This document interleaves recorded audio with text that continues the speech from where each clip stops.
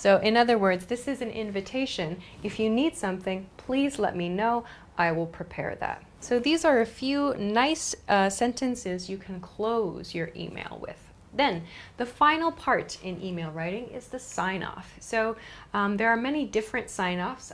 Here are a few that I feel are common and easy to use and polite as well. Sincerely is good. Sincerely is quite basic. You can use that in most situations without trouble. It just sounds quite, I guess, quite typical. It doesn't sound so warm, I suppose, but it's fine to use.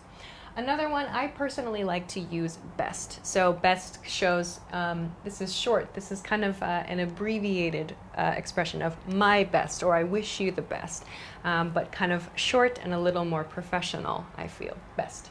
Another popular one is warm regards, warm regards. In other words, my warm feelings, or like I mean this in the best way possible. I mean my email to be warmly received. Another one I've seen is kindly, kindly. So this one is in like a request or just perhaps an information related email, kindly. So meaning I intend this email to be read with kindness. So please don't mean that like I'm angry or anything. Kindly, kindly. Sometimes I see people use yours or sincerely yours. Those are too intimate. They are personal. So using yours implies that you have a personal relationship with the person reading the email, or it could be an intimate relationship. So yours is something I typically avoid in professional emails.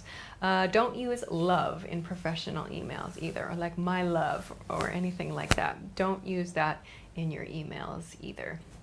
But stick with one of these and you should be just fine in most cases. So please just be careful. Don't use yours, don't use love as well.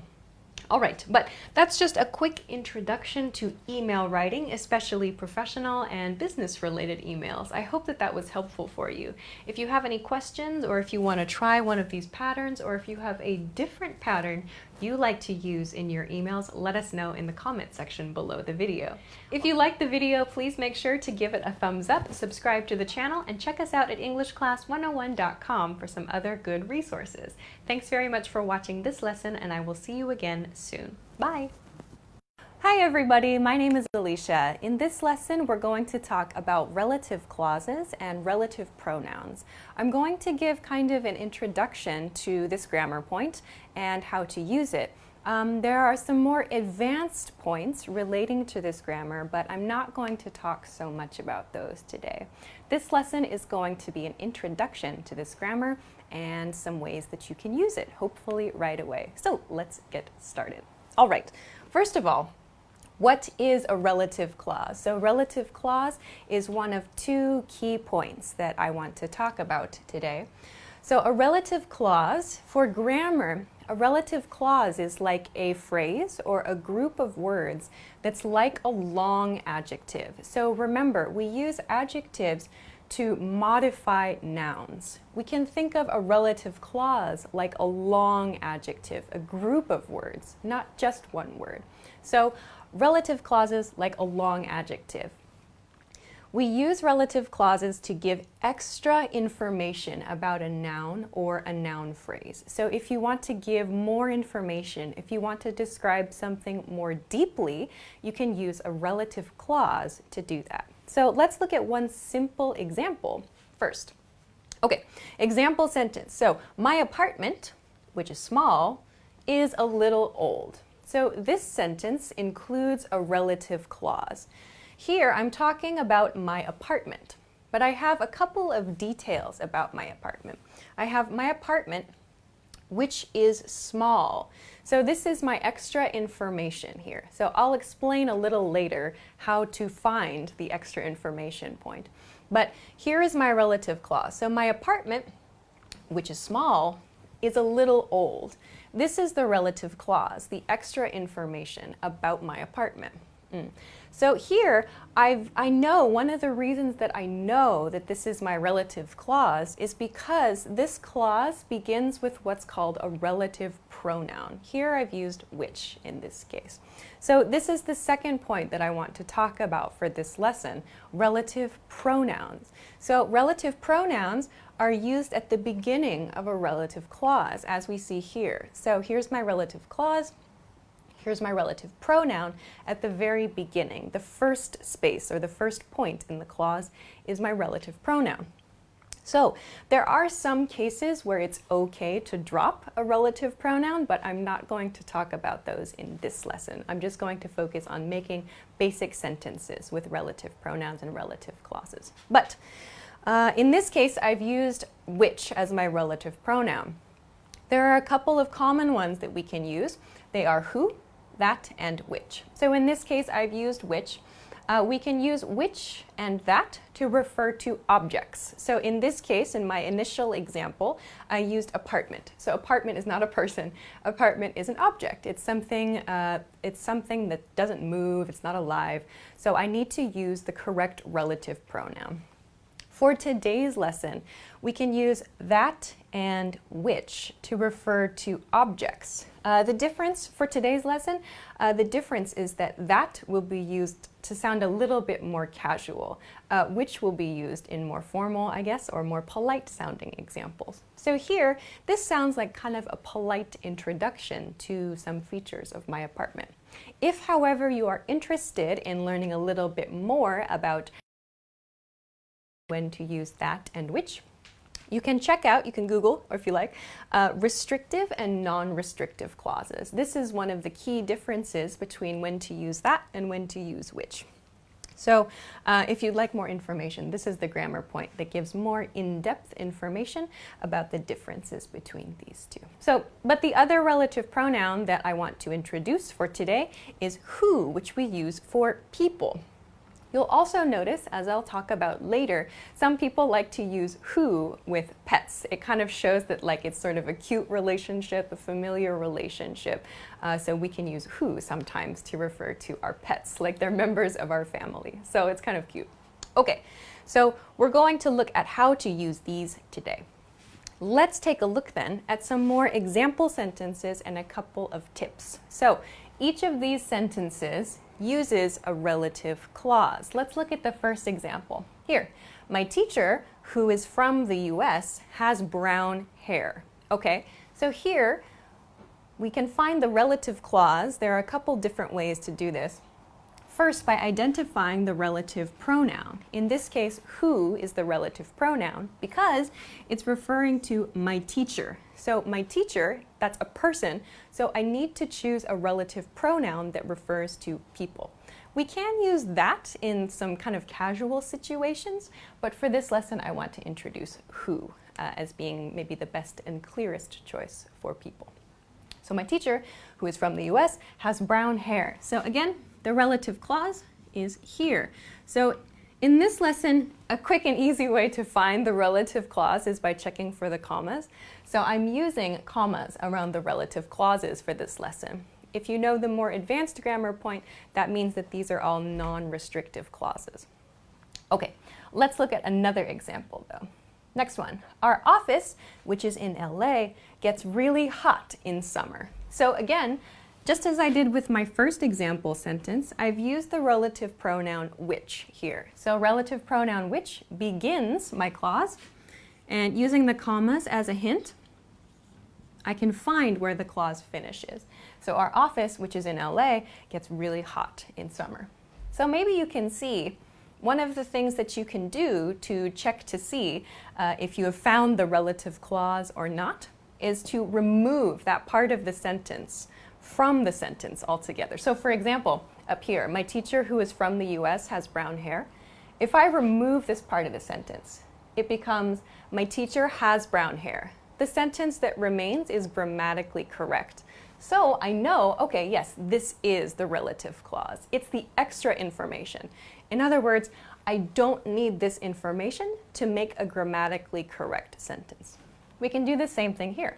Our office, which is in LA, gets really hot in summer. If I remove the relative clause, our office gets really hot in summer. This is a grammatically correct sentence, so I know that I've found the correct spot for the relative clause.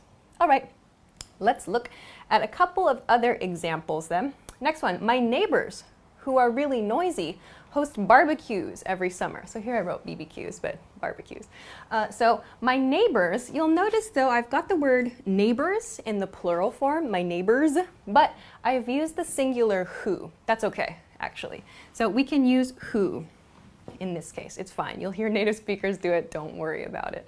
So my neighbors who are really noisy, again, watching for those commas in this case, my neighbors who are really noisy host barbecues every summer. So again, to check that I have the correct information as the relative clause, I can remove it from the sentence. My neighbors host barbecues every summer. It's grammatically correct, so I know that this part is the relative clause. Okay, last one then. The dogs, who are puppies, have a lot of energy. As I talked about over here, sometimes we use the word who for animals, for pets. So in this case, the speaker wants to talk about his or her dogs, and they use who to refer to those dogs. It kind of shows like a friendly or a familiar or like a family relationship. So the dogs, who are puppies, have a lot of energy. So you might hear native speakers doing that. Again, the same rule applies.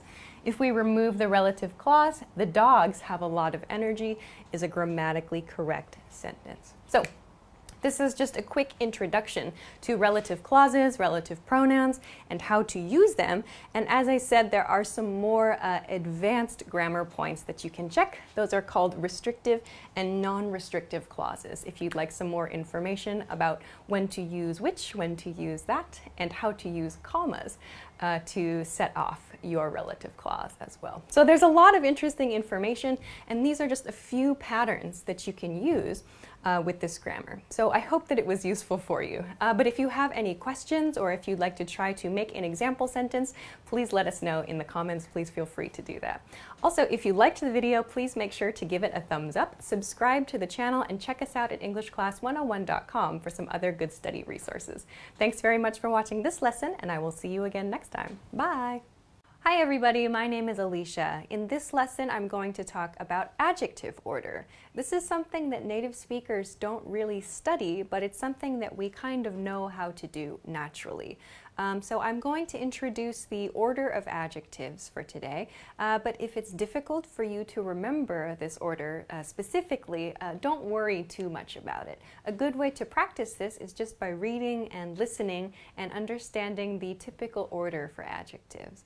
Also, a good thing to keep in mind about this lesson is that usually we don't have maybe more than 2 or 3 adjectives in one sentence. So in most cases, you don't need to use all of these adjective rules in one sentence. So just keep this in mind the next time you're maybe writing something or the next time you're reading something, that there is a specific order for adjectives. So with that said, let's get into today's lesson. All right, so yes, adjective order. So I've listed from 1 to 9 all these different categories for adjectives. So the closer the adjective is to this side of this scale, to number 1, the earlier it should come in the sentence.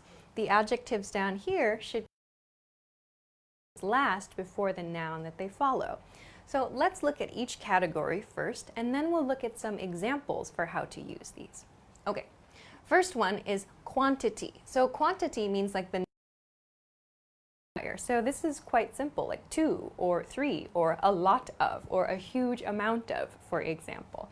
So this is quite simple. So in other words, how much of the thing are you talking about, or how many as well. The second category for adjectives is values or opinions.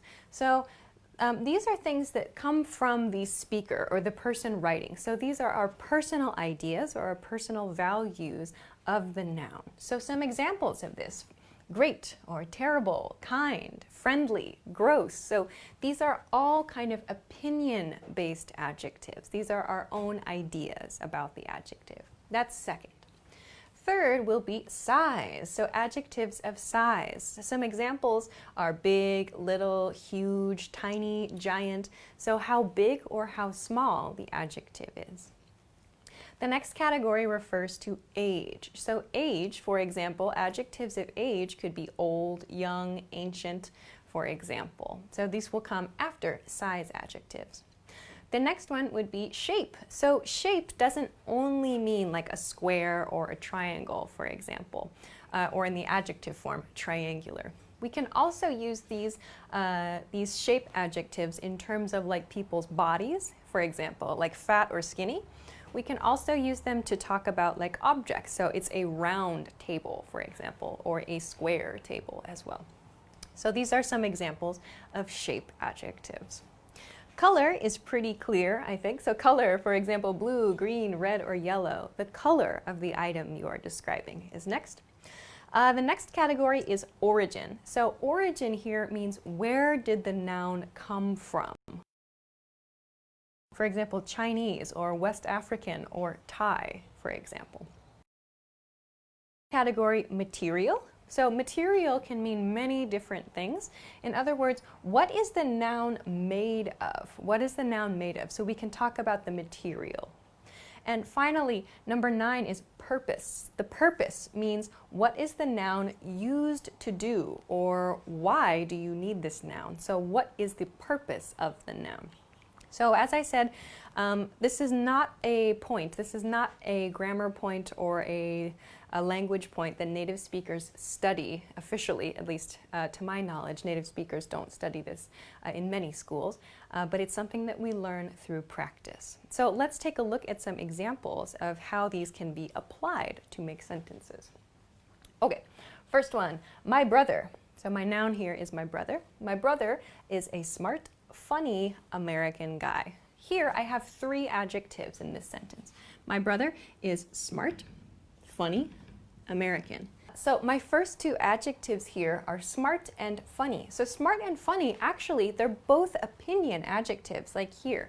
These are value or opinion words, smart and funny, my ideas of my brother. So because these words come from the same category, I can use them in any order I choose. Here I've said my brother is a smart, funny American guy. I could say my brother is a funny, smart American guy. That's fine because these adjectives, smart and funny, come from the same category. In these cases, then, we can use a comma to separate the adjectives. So smart and funny or funny and smart.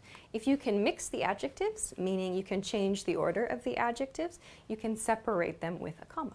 However, the third adjective I used here is American. So American is an adjective relating to his origin. Where is he from? He's from America, so I use American to refer to his origin. So I can't use a comma here because American as an origin adjective comes after an opinion adjective. So I just need to put the adjective just before the noun in this case. So this is my last adjective in the sentence. I'm not including any like material points about what my brother is made of. I'm not including any sort of purpose information. My last adjective is here, so I don't need to use any comma. So my brother is a smart, funny American guy. 2 opinion adjectives and 1 origin adjective here. Okay, let's look at another example sentence. Here, my neighbor in this case. So my neighbor is a quiet, friendly old man. So again, we see this similar quiet, friendly old man 3 adjective pattern here. Quiet and friendly, again, are opinion words. So I can separate these with a comma, quiet and friendly. However, here I've used old. So old relates to age. So that still means, though, that this adjective needs to come after the opinion adjective. So my neighbor is a quiet, friendly old man is the correct order for these adjectives. Okay, let's change it up a little bit. Your coworker sounds like a Again, I'm using an opinion adjective and an age adjective. 2 adjectives. Using only 2 adjectives, and I can't change the order of it.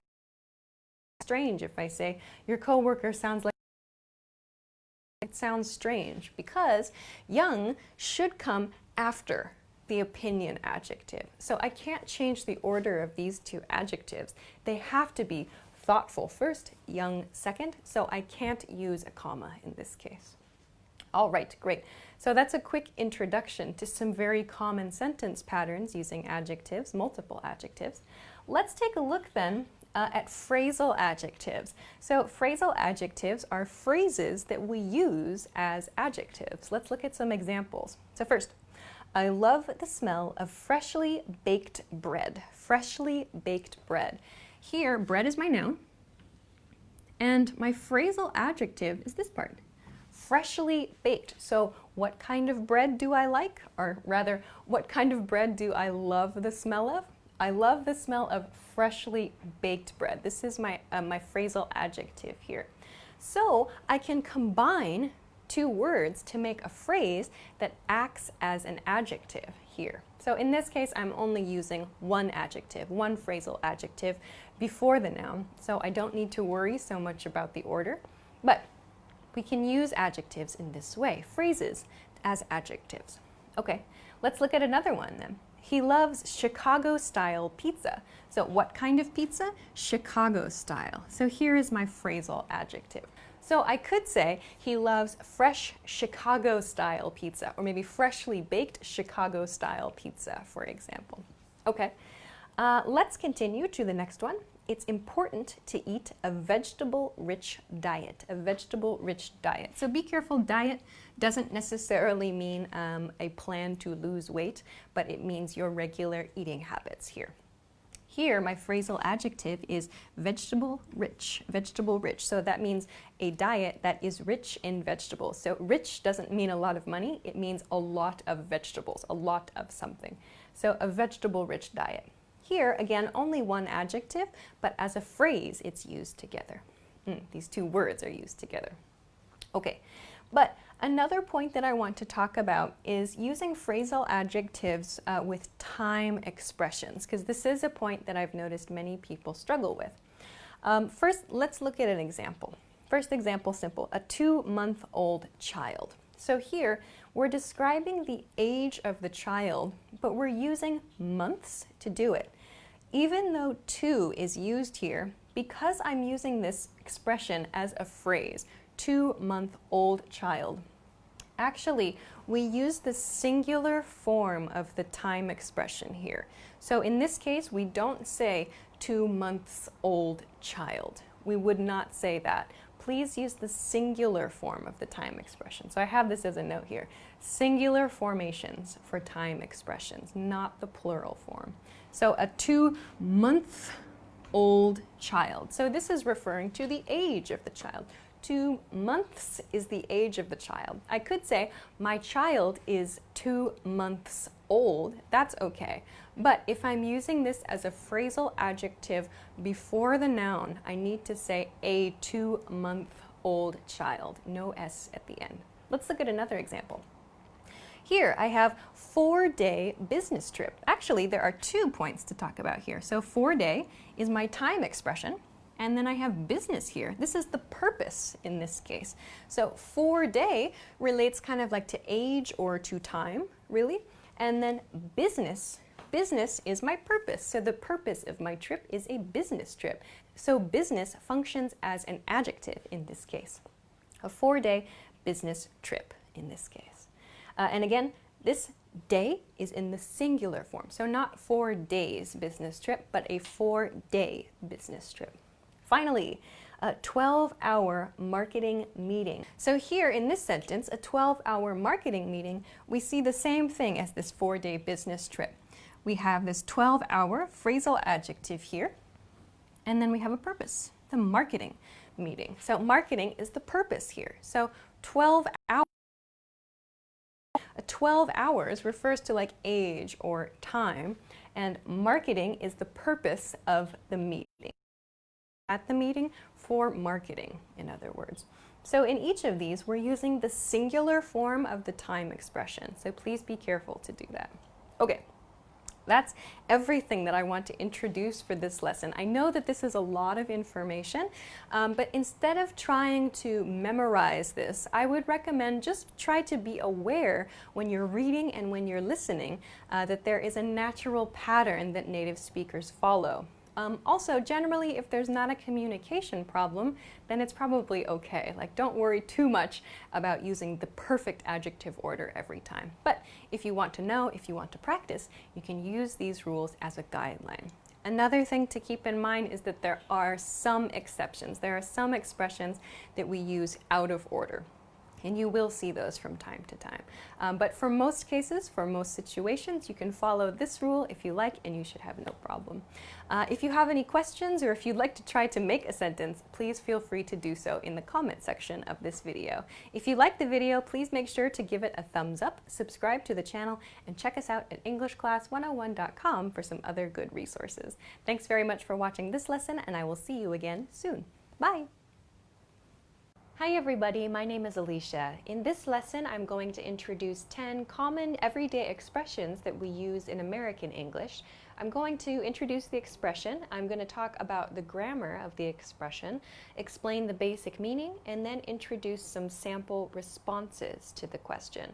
So the aim of this lesson, the goal of this lesson, is to give you some natural expressions, some questions, some phrases you can use, and also to help you know some natural ways to respond to these expressions too. So let's get started.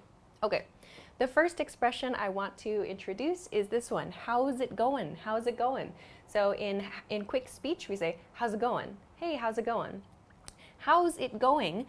The meaning of this is really, how are you? How are you? But we're using this casual expression, how's, how, so meaning how is, and it refers to your life. So how is your life going?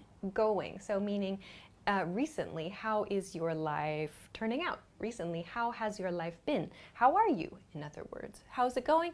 How are you? So to respond to this question, you can use a very short, simple expression. How's it going? Good. How's it going? Great. How's it going? Not bad. Something quick, short is best for this. I'm good. How are you? That sort of thing is fine. You can return the question. How's it going? Good. How's it going with you? You can say with you if you like. So let's continue to the next expression then. Next one is, how was your weekend? How was your weekend? So this is a past tense question. Therefore, the speaker is asking about last weekend. How was your weekend? However, the pronunciation of this question is different from how I just pronounced it. It's not how was your weekend, but how was your weekend? How was your weekend? How was your weekend? So you can share, again, like we did with how's it going, a quick summary of your weekend, a quick overview of your weekend. So, how was your weekend? All right. Or how was your weekend? Okay. I didn't do much. Didn't do much also sounds very, very contracted. It sounds very reduced in speech. How was your weekend? Didn't do much. Didn't do much becomes didn't do much. I didn't do much. All right is a nice one. It just means kind of a neutral example. Or how was your weekend? It was great. It was good. You can use a lot of different expressions similar to those we talked about here. So how was your weekend? A past tense question. Okay, now let's go to a future tense question. So up to anything this weekend. Up to anything. So this is like maybe you know the expression, what are you up to? Means what are you doing? So here, up to means doing anything this weekend, question mark. So this question means, do you have any plans for this weekend? Do you have any plans for this weekend? But we say up to anything this weekend in a kind of casual way. The pronunciation then is different. I said up to anything this weekend. The native speaker level pronunciation is up to anything this weekend? Up to anything this weekend? So when you answer this question, up to anything this weekend? Yeah, I'm going skiing with my friends. Or yeah, I'm having a picnic. Or yeah, I'm going for drinks with my coworkers. For no, you can say no, no plans. Or if you want to ask the other person, maybe they have a plan, you can say no, what's up? So you're inviting kind of a plan. You're inviting an invitation here. So up to anything this weekend? No, what are you doing? That's another good way to respond. Okay, on to the next expression. Next one is, do you wanna grab lunch or do you wanna grab dinner? Do you wanna grab a drink? Here, we're using wanna. Wanna is the reduced form, the contracted sound of want and to together. Do you want to, in other words? So the meaning here, would you like to? This is an invitation sentence. Would you like to, some verb, with me? So with me is included here, but it's implied in the sentence. We don't need to say, do you want to grab dinner? Do you want to grab a drink? Do you want to grab lunch with me? We can drop with me. It's understood from the context. So, would you like to do something with me? This is a more formal way of asking this question. Also, when you're speaking, these parts come together. So not do you wanna grab lunch, but do you wanna? Do you wanna? You wanna grab lunch with me? Do you wanna get dinner with me? I changed it now to do you wanna get in that case too. So you might hear get. Here in the original sentence, I used grab. Grab sounds like taking something quickly with your hand. To grab something, like to grab this marker quickly. It sounds very casual. You can change the verb to get if you like, meaning to get something, like to receive something kind of, but to go out and get that thing. So, do you want to get lunch with me? Do you want to get a drink? That's a much better pronunciation. Okay, so to respond to this, you can accept with sure, sounds good, or just sounds good, or just sure, that's fine too. If not, you can say, I can't, like I can't, I have to work, I can't, I have to study, or sorry, I'm tired. You could use that expression as well. So you can accept or reject if you like. All right, let's go on to the next one. Next expression, how'd event go? So event here is something that the speaker knows you were planning to do. So how'd the birthday party go? How'd the meeting go? How'd the barbecue go?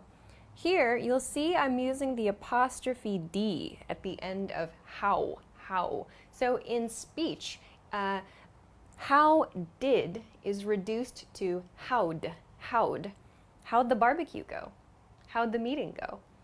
How'd your birthday party go, for example? So how did sounds like how'd in fast speech. How'd the meeting go?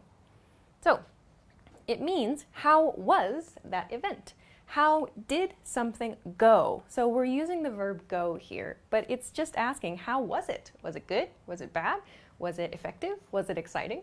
So think about a simple past tense response about this event. Some examples. It went well. It went well. So here you see I'm using past tense went because the original question uses go. How did the event go? This is a nice match. It went well. It went good. It went okay, for example. Here I have it went okay. You can change the nuance. You can change the feeling of your response by changing the way you say okay. It went okay. It went okay. It sounds a little bit different. So think about your intonation. Think about the sound of your voice when you respond to this question. All right, on to the next one. This is one many people seem to struggle with. This question, what have you been up to lately? So here we see up to, again, we talked about up here, up to anything, doing anything. But the grammar here sometimes creates confusion. What have you been up to lately? So this v is what have. What have you been up to lately? This sentence means, in other words, what kind of things have you been doing lately? So lately means recently, since I last saw you, since the previous time we met, for example. What did you do, in other words? So in the recent time period, what have you been doing?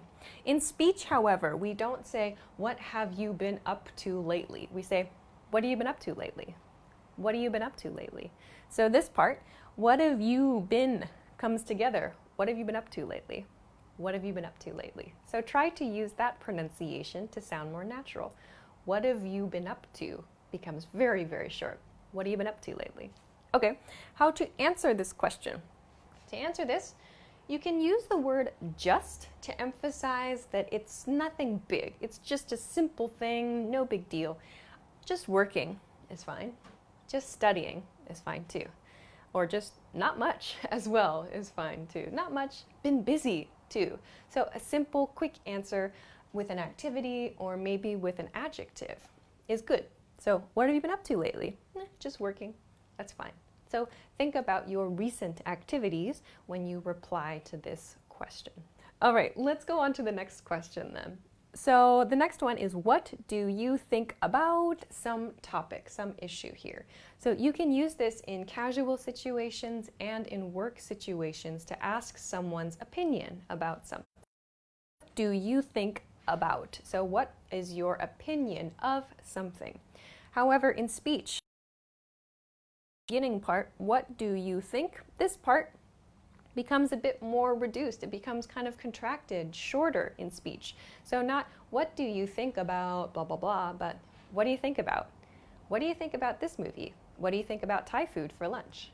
What do you think about the policy, for example? What do you think? What do you think? Also, a good pronunciation point, as always, is that TH sound. What do you think? Think. So work on that TH. What do you think about something? Okay. How to answer this question then? What do you think about something? So you can include in your answer, I think, before introducing your opinion. So I think it's good, or I think it's a nice idea, or I think it's bad, for example. Of course, you can drop it as well. In a more casual situation, I think native speakers probably will drop this. So, what do you think about Thai food for lunch? It's okay. Or what do you think about this movie? It seems boring. So here I've got it's as my sample, but you can of course change this. I just said it seems boring, it seems boring. So that's quite different from it's. This is like an adjective pattern. It's okay, it's not bad, for example. But you can always change this to just share your opinion. But you can preface that, you can introduce I think before your expression as well.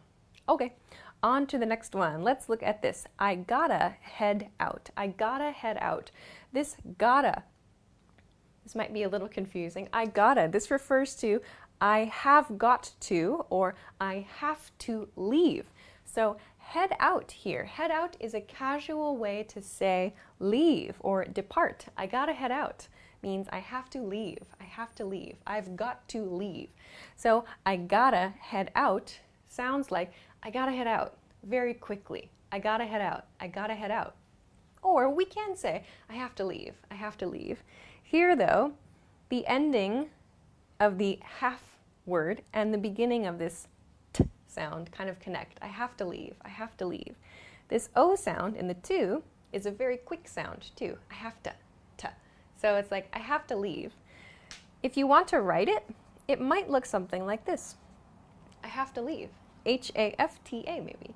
So I have to leave, or I gotta head out. These are very quick sounds. So practice making those. I gotta head out, I have to leave. So how do you respond if someone says this to you, your coworker, your colleague? Just say, okay, see you, that's fine. Or maybe, catch you later, catch you later. I'll talk about this in just a moment. So, okay, see you, or okay, bye, or catch you later. So in other words, some farewell, some parting expression is good to use here. All right, let's go on to the next one. Have a good night. Have a good night. So you'll notice not good night always, but have a good night. This is a nice, like friendly and yet polite way to say goodbye to someone in the evening or maybe after work. Have a good night, or maybe have a nice evening is good too. Have a good night. So this means I hope you have a good night. So it's a nice expression. But again, the pronunciation here, not have a good night, but have a good night, have a good night. So you can hear these parts, the end of good and the beginning of night seem to connect a little bit. Have a good night, have a good night. So not have a good night. It's quite difficult to say, but have a good night sounds much better. So how do we respond to this? We can just say, thanks, you too. So have a good night, thanks, you too. That's a really nice way to respond. If you just say, yeah, I will, it sounds a little self-centered. It sounds a little too focused on you, on the speaker. So thanks, you too is a friendly way to return this sentiment, this idea. Okay, let's go on to the last one I said I would explain. This one is catch you later. Catch you later. This means I will see you later. So you imagine in the future you are going to see the other person later. But we use this casual catch, catch. It doesn't mean catch like a ball to catch someone, but catch as in like I will be in the same place as you at another time is like why we use catch. It's like we're together again. Kind of like catching a ball, but it's like you're catching a person and their time with you, perhaps. We can think of it that way. Anyway, catch you later. Again, the pronunciation reduces here. So not catch you later, but catch you later, catch you later. So you can hear this you becomes ya. Catch ya later, catch you later, catch ya, catch ya. So these parts connect too. Catch ya later, catch you later. How do you respond? Yeah, see you. That's fine here. Just agree. Okay, bye. That's fine as well. Catch you later. Okay, see you. Catch you later. All right, bye. One of those kind of parting expressions is nice to use here.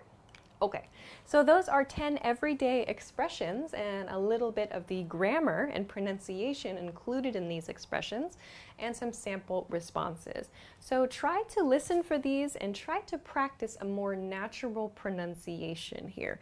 So try to work on connecting the words that we talked about here. Try to work on making those reduced sounds and listening for the reduced sounds as well, because they sound quite different from the way they look on the page and the way that they are presented sometimes in lessons as well. So try to work on these sounds. All right, but that's all I want to introduce for this lesson. If you liked the video, please make sure to give it a thumbs up. If you have any questions, comments, or if you want to try to use an expression or maybe introduce a different response, please feel free to do so in the comment section. Also, don't forget to subscribe to our channel if you haven't already, and check us out at EnglishClass101.com for some other good study resources. Thanks very much for watching this lesson, and I'll see you again soon. Bye! Hi everybody, my name is Alicia. In this lesson, I'm going to talk about some uses of the word yet. In this lesson, I'm going to introduce 4 different ways you can use the word yet. I'm going to talk a little bit about the different positions yet can take in a sentence, and I'm going to share some examples of how to use it. So let's begin. Okay. The first use of yet that I want to explain is one that maybe many of you already know about. This is the use of yet, which means like up to now or so far, and something that we use when we want to express an expectation that an action is going to happen in the future. So up to now, the action has not happened. However, we expect that in the future, the action is going to happen. So in these cases, we commonly see the word yet at the end of a clause or at the end of a sentence. We can, however, see it before an infinitive. I'll explain this in a little bit. Let's start here. Let's look at some examples using yet at the end of the sentence. This is a very common position for yet. First one, he hasn't done his homework yet. Here we see yet at the end of the sentence. He hasn't done his homework yet. So here we're using the negative form of a present perfect tense sentence. So he hasn't done, he has not done his homework yet, meaning up until now, he has not finished, he hasn't done his homework, but we expect he's going to do his homework. Let's look at one more sentence.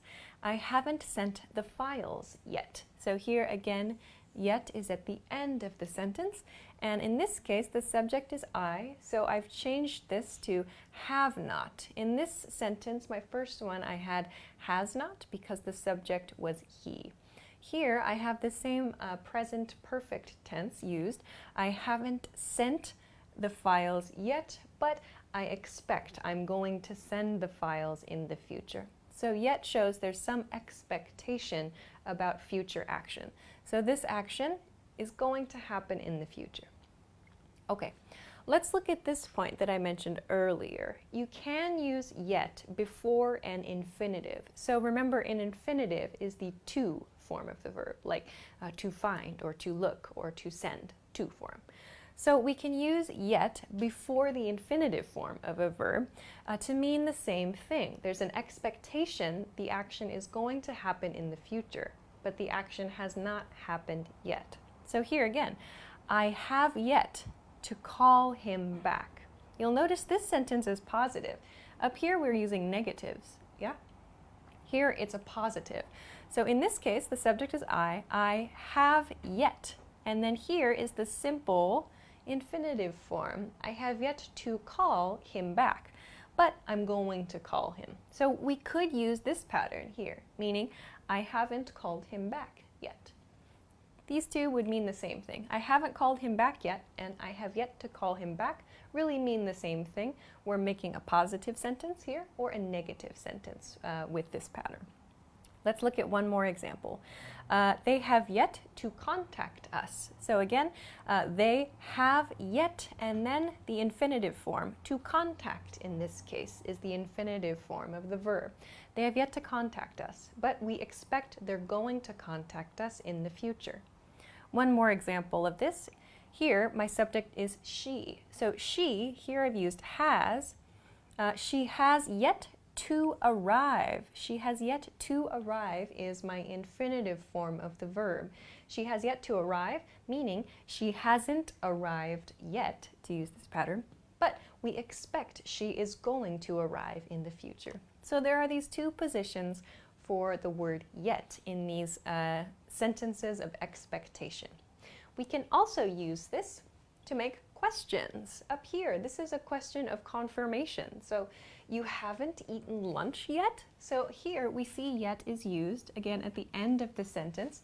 You haven't eaten lunch yet? So this person is surprised that the other person has not eaten lunch. They are looking to confirm. They want to confirm the other person has not eaten lunch. They're surprised. You haven't eaten lunch yet? Here's a simple information question. Has she finished work yet? Has she finished work yet? So again, we see yet at the end of the sentence here. So we can also use yet to make questions, to get information.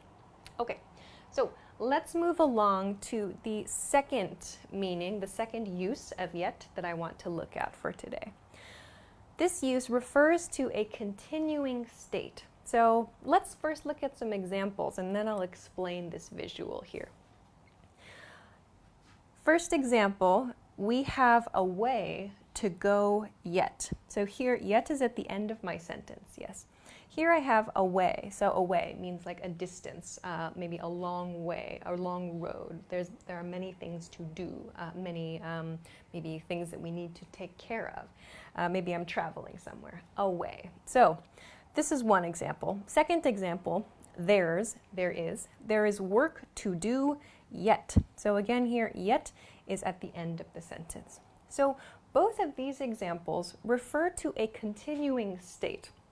So here we're seeing there is some action that has been happening, some action that has been continuing. I marked it with the red line here. In this case, there's work to do yet. So in this case, my second example, the people involved in this have been working, and the speaker is saying this sentence right now at this point here.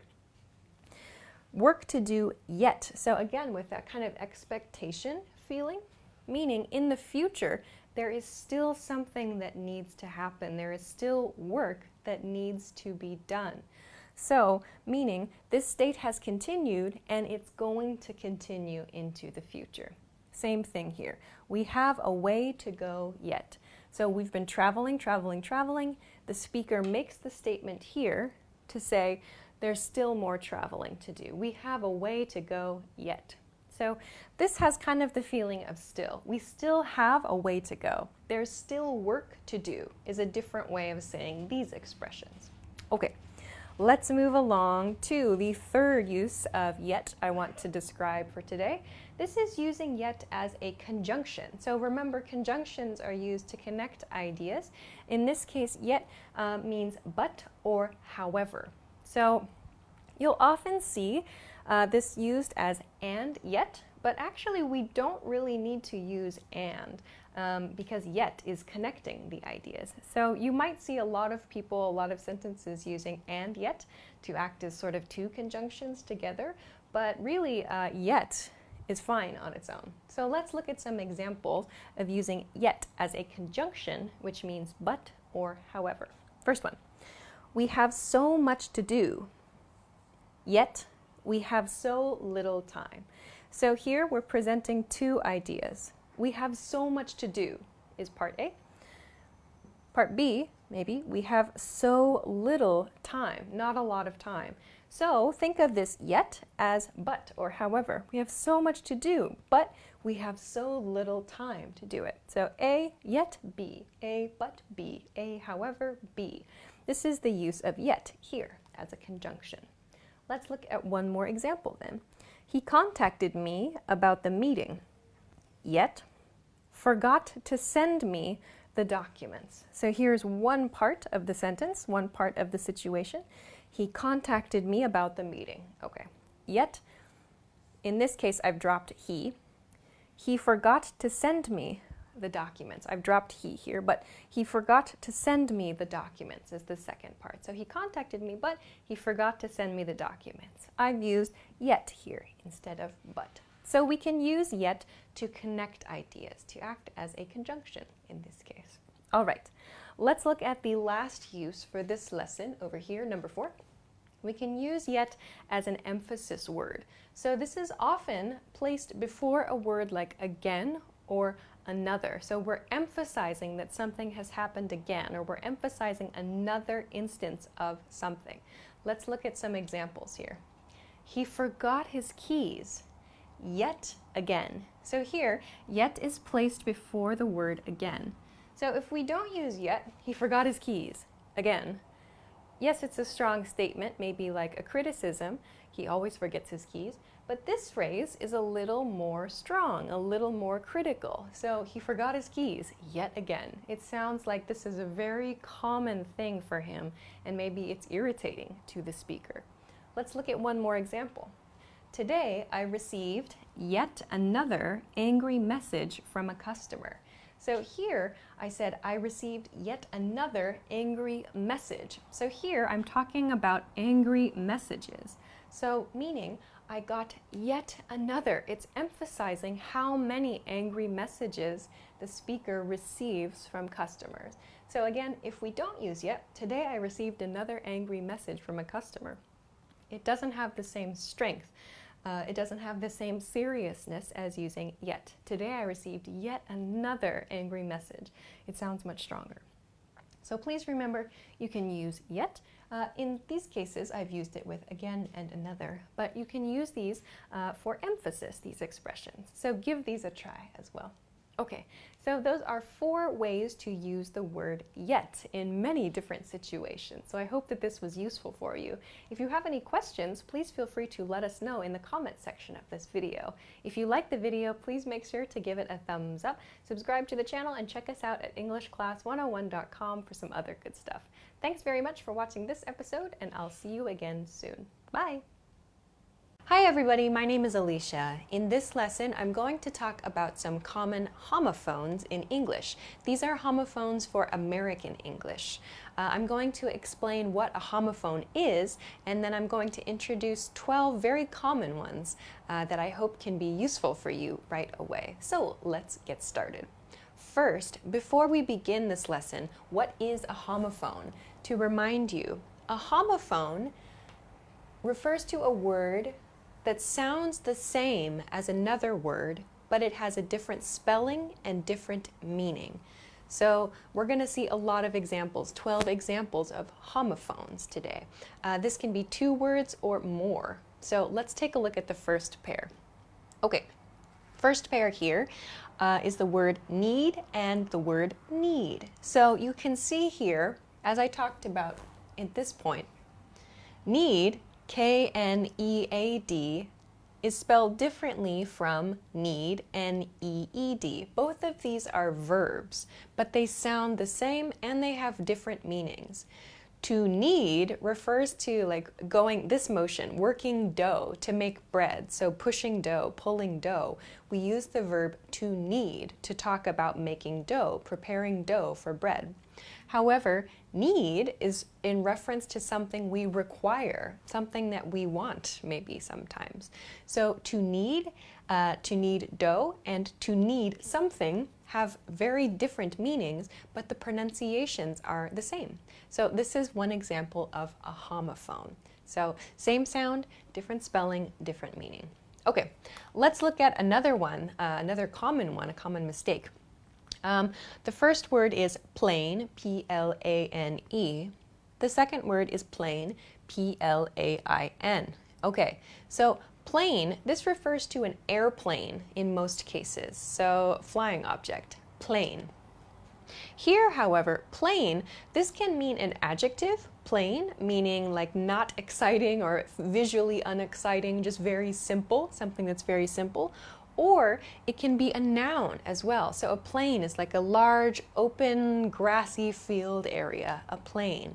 So plain can be an adjective or a noun, actually. This can have different grammatical functions and different meanings too. But these two words are homophones. So same pronunciation, different meaning, and different grammatical function as well. So please be careful here. All right, let's look at a really common mistake next. Break and break. The only difference here is in the vowels, actually. So you can see B-R-E-A-K, break. This refers to destroying something, damaging something, to break your arm, to break your computer, for example.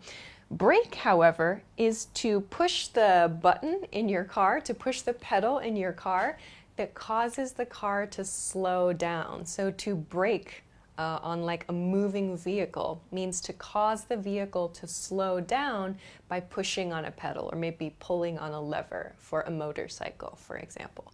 So brake and break sound the same, different spelling, different meaning. Please be careful here. Okay, let's go to the next pair, die and die. So die with an I refers to losing your life. So you cease to exist, you no longer exist. Someone dies. Here, however, D-Y-E means using color to change the look of something. So, for example, to dye your hair blonde or to dye your hair black, to dye fabric a different color. So to change the color of something. Very different meanings. So to lose life is to die, to end life, and to change the color of something, to dye something. So die and die, different spellings, different meanings. Okay, let's go to another common one. Hear and hear. So hear, H-E-A-R, is a verb meaning to be able to listen to something or to use your ear to get information. Here, H-E-R-E, however, is this position, this space right now. Here, I'm here. So the spellings of these two are different, right? So please be careful. Here as a verb to listen to, and here referring to a location specifically. Different spellings, H-E-R-E, H-E-A-R. Okay, next pair is the word meat and meat. So meat over here is M-E-A-T, so meaning an edible food product that comes from animals. So pig meat, cow meat, chicken meat. So the animal product that we can eat that comes from the animal's maybe body parts is meat. Meet, however, over here, M-E-E-T, used as a verb, meaning to come together with another person, to meet someone. So please be careful. The only difference here is the vowel M-E-A-T for the food that we eat, and M-E-E-T for our action, for coming together with another person. So meet and meet here. Okay, let's go to the next set of homophones. The next one, native speakers make mistakes with this one, so please be careful. This is principle and principle. So same pronunciation again. The spelling changes at the end of the word here. So this looks like principal and this looks like principle at the end, but the spelling is the same in American English, principle, principle. Principal, P-A-L, at the end of the word. This is like the head of a school, the top person at the school, like the school's administrator or the school's manager, the school's principal, someone who's the top of the school. Principle, however, P-L-E, refers to like a policy, a rule, a logic, a theory. So a principle of something, like a societal principle, for example. So this relates to logic. Principal relates to a person, like the principal at the school in my example. So please be careful. Native speakers make mistakes with this one. Okay, let's go to another one. Sun and sun, S-O-N and S-U-N. Sun means your male child, my son, his son, her son. S-O-N, male child. S-U-N, however, is that big ball of light, the star in the sky that gives Earth warmth and light. So S-U-N, please be careful here. Okay, the next example, actually, there are 3 words that native speakers sometimes make mistakes with in spelling. These homophones are there, and there. Let's look at this one first. There, T-H-E-R-E. It's over there. So something that is maybe across the room, something that is a bit far away from us, we use the word there, T-H-E-R-E, to talk about it. Here, however, T-H-E-I-R, there, this is the possessive form of the word they. So something belonging to them. That's their house, that's their car, that's their dog. We use T-H-E-I-R to explain that.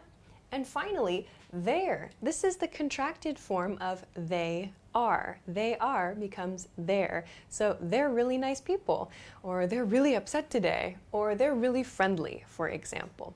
So these have different grammatical functions. Please be careful. Different spellings too, but the pronunciation is the same. Okay, next pair, similar problem. Native speakers make mistakes with this as well. It's your and your. So here, Y-O-U-R, this is the possessive form of you. So something belonging to you. It's your bag, it's your marker, it's your phone, for example. So your, this is a possessive form. Here, however, your, the pronunciation is the same, your.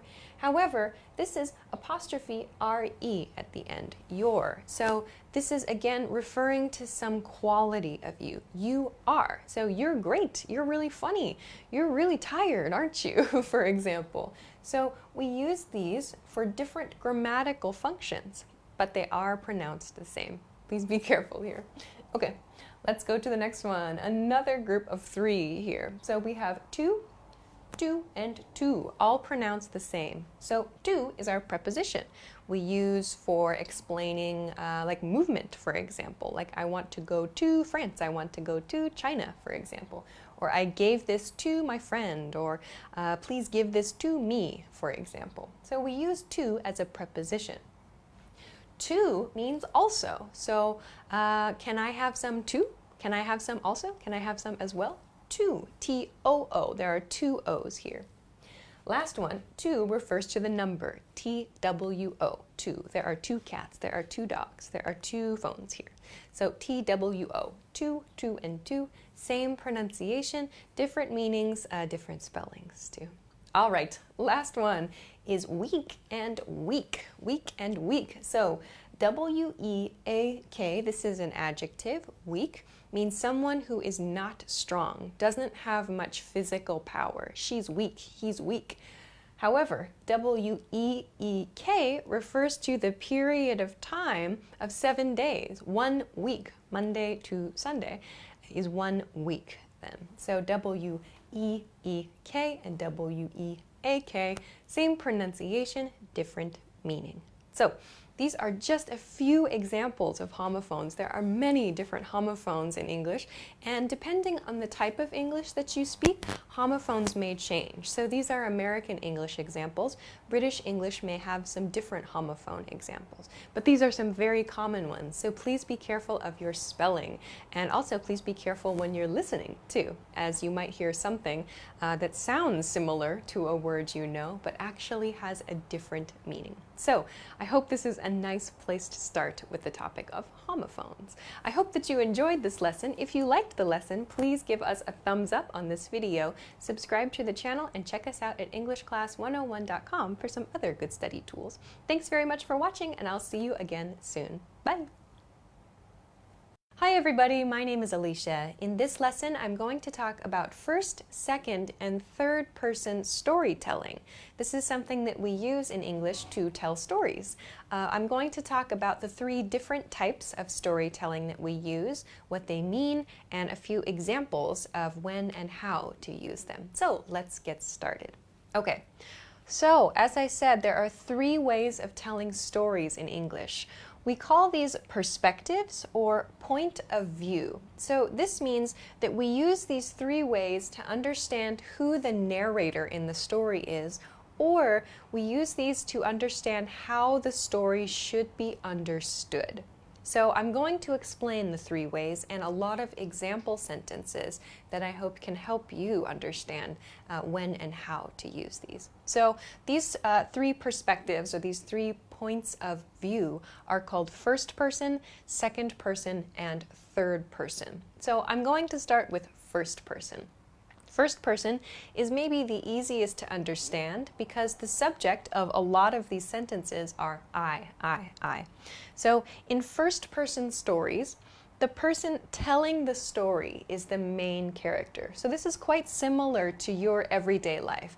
In your life, you are the main character, really. You understand your life through your experiences. So in a first person story, we, as we're reading a book or as we're watching a movie or something, we understand the story through the narrator's experience. So the narrator means the person telling the story if you're reading a book.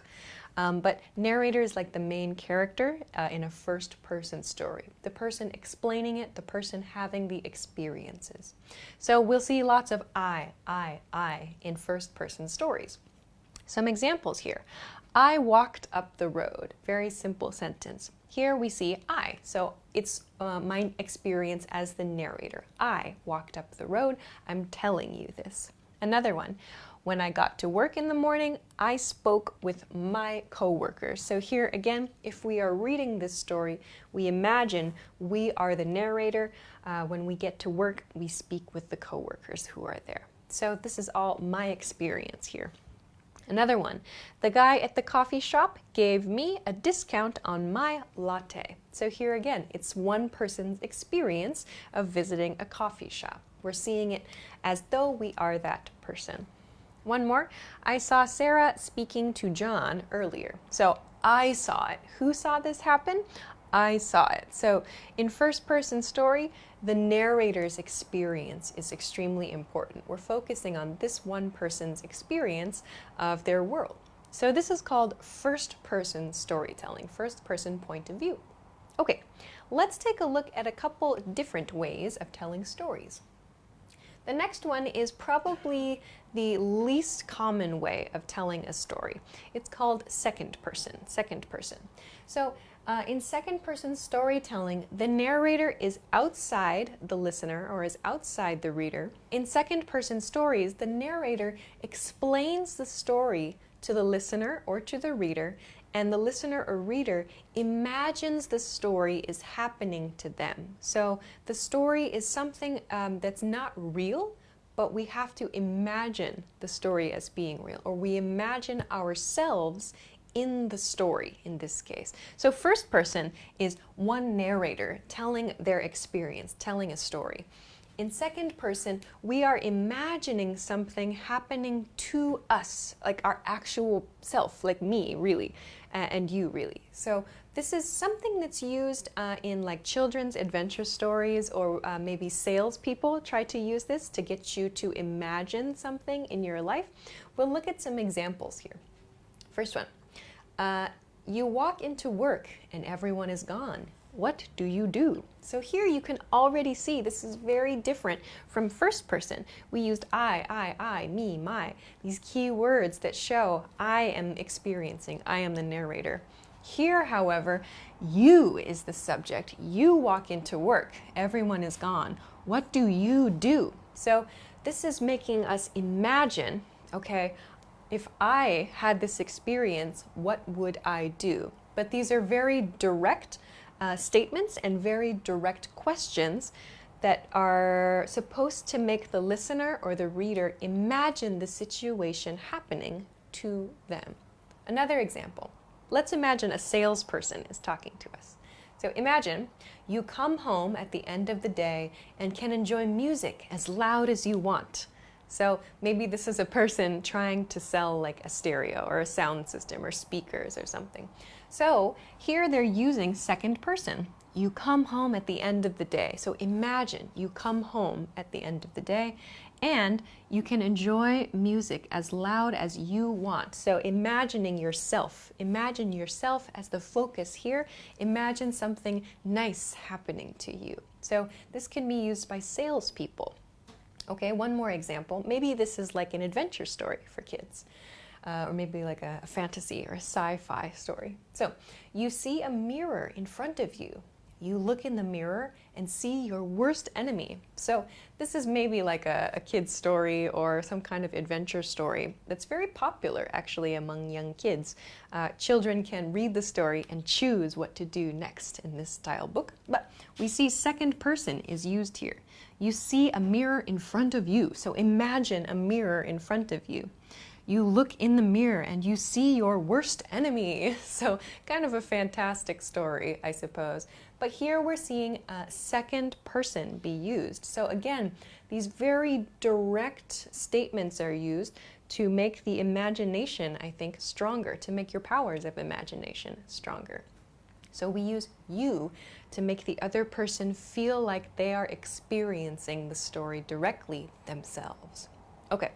Let's continue on to the last type, third-person storytelling. Third-person storytelling, so different from first and second. In third-person storytelling, the narrator is outside everyone in the story, like second person. So the narrator is outside, not participating in the story.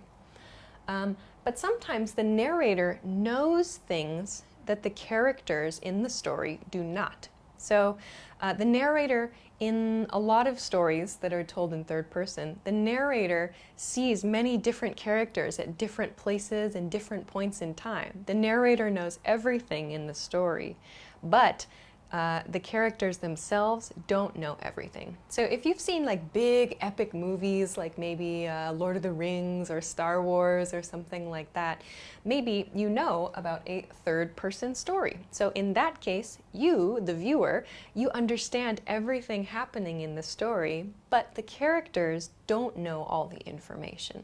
So third-person stories are like that.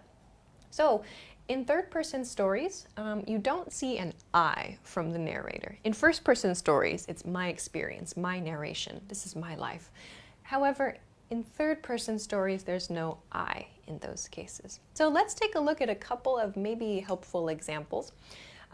Here I have Sarah and John spoke in the morning. So this is similar. In first person, I said, I saw Sarah speaking to John earlier. In this example, I used I to show first person. This is a first person experience of Sarah speaking to John.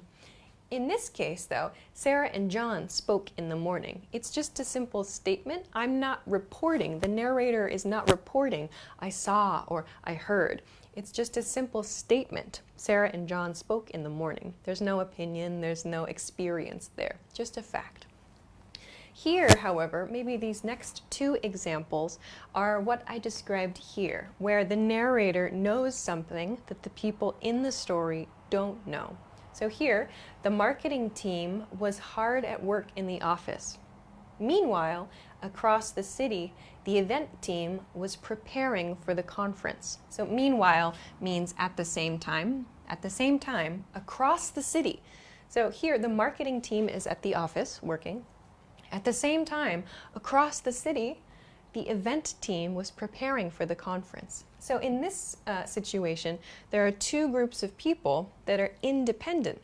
The narrator, the person telling the story, knows what both groups are doing at that exact time. However, these two groups maybe don't know exactly what the other group is doing. So this is one example of that all-knowing kind of narrator. Let's look at another example of this. The president met with the prime minister in the afternoon. On the other side of the world, the UN had a meeting. So again, we see two groups here. So in one group is the president and the prime minister. They had a meeting in the afternoon. On the other side of the world, so completely independently, the UN had a meeting. So again, there are two groups. The narrator knows everything here, but maybe the people in these groups don't know.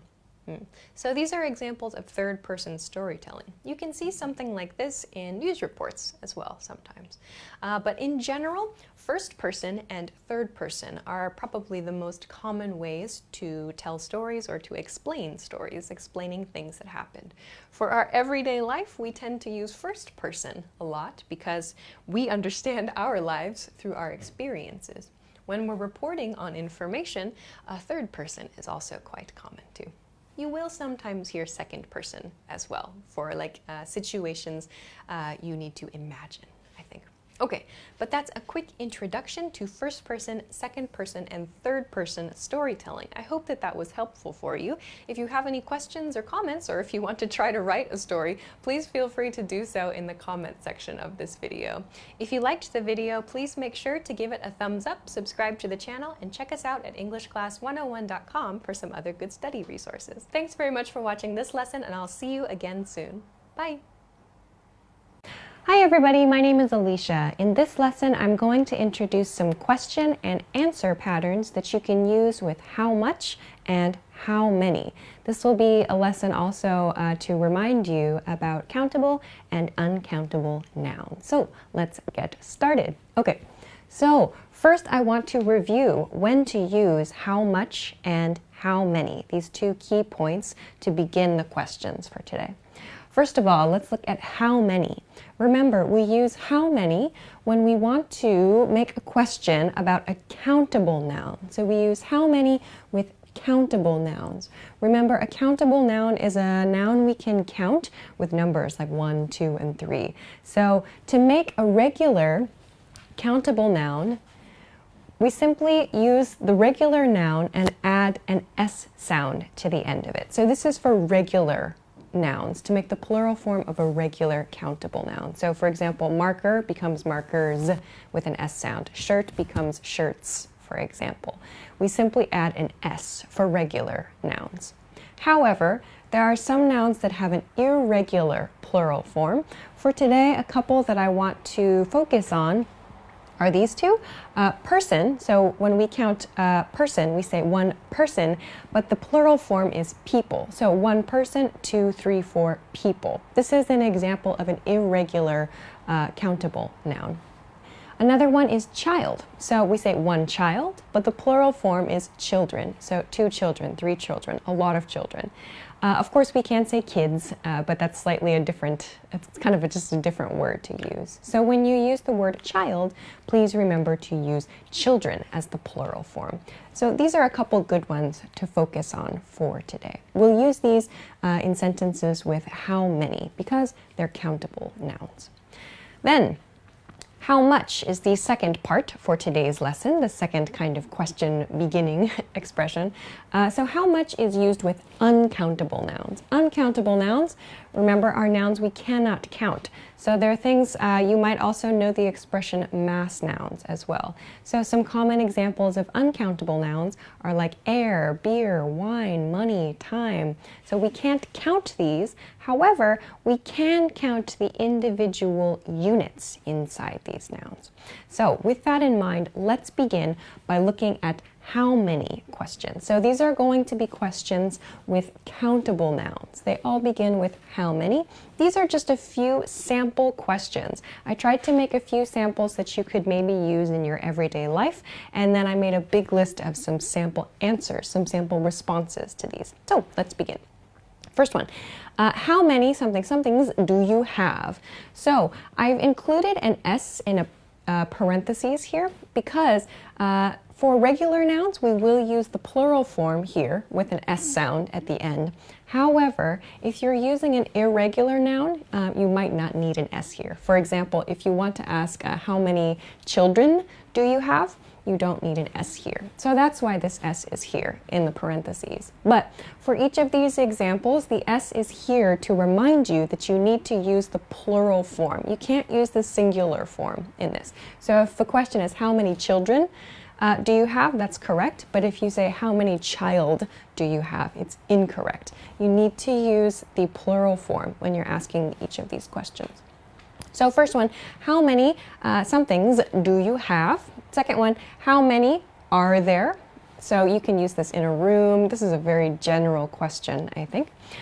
How many somethings are coming to the event? So I've used a very, very general event planning question here. You could change event to party or barbecue or meeting, whatever. Any kind of gathering you can use this question for.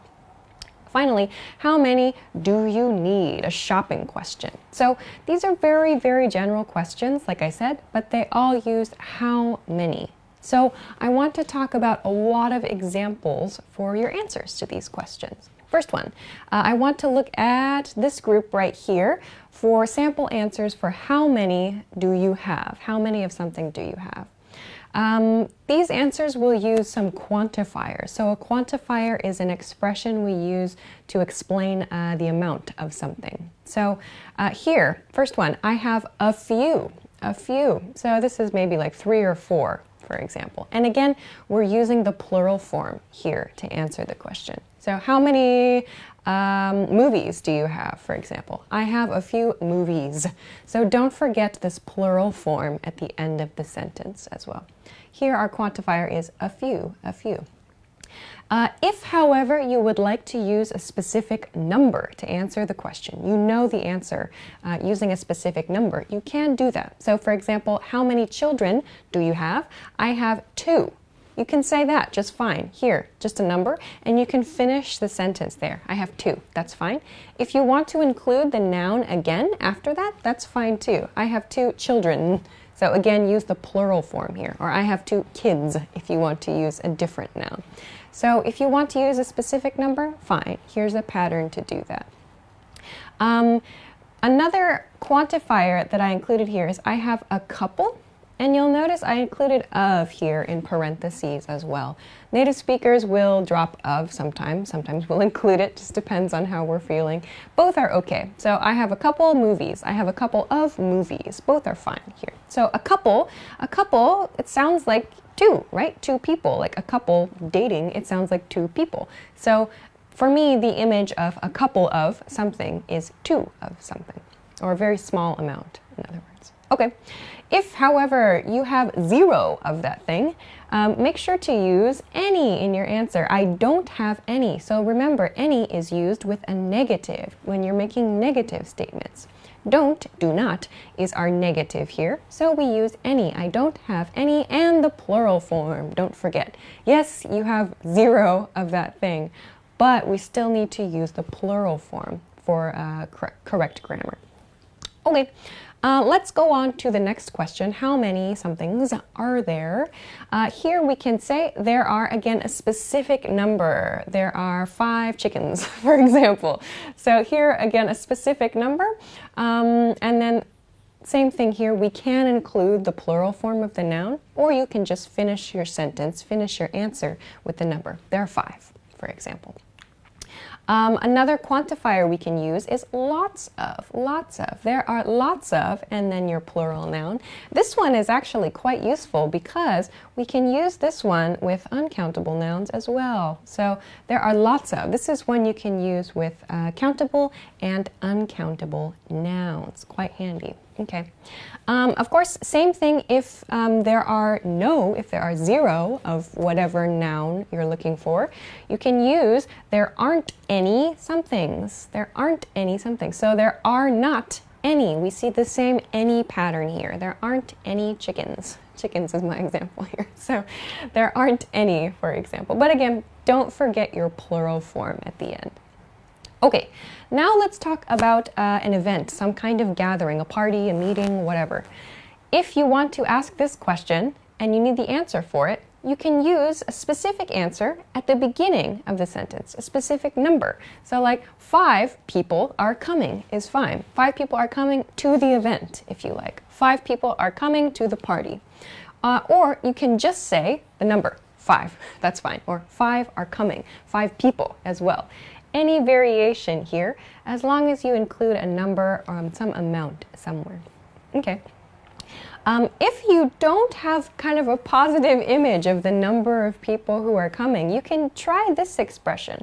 I don't think many, plural noun, are coming. So I don't think many people are coming. I don't think. So this sounds quite negative about the attendance numbers at the event. I don't think many people are coming. Okay, another pattern.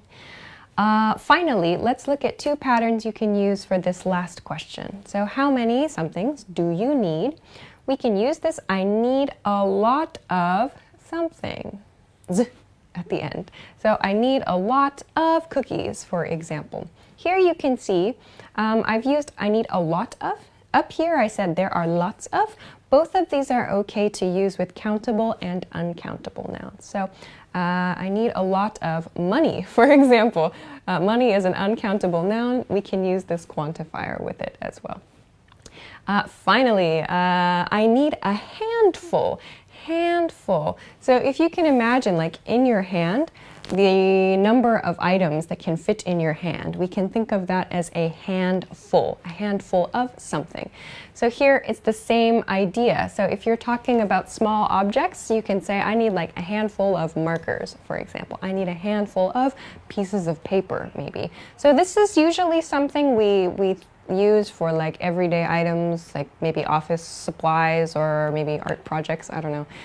So we typically don't use this for big items really, because it's not easy to imagine having a handful of, I don't know, large items. So you might hear it here and there, but generally we use it for smaller things. So these are a few ways you can answer some how many questions. And some of these quantifiers, like I said, can be used for uncountable nouns as well. So let's move on to that part. Let's look then at some how much questions. I have just a few here and a couple notes as well. So just 3 to introduce. Similarly to the how many question with how many somethings do you have, we can use how much of the uncountable noun do you have. So here, how much, we use how much for an uncountable noun. How much money do you have? How much free time do you have, for example? The second question, how much something is there? So how much wine is there? How much beer is there, for example? So this is another one that's kind of parallel to this how many question. Finally, how much do you need? How much money do you need for your project, for example? So I know that each of these starts with how much, but one point to be careful of, many of my students have had this problem. When you answer these questions and you want to use a positive statement to answer the question, it's incorrect to use much when you do that. So for example, how much money do you have? Sometimes I'll hear students say, I have much money, but that's incorrect. We can't use much when we're making positive statements of quantity. So please be careful. Don't use much in a positive reply. Okay, with that in your mind then, let's look at some sample answers for this. Okay, so how much? To look at the how much question and some answers for that, you could say, I have some, for example, money, or I have some free time.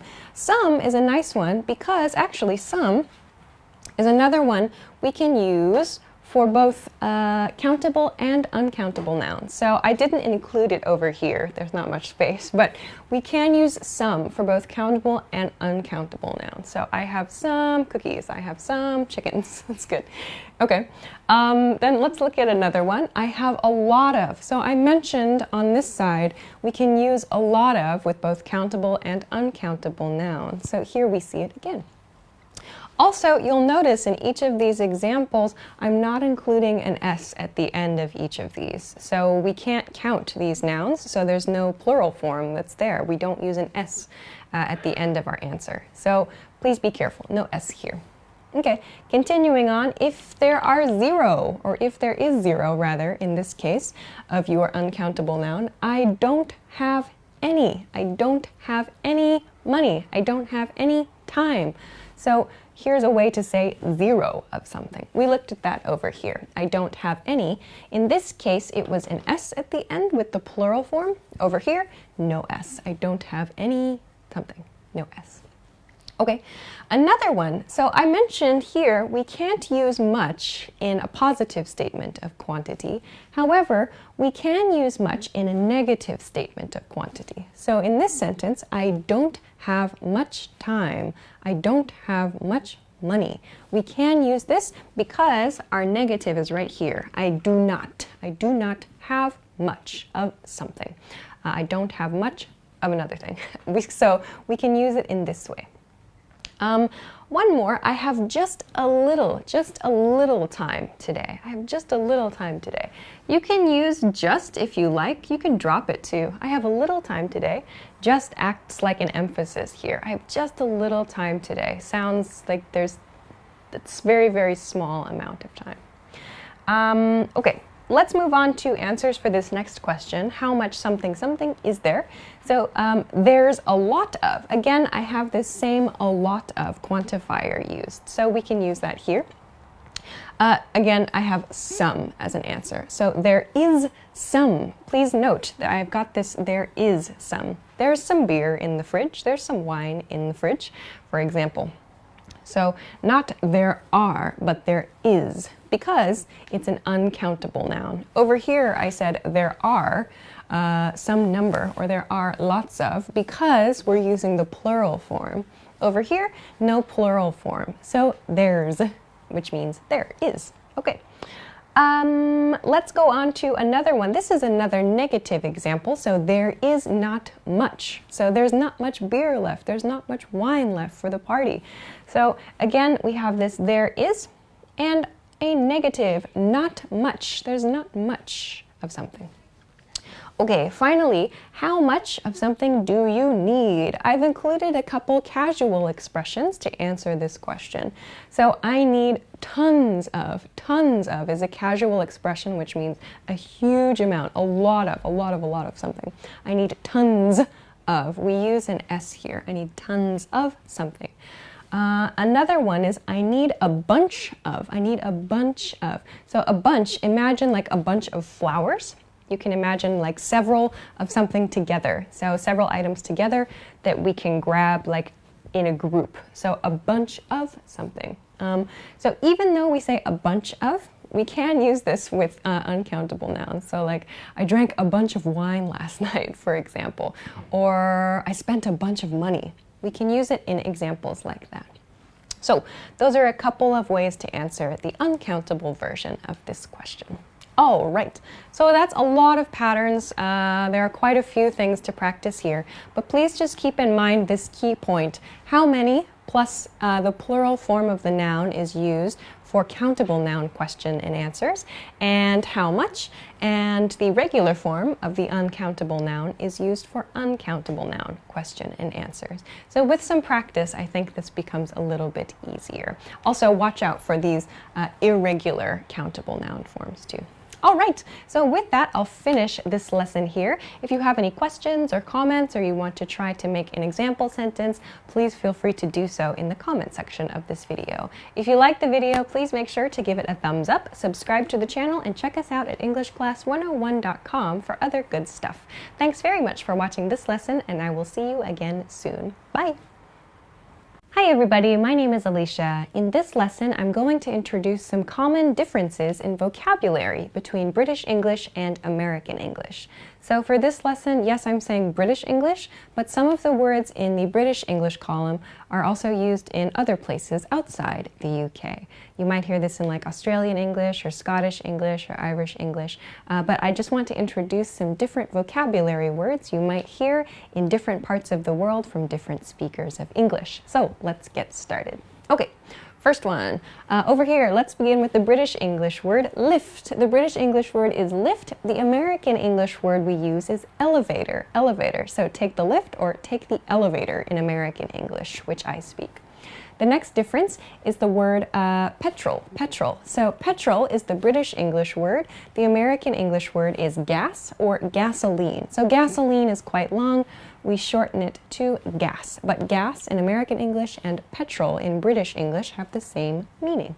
Okay, next one, the British English word flat as a noun, used as a noun, not used as an adjective, like a flat area or a flat space. As a noun, is the equivalent, equals American English apartment. So we use the word apartment to talk about a place we live, the apartment we rent. In British English, the word flat is used or can be used.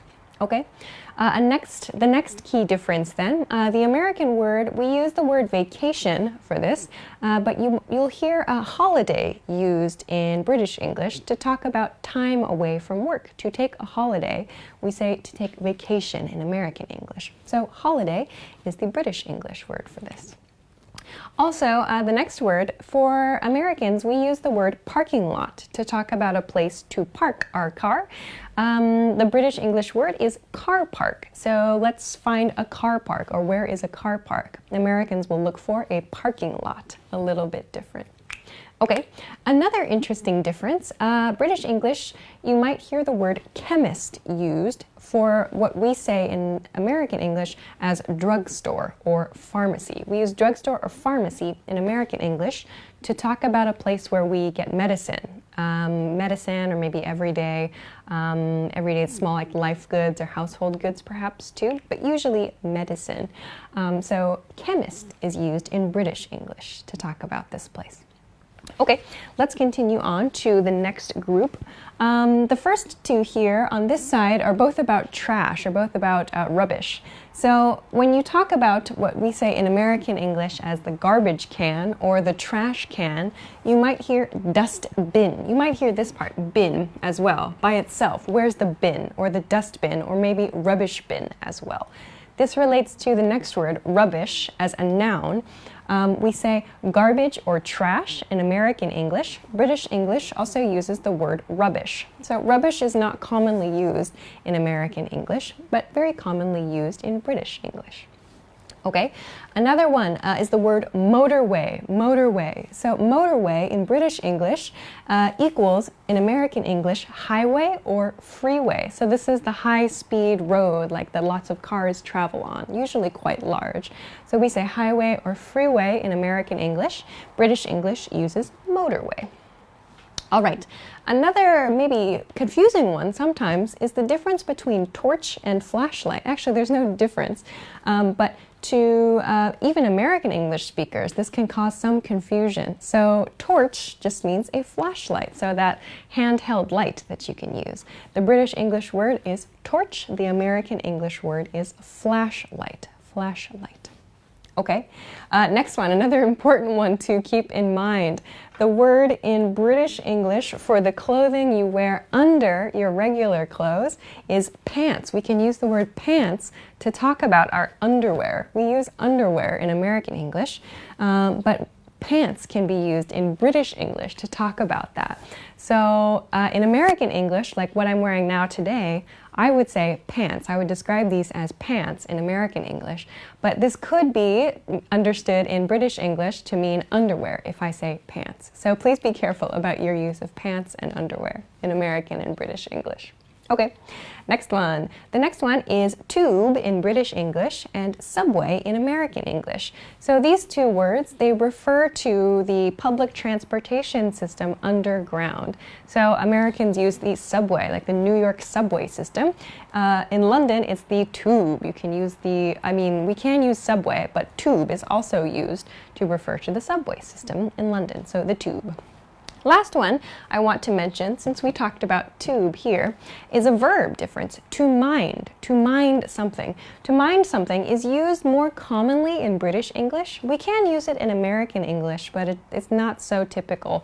We use to be careful of or to watch out for something. So I included this because if you have visited London, you might have heard the announcements on the subway platform that say, mind the gap between the train and the platform. So we American English, we would probably say, watch your step, watch your step. So meaning be careful of where you put your feet. So in British English, in London, in the tube, for example, we say, or we hear, to mind the gap, be careful of the gap between the train and the platform. So this is a verb difference here. These are some common nouns that you may hear in British English or in American English, and they have the same meaning, we just use different vocabulary words to describe them. So I hope that this was helpful for you, and you can keep an eye out for this the next time you're reading or listening to something that's in a kind of English that's a bit different from what you've studied before. So I hope that that was helpful for you. If you have any questions or comments or want to try to make a sentence with these, please feel free to do so in the comments comment section of this video. Of course, make sure to like the video, subscribe to the channel, and check us out at EnglishClass101.com for other good English study tools. Thanks very much for watching this lesson, and I will see you again soon. Bye! Hi everybody, my name is Alicia. In this lesson, we're going to talk about reporting speech in English. I'm going to talk about the verbs we use and a couple of grammar points that you can think about. So let's get started. The first type of speech reporting I want to introduce is reporting statements. So statements are just simple things, simple sentences that people said. So this can be direct dialogue, exactly the thing someone said, or it can be a summary of something someone said. So keep in mind these are not questions. I'm going to talk about questions later. Let's look at the verbs and the other expressions we use to report simple statements. The first one is the very, very neutral said. I said. Said is the past tense form of say. So we use say and past tense said as the most basic way to share something someone else said. So we can use this for direct reports, meaning exactly the thing someone said. We do this. We use quotes to indicate direct speech. Or we can just use it as I have here to introduce a summary of something. In this example sentence, I said I had to work. So this is just a simple summary. I said something similar in the past, perhaps, but this is maybe not a direct report of my speech. We can use said in most cases just to report information. This was said by someone.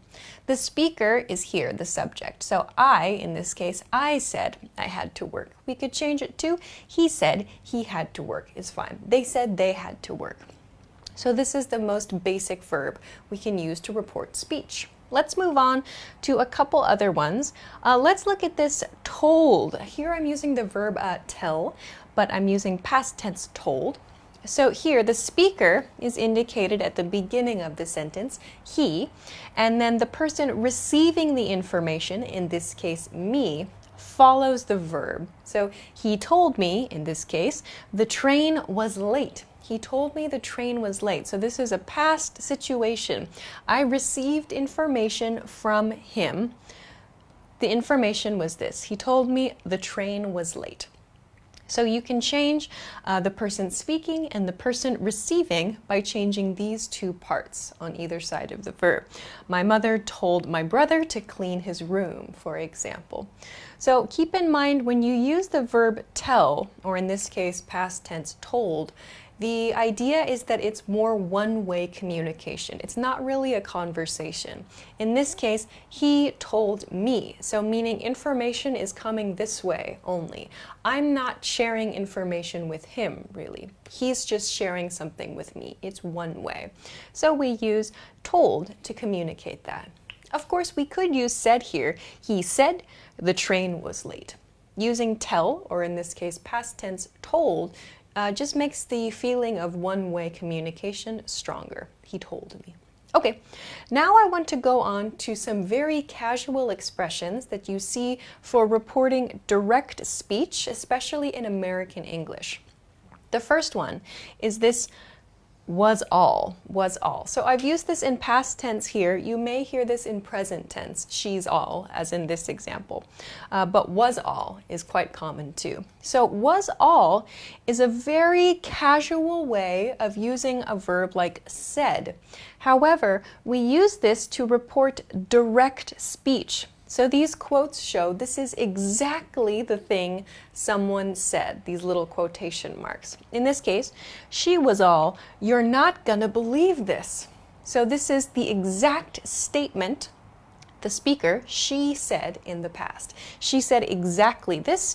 We know this because we've used this reporting expression, and in this case, in the written words, we see the quotation marks here.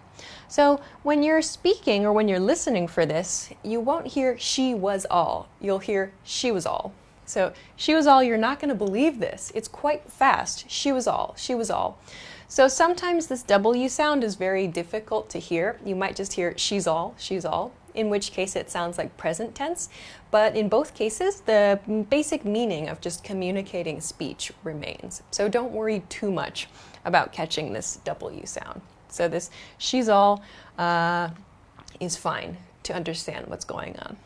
Another one that uses this same was pattern is using like, another very casual way to report direct speech. So in this case, who is speaking? My mom. So my mom was like, you can't go out this weekend. So in this sentence too, these words here are exactly the words my mother said, but we use was like here. So you'll notice that these two expressions, was all and was like, while they're very, very casual, they're used to kind of report something that's maybe shocking or surprising or maybe a little bit gossipy. In this case, maybe the speaker is complaining. So it's very, very casual situations that we use these expressions in. My mom was like, so again, this W sound, my mom was like, this kind of disappears a little bit.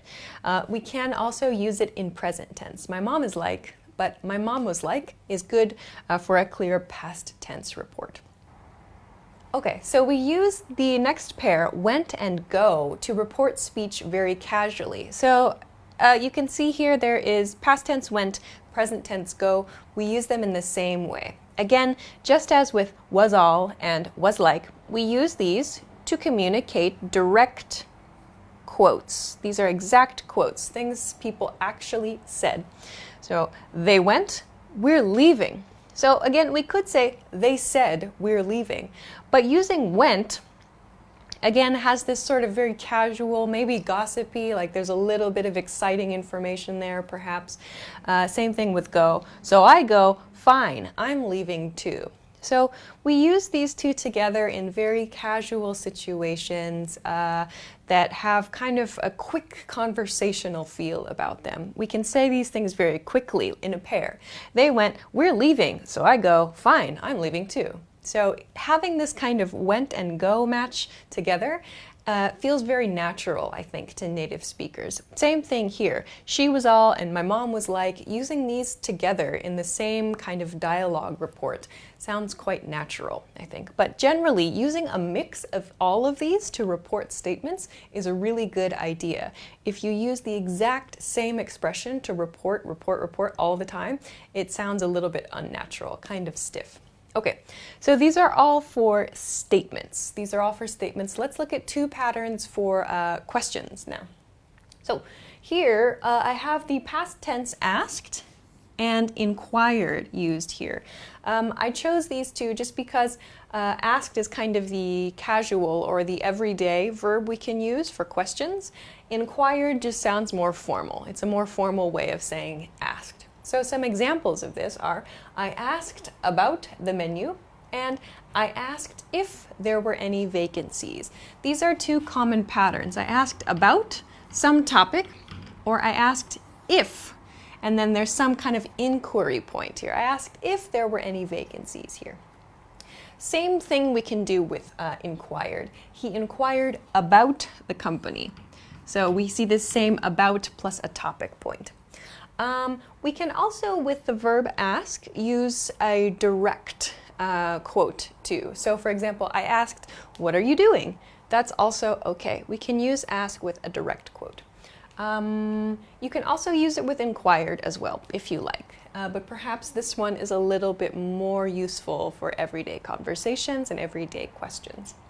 So throughout this lesson, I've talked about using the past tense and the present tense for reporting, but what's the difference? So I want to talk a little bit about that here to finish that.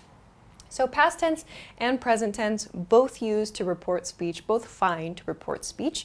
Here I've used simple past and simple present tense. You might also hear progressive tense in the past or in the present tense.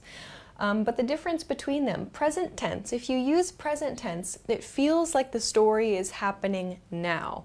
So if I'm using present tense to report speech and maybe to share the points in the story as well, it sounds like the story is happening now. It's present tense, it's happening in the present. So if I want my story to feel kind of lively and more exciting, I can use present tense to tell my story. If, however, past tense is used, it sounds more like just a simple report. It's like you're just telling facts. What happened? There's not really like a feeling of excitement necessarily. It's just simple reporting.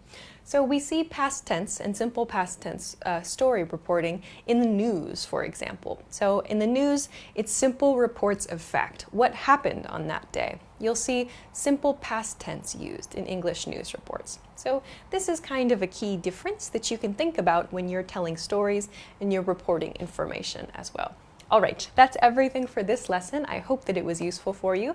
If you liked the video, please make sure to give us a thumbs up, subscribe to the channel if you haven't already, and check us out at EnglishClass101.com for other good study tools. Of course, please feel free to drop us a message in the comments as well. Thanks very much for watching this episode, and I will see you again next time. Bye!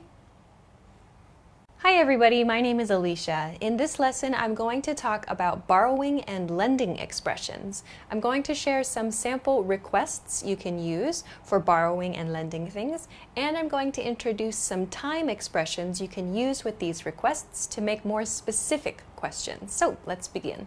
Okay. First, I want to look at a category for expressions you can use when you want something. So you want to receive something, in other words. Let's look at the first sentence here then. So it's, will you lend me your car? Here we're using the verb lend, and the person receiving the item follows the verb lend. So in this case, me. Who is receiving it? Me. I am receiving it. The item I'm receiving, your car, comes after the person receiving it. So in this case, lend is used, but let's look at the kind of opposite of this question. Can I borrow some money? So here the verb borrow is being used, but the person receiving, in this case, money, the person receiving the item is the subject here. Can I borrow some money? So here we're not saying, can I borrow some money from you? You can include, can I borrow some money from you? That's okay. But here it's understood. We understand the speaker wants to borrow money from the listener. So this is a key difference. When the verb used is lend, the person receiving the item is the object of the verb. However, when the verb is borrow, the person receiving the item is the subject. So this is something to keep in mind. Let's look at some other examples. Here, I'm not using the word lend and I'm not using the word borrow. Here I'm using use. Can I use some item for a minute? So this specifically includes a verb. What am I going to do? I'm going to use the item. So can I use your pen for a minute? Can I use your computer for a minute? Can I use your phone for a minute? For a minute means a short period. It means 60 seconds, but this indicates just a short period of time. Another one, if you don't want to use will or can, you can also use just a simple please statement. So this is not a question, but please lend me something, something, something. So please lend me your car. Please lend me your pen. This sounds quite formal, actually. Please lend me. Keep in mind, though, we cannot use please borrow. We can't say please borrow me. That's incorrect. We can only use lend here. Please lend me something. Okay. Let's go, though, to the next category here, which is borrowing and lending for someone else. So in these sentences, I've included you and me as the basic pattern. However, if you're talking about someone else or you want to ask person A for something for person B, how do you explain that? Let's look at these examples. First, similar to this, will you lend person your item? So this is very similar to this pattern here. I've replaced me with person here. So will you lend your classmate your pencil? Will you lend your teacher the paper? So something you want comes at the end of the sentence here, and the person follows the verb right here. We can do the same thing when we're using the verb borrow, as we did in this example sentence. Here, we've replaced I in the original sentence with person. So can person borrow your item? So again, because we're using borrow, the is the subject of the verb. So can my roommate borrow your car? can my parents borrow your house for the weekend, for example? So just keep in mind that these two verbs always follow the same rule about the positioning of the subject and the object and the person receiving or giving the item. Let's look at one more example though. This is quite a complex situation because the person lending the item and the person receiving the item are not participating in the conversation. The speaker and the listener are talking about some other group of people, for example. Here, A can borrow item B.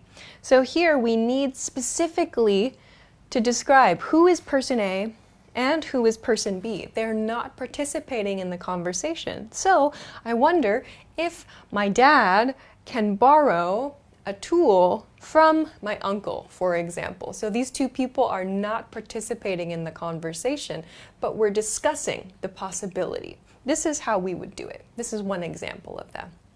All right, so just to recap then, these are kind of the simple requests that I'm using and that you can use when you're doing borrowing and lending conversation practice. So, can I, will you, and please. You'll notice please is not made as a question. Please is just a statement. Can I and will you are actual questions there.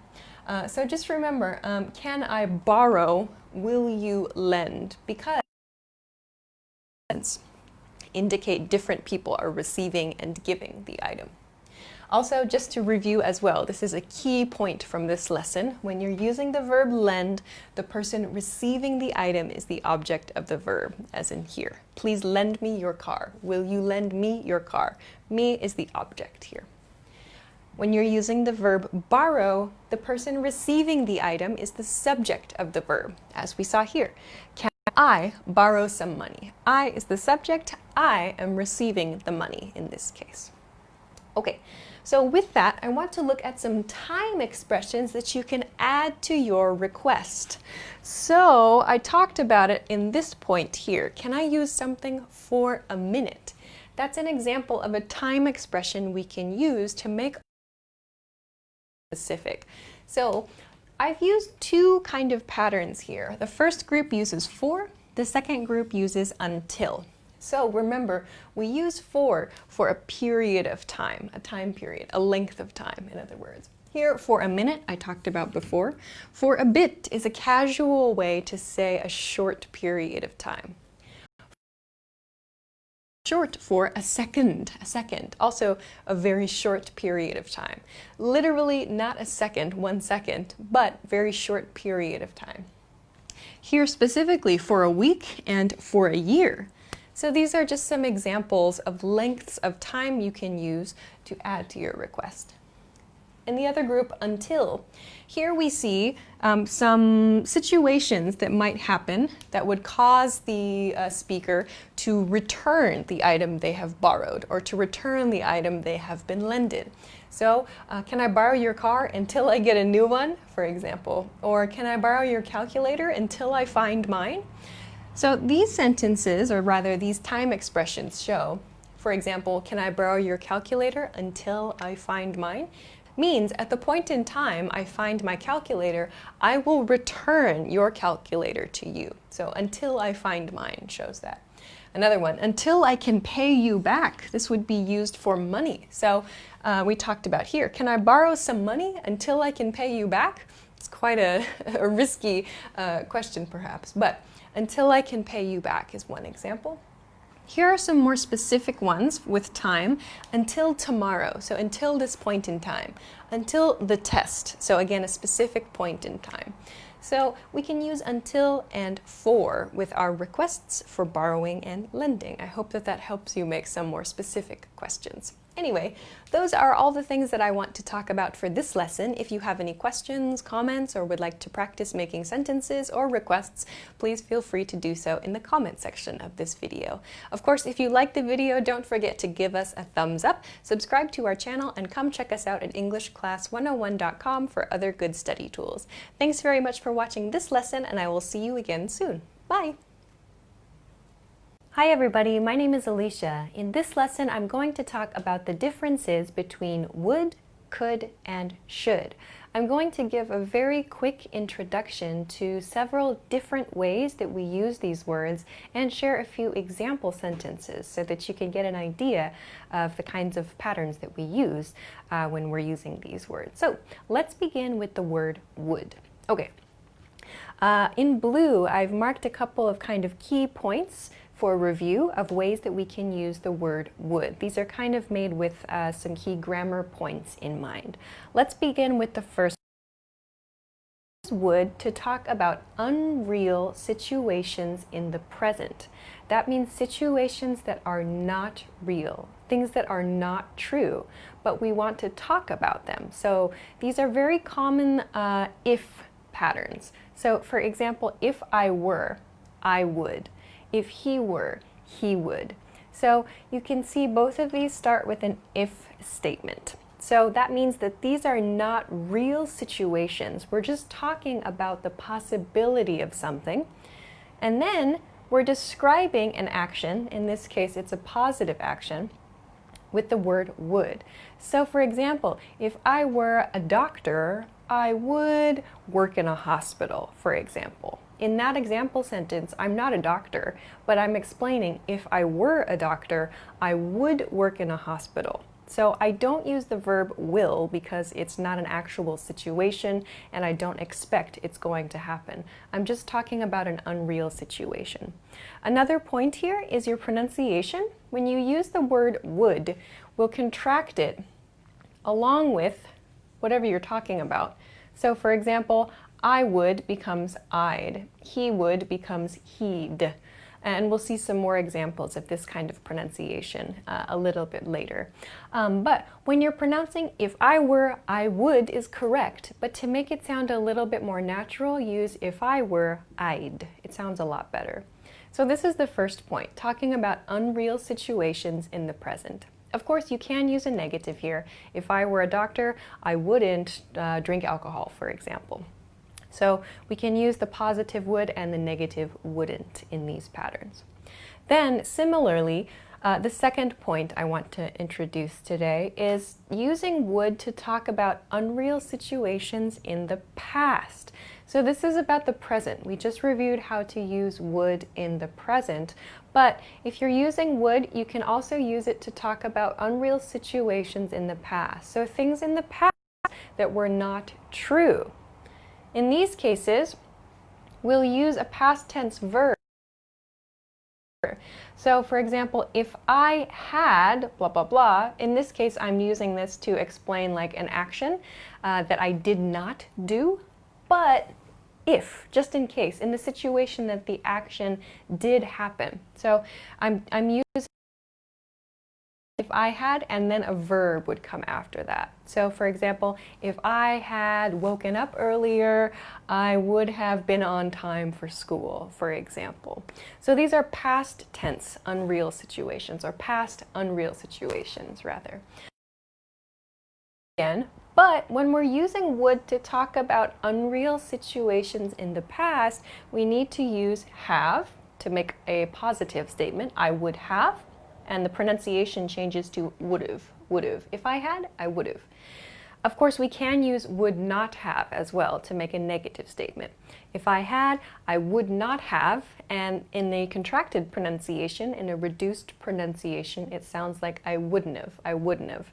Or even shorter, wouldna, wouldna as well. So if I had, I would've. If I hadn't, I wouldn't have, for example. Another one, if she had, she would have. So in natural pronunciation, if she had become a teacher, she would have taught math, for example. So these are unreal, so these are not true. These if statements introduce something that is not true, but we want to talk about the possibility, that's all. Okay, let's move along to the next use that I have in blue here. Just a quick one because there's not much space on the board.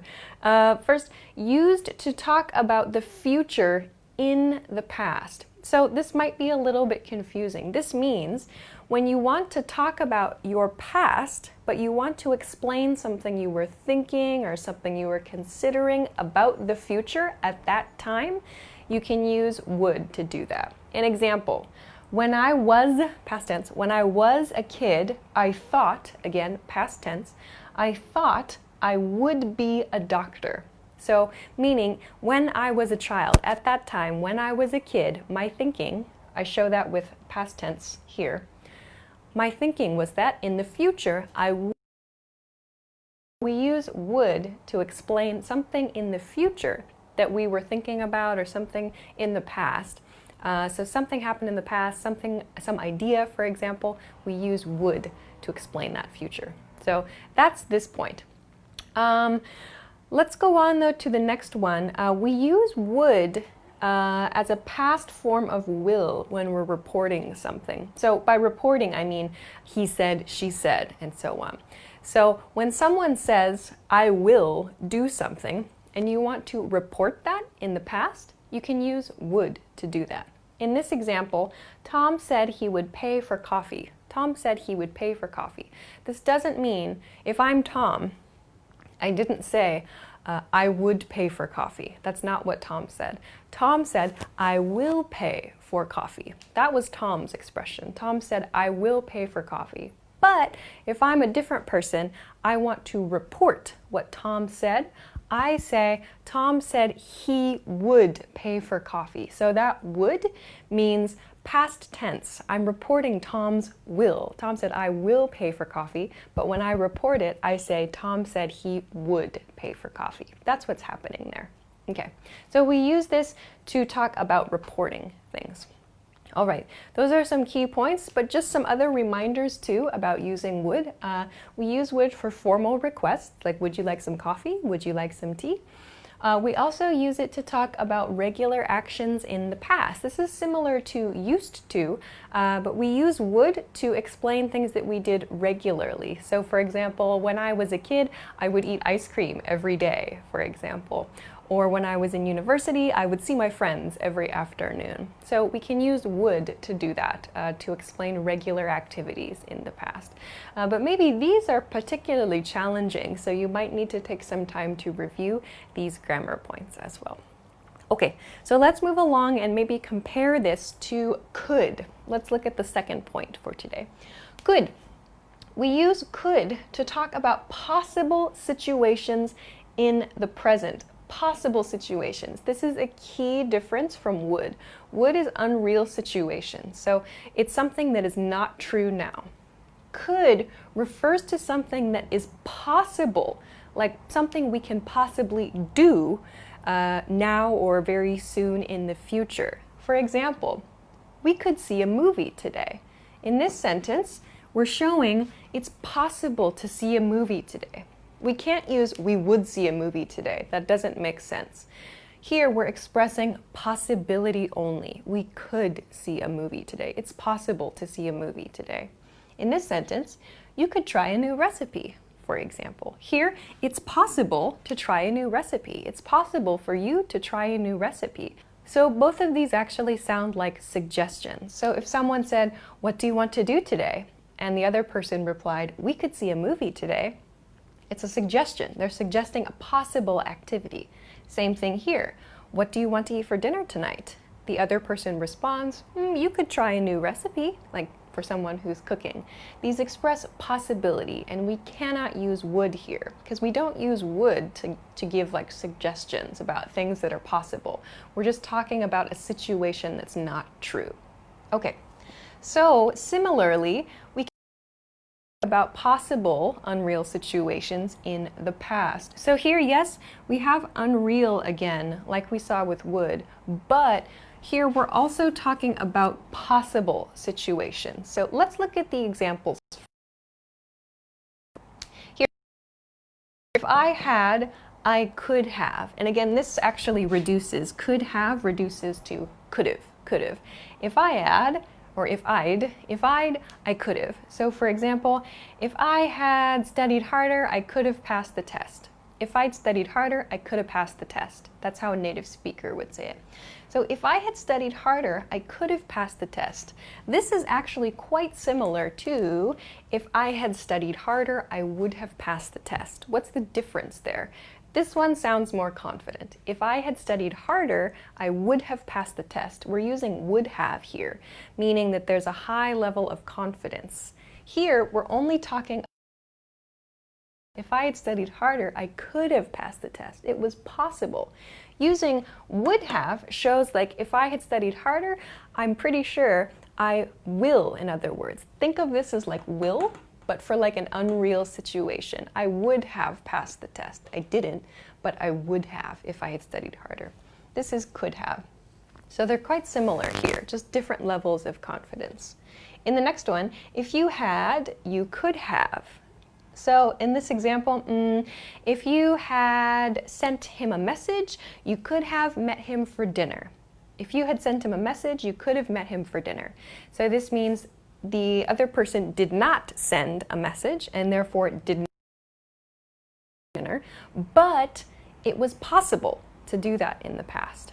So here, if we use this expression, if you had message you would have met him for dinner, it sounds a little bit odd because it's quite a high level of certainty. This is like will again, like you would have met him for dinner. It's a definite thing.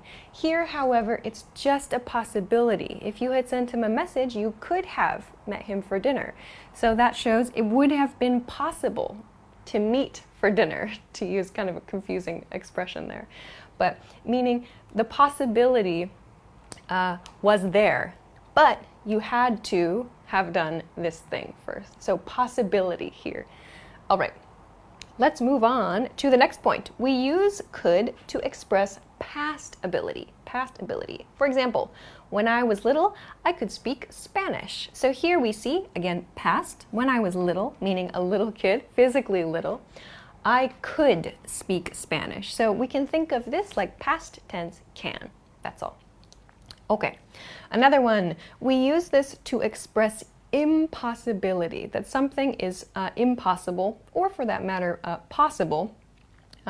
So I'll show a possible example and then an impossible example too.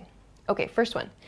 This could be the correct possible. This is the correct address. This shows that there's just a possibility. If, however, we use not here, sorry, this says not. I know it's really small there, but if I use not, this could not be the correct address.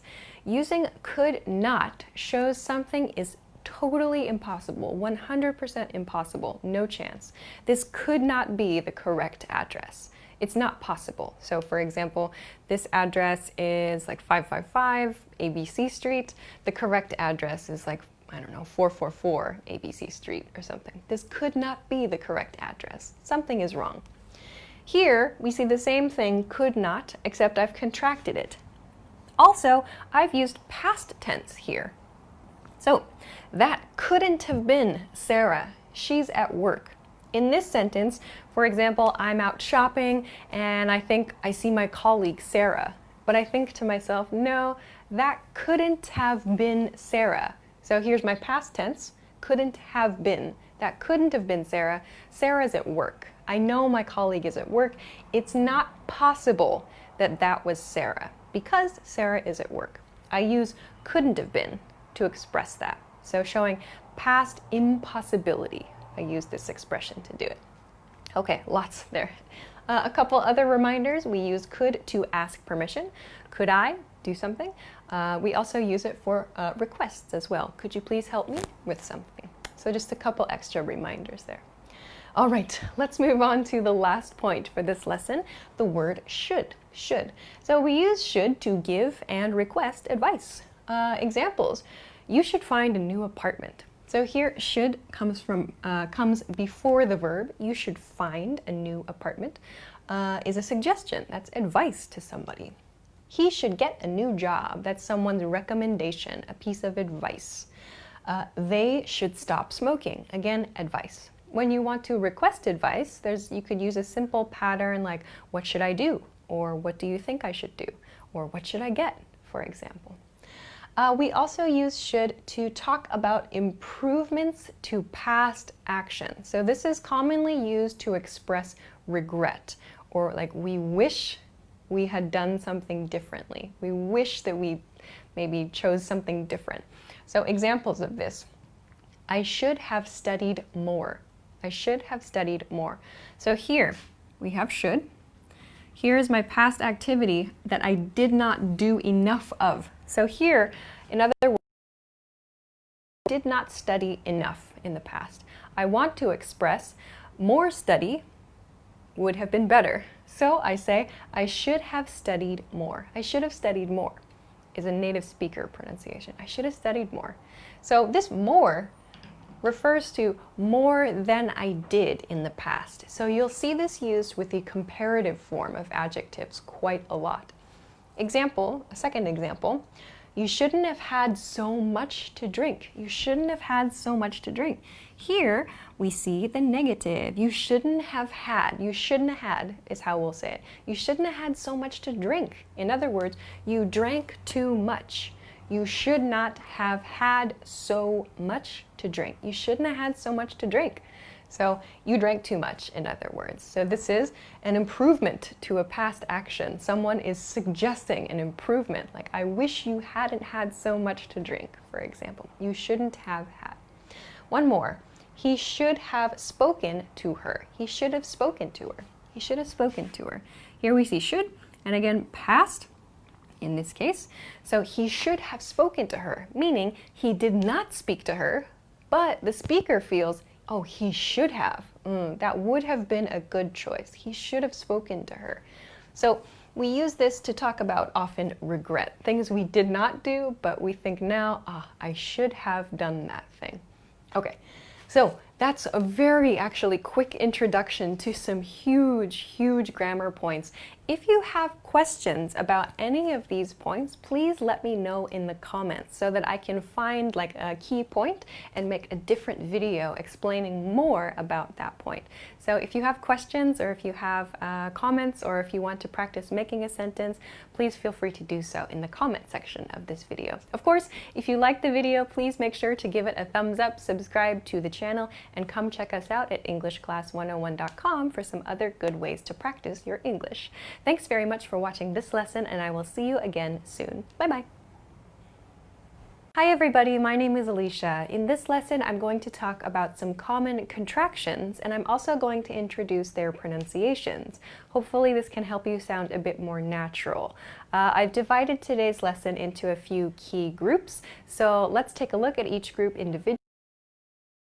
Or general contractions. Okay, let's get started with the first group. The first group I've classified as the to be contractions. So these are am, are, and is related contractions, especially person. So let's review. I am contracts to I'm. So I am, I'm. You are contracts to your. Remember, this is Y-O-U apostrophe R-E, not Y-O-U-R. That's the possessive form. Your. We are contracts to we're. We're is the pronunciation. We're. They are contracts to their. They are their. He is contracts to he's. She is contracts to she's. Is contracts to its. An apostrophe, its. No apostrophe is the possessive form, something belonging to an object, its. And finally, that is contracts to that's. Okay, so here's our first group. Let's move on to a little bit more challenging, perhaps, using would to make the contracted form. Also, I'll talk about the past tense and the negative form here too. So first, I would contracts to I'd.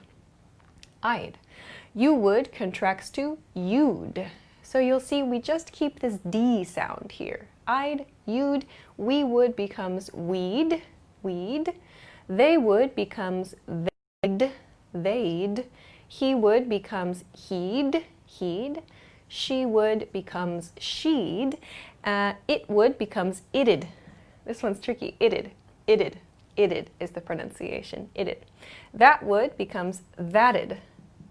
That'd be crazy, that'd be impossible. It'd be good if It'd be good. That'd, it'd. So these are all the present positive forms of contractions with would.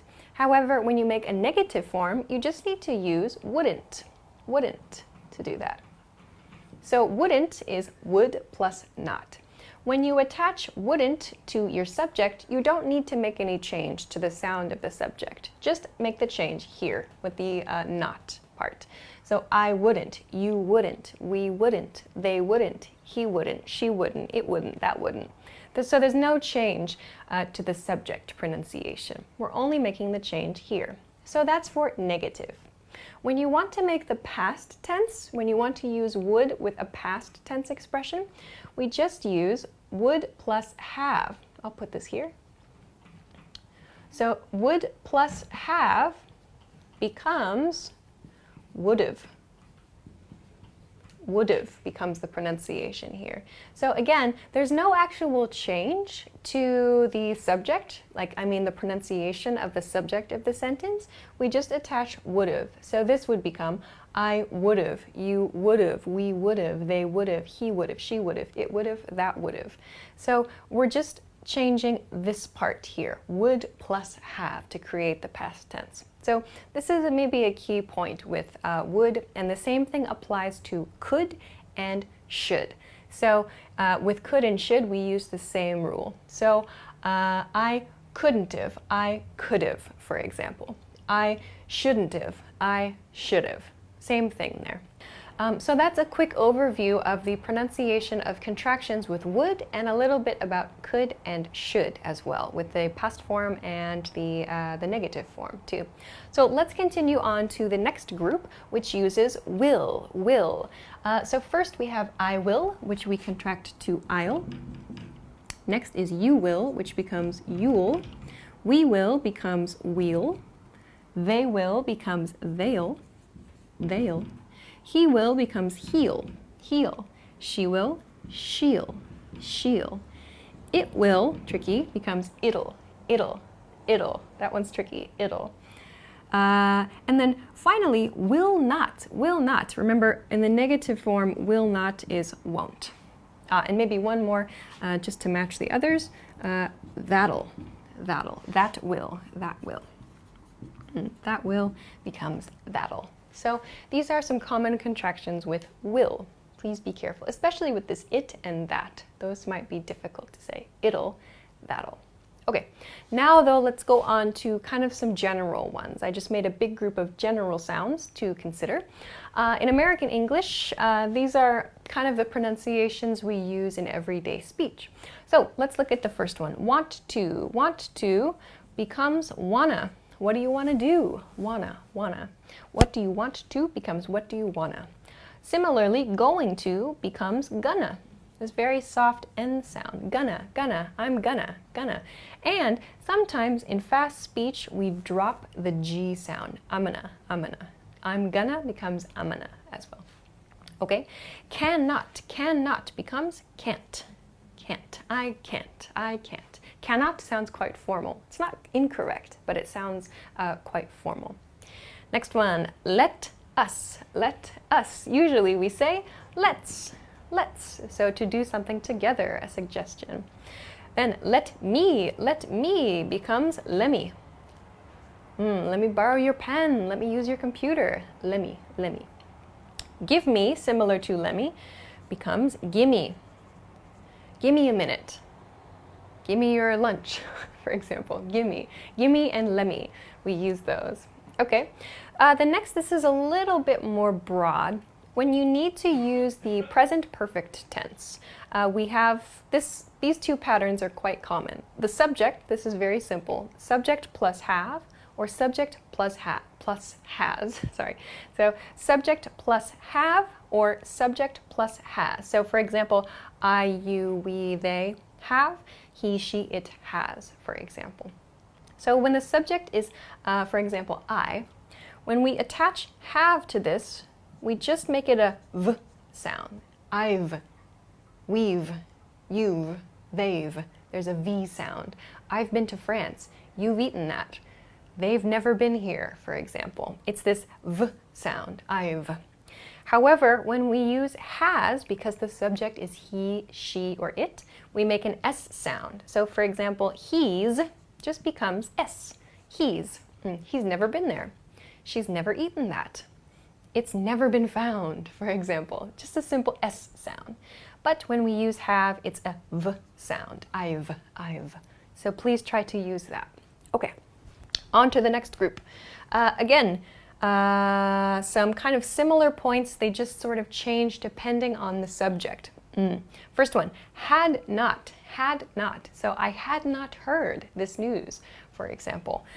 This becomes hadn't. Similarly, has not. So again, a present perfect example, but this is a negative. Has not is hasn't. Here, have not. Again, a present perfect example, this time a negative. Haven't. I haven't finished my homework yet. I haven't finished teaching this lesson yet. So hasn't, haven't, hadn't. This is a past perfect expression. Okay, good. Let's go on to the last group. Again, quite similar expressions with some very small changes. So here I have somebody is or has. I have a slash here because we use the same pronunciation for both of these. So somebody is and somebody has. We use the same pronunciation, which is somebody's. So somebody's in the room is somebody is in the room. Somebody has taken my bag, for example. Somebody's taken my bag. Somebody's in the room. Both of these use that S pronunciation, somebody's. So how do you know the difference? You have to listen for grammar, one, and just context as well. So somebody's in the room. Grammatically, somebody has in the room is not correct. That's an incorrect sentence for grammar. Therefore, we know the correct sentence is somebody is in the room. Somebody has taken my bag. Somebody's taken my bag. I know somebody is taken my bag is grammatically incorrect. So my brain therefore applies has in that situation. So we need to think about this when we're listening as well. It takes practice to get the hang of it. So similar here, just as we did with somebody, we use the same rule for someone and something. So someone's, someone is becomes someone's, and someone has also someone's. Same thing with something. Something is and something has both become somethings. Something's not right. Something's gone wrong. So we use the same pronunciation, but these are two different grammar points. So you need to listen to the grammar of the whole sentence. Something's gone wrong. Gone is the past participle form. Something's gone wrong. So I know it must be something has gone wrong. Something is wrong. Wrong is just an adjective. Something is wrong. I know, therefore, it must be is, not has. So listen for the grammar of the sentence overall to find the correct meaning. Those are quite a few common contractions. I hope that they were helpful for you. And don't forget to review this part with could and should as well, this would bit here. Of course, if you have any questions or if there are some other contractions that you have questions about, like how to make them or the pronunciation, please let me know in the comment section of this video. Of course, if you have other questions or other feedback, please feel free to let us know about that too. If you liked the video, don't forget to give it a thumbs up, subscribe to our channel, and come and check us out at EnglishClass101.com for more English study tools. Thanks very much for watching this lesson, and I will see you again soon. Bye-bye. Hi everybody, my name is Alicia. In this lesson, I'm going to talk about formal request patterns. These are a few different patterns that you can use when you're making formal requests. So these are great for business emails and other situations where you need to politely ask for something. I'm going to introduce the patterns and then I'm going to share a couple of examples as well. These are not the only patterns you can use, they're just a few ideas to help you get started. So let's take a look. Okay, first one, let's begin with the first one. You'll see some of these patterns today will use the word would at the beginning. Remember, we can use would as a common word to begin a request. So the first example includes this. Would you be so kind as to something? Another thing you'll see in many of these examples is the word to before kind of the extra information portion. This is a great hint that we should follow this part with some kind of verb. So to plus the infinitive form of a verb. We'll see a lot of examples of this. So the first one I've included, be so kind as to do something. So this is making a request, and this part, be so kind as to, shows us that the speaker is asking for the kindness of the listener or the reader in doing this action which we're about to describe. So let's look at an example of this. Would you be so kind as to send me the files? So here the verb we're using is send. As I said, we need to follow this infinitive form of the verb, send, and send me the files finishes the phrase. So would you be so kind as to send me the files? Means please send me the files, but it's a more formal sounding request. You're saying, it would be really nice of you if you would send me the files. It just means please send me the files, but it sounds more polite. Okay, let's look at another one, similar. Again, this one begins with would and ends with to in the introductory part of this pattern. However, here we have possible. Would it be possible to? This sentence, or this pattern rather, this is another way of saying, can you? Can you? But would it be possible to sounds much more formal than can you, or in some cases, can I? So let's look at an example of this one. Would it be possible to discuss this later? Would it be possible to discuss this later? Again, we have this to here, which shows us we should use the infinitive form of the verb, the regular form of the verb, to discuss this later. This part, would it be possible to, means can. So in other words, can we discuss this later? That's what this request is, but it sounds more formal. Would it be possible to discuss this later? We're connecting, if you're using this in speech, we're connecting these sounds. Would it be becomes would it be. Would it be possible? Would it be possible to discuss this later? Okay, so this is a good one to use for can situations. If you would use can in a regular request, you could try would it be possible to in a formal request. Okay, let's go along to the next one. May we ask you to? May we ask you to? This is a formal way of saying please. Please, please do this thing. So again, we're ending the pattern with to. Here we have this kind of confusing maybe, may we ask you? So you know that we use may to ask for permission to do something, but we're also using ask. So really, this combination makes a very soft request. Here I'm using we. This we could mean your group or your company or your department perhaps. So may we ask you to is kind of making yourself sound quite humble. So you're kind of lowering yourself and making a request from the other person. But again, this just means please, please. We're just using a more formal expression. Again, we're going to need to use the infinitive form here because we see to at the end of this introductory section. So let's look at an example. All right. May we ask you to submit the application by tomorrow? So again, to, our infinitive form, and here, may we ask you to submit the application by tomorrow? I've phrased this as a question, really. If you're using please, you could just say, please submit the application by tomorrow, period, not a question mark. Here, because we're being formal and polite, we say, may we ask you to submit the application by tomorrow? So may we ask you? It's like you're asking permission to ask for something from someone, if that makes sense. So it's kind of a very soft expression. But we're phrasing this as a question here. Again, this just means please submit the application by tomorrow. Okay, on to the next one. The next one is also a possibility expression. Do you think you would be able to? So here we see would. Do you think you would be able to? This means that in the future, you're asking about someone's future abilities, something that someone could do or would be able to do in the future. So, do you think you would be able to? Verb phrase here. We should follow this with the verb.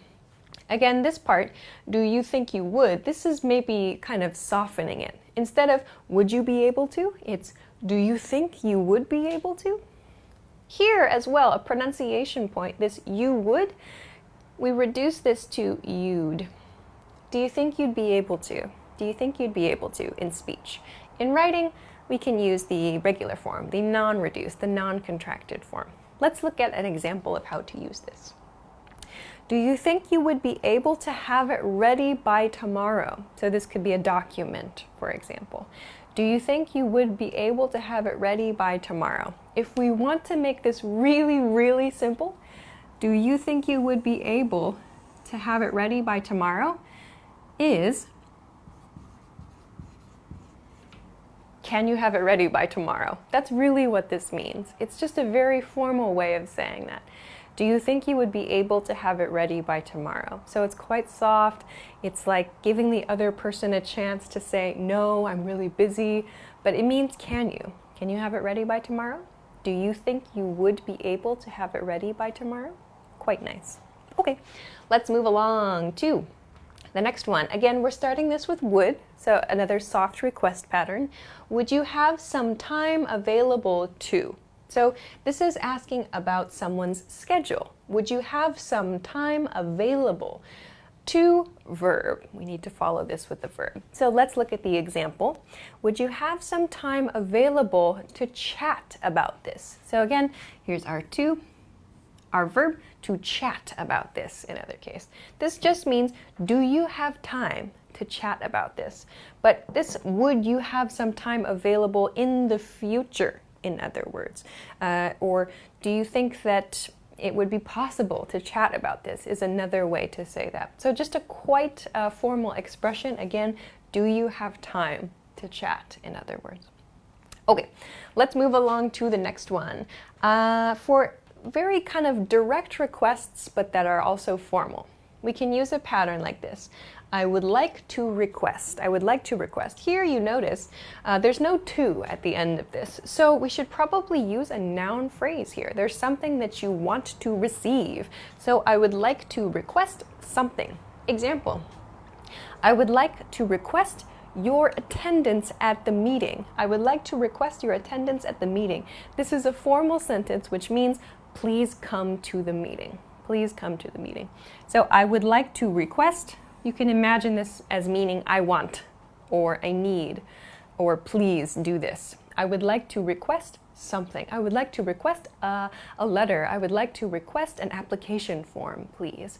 I would like to request your attendance at the meeting as well.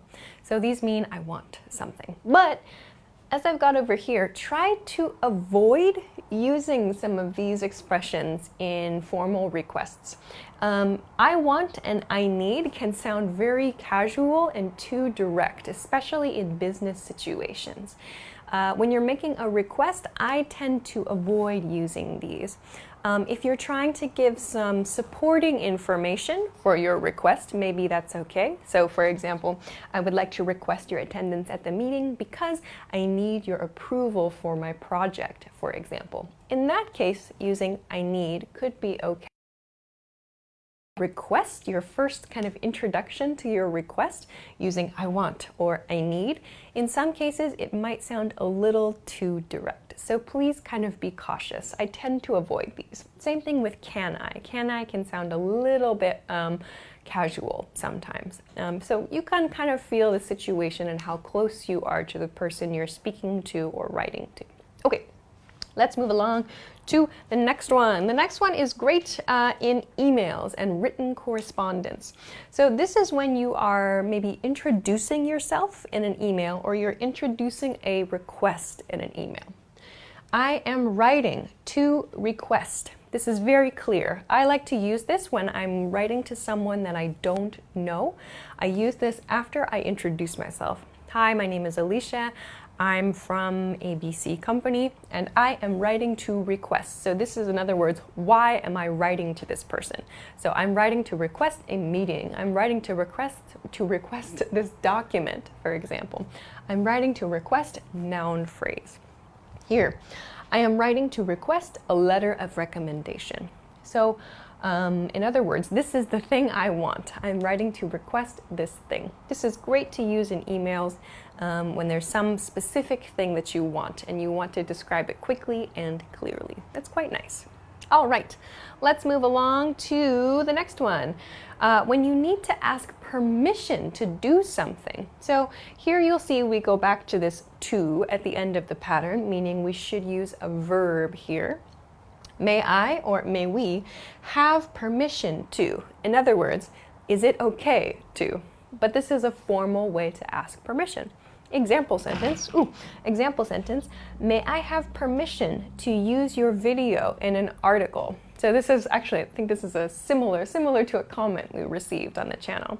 May I have your permission to use your video in an article in this case? So in other words, is it okay if I use your video in an article? This is a much more formal, a much nicer way to ask if something is okay to do or not. All right, let's move on to the last pattern for today. Could you please? Could you please? Here you'll notice I've used you. You can change this. If you change this to like, could I please? It means you want something, like you want to receive something. Here you're asking for someone else to do something for you. Could you please do something? Example, could you please let me know if this is acceptable? Know if this is acceptable means please if this is okay. Acceptable means okay, really, but more formal. So could you please let me know if this is okay is what this means. But you can change this this you to whoever, like could he please give me the information, or could I please meet with you later, for example. You can change this could you, depending on the situation, depending on who is giving and who is receiving information or a favor or so on. So this one, there's quite a lot of flexibility with this. So keep that in mind. Okay, so those are a few different patterns that you can use when you're making formal requests. So as I said, this is really good for business emails and formal situations. So I hope that you got some new ideas. Of course, if there's something else that you like to use in your formal requests, please let us know in the comments. If you liked the video, don't forget to give us a thumbs up, subscribe to the channel, and come check us out at EnglishClass101.com for other good English study resources. Thanks very much for watching this lesson, and I will see you again soon. Bye-bye. Hi everybody, my name is Alicia. In this lesson, I'm going to talk about how to make negative requests. By negative requests, I mean how to make requests for someone not to do something or to stop behavior. So I'm going to talk about some formal and some very casual examples of this. I hope that it's useful. Let's get started. All right, first one. The first one is probably the most useful and the easiest to remember. It's kind of polite a little bit, but it's also very clear and direct. The pattern is please don't verb. Please don't verb. So put any verb here in the regular, like the plain infinitive form. No change to the verb. Just please don't plus a regular verb. Example. Please don't take my pens. Please don't fire her. So in these examples, my verbs are take and fire. Please don't take my pens. Please don't fire her. So we can make very simple ones too, like please don't sit there, or please don't smoke, for example. These are very quick, short, direct, easy to understand requests to stop or not to do something. Okay. Let's go to a very formal expression. You might see this on signs, or you might see this in official rules, in regulations, policies, for example. This is not something that is commonly used in everyday speech. Please refrain from verb ing. So we tend to use the ing form of the verb here. Please refrain from. Please refrain from. This refrain from means don't. Please don't. And instead of using the regular infinitive form of the verb here, we use the ing form here. So this is like the more formal version of the first pattern. Please don't verb. To make it more formal, please refrain from verb ing. Examples. Please refrain from feeding the pigeons. So here, feeding is in the ing feeding the pigeons. If I want to use another simpler example, like in this sentence I used please don't smoke, we could use that here. Please refrain from smoking. That's a very common one that you might see posted in restaurants, like on signs. Please refrain from smoking. Please refrain from ing form verb. A formal way to say don't do this behavior. Okay, let's go on to 3 examples that are very casual. These are ones you'll hear among close friends, family members, and in some cases these are the easiest to use because they're so direct. First one, stop, verb plus ing. So this is very, very direct. There's no please, there's no could you, it's just stop. So this is a very direct request. Stop, verb ing. Examples, stop hitting your sister. Hitting is the ing form. Stop hitting your sister. Stop looking at me.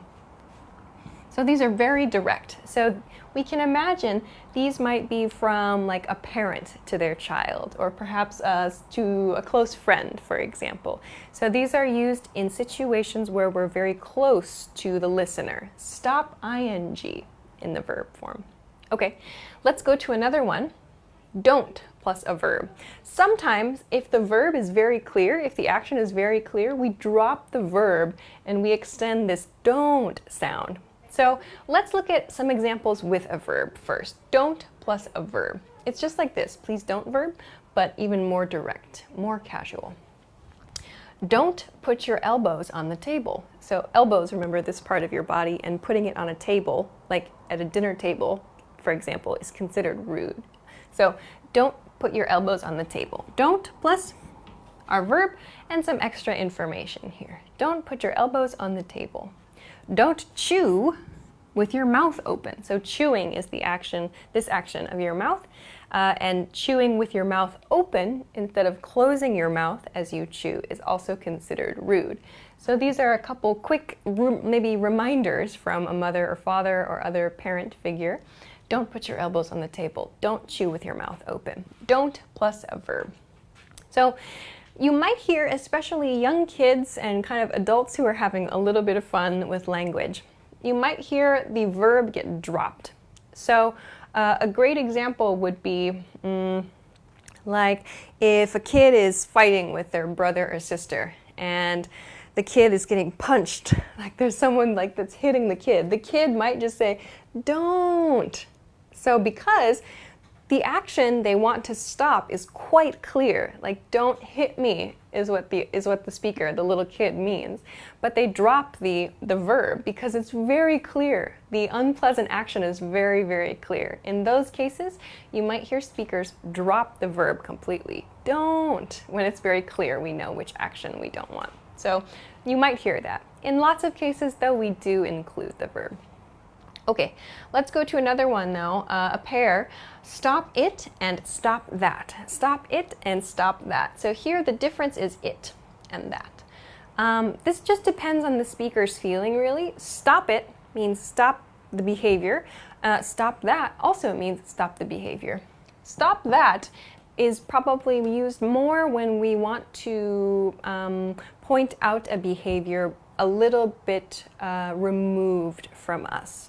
So if I'm watching bad behavior across the room, I could say, stop that, stop that.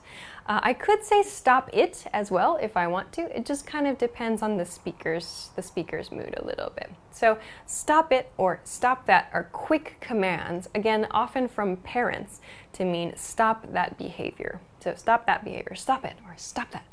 So you can use both of those. Maybe a question some of you might have, stop this, stop this. We don't use that one very much. Stop, you could say stop this car, for example. If you want to talk about an object or something that is moving, that you want to stop moving, you could say stop this car or stop this bus, for example. But when you're talking about behavior, we don't use stop this. We say stop that or stop it. Interesting point. Okay. Let's go along to a very casual, kind of more common in the last maybe 10 to 15 years, I would imagine. I'm not sure. specifically, but this is one we see a lot on the internet these days and a lot used among young people. Could you not? Plus, maybe do that. Sometimes this is dropped. So this is very similar to don't, but what makes this interesting is it's phrased as a polite expression. Could you is used in polite requests. Here we're using not, though. So could you not do something? Could you not do that? This is actually not used in formal situations. Yes, we use could and you here, making us think, oh, well, maybe it's formal. But this is actually a very casual expression. Could you not do that? We use this with that sort of intonation. Could you not do that? We use it with close friends only. So, examples. Could you not post such embarrassing pictures of? This is used with someone that we're quite close to. We make kind of a direct and slightly sarcastic, maybe, request sometimes to people. So, again, as I talked about with don't, if the action is very clear, we can drop this whole part of the sentence and just keep could you not. So if, for example, maybe a close friend is singing really, really loudly in my ear, I could say, could you not? Or I could say, could you not do that? Which means please stop, please stop. So this is kind of an interesting pattern. It sounds kind of formal. It seems like it could be formal. It's quite casual. Okay, let's go on to the last one for today. This one is a formal expression. If you could please not verb, we would appreciate it. If you could please not verb, we would appreciate it. So again, this might come from maybe a service staff, or you might see this on a sign in a restaurant, or perhaps at like, I don't know, some other kind of gathering place where lots of people visit. So if you could please not, regular verb form, we would appreciate it. So a formal expression at the beginning and at the end. So, example, if you could please not feed the animals at the zoo, we would appreciate it. So here's my verb, feed the animals at the zoo. I have an object here. We would appreciate it. Or if you could please not smoke, we would appreciate it. So this is a formal request not to do something, and we include an appreciation expression too. So this is another nice formal expression you can use. If you forget though, this one is maybe the easiest to remember. It's good in polite situations, good in casual situations. Please don't verb. Pretty simple. So I hope that this was useful for you. Of course, if you have some other patterns that you know of, or if you have any questions, please feel free to let us know in the comment section. If you liked the video, don't forget to give us a thumbs up, subscribe to the channel, and come check us out at EnglishClass101.com too. Thanks very much for watching this lesson, and I will see you again soon. Bye-bye. Hi everybody, my name is Alicia. In this lesson, I'm going to give an introduction to English tenses. For this lesson, I'm going to give a short introduction to when to use each of the English tenses. I'm also going to share an example of like in a sentence or in a question. So this is just a quick guide. If you want more information about any of these tenses, you can try searching the YouTube channel or our website for a video specifically about one of these tenses. So I hope this is helpful for you. Okay, so let's get started. The first group of tenses I want to look at is the present tense. So for today's lesson, I've organized it into three categories: present, past, and future tenses. So let's begin with the present tense. So in each category, I have four different tenses. I have simple, continuous, perfect, and perfect continuous. You might know continuous as progressive. They mean the same thing. Continuous and progressive mean the same thing for this lesson. So let's begin with the present simple tense.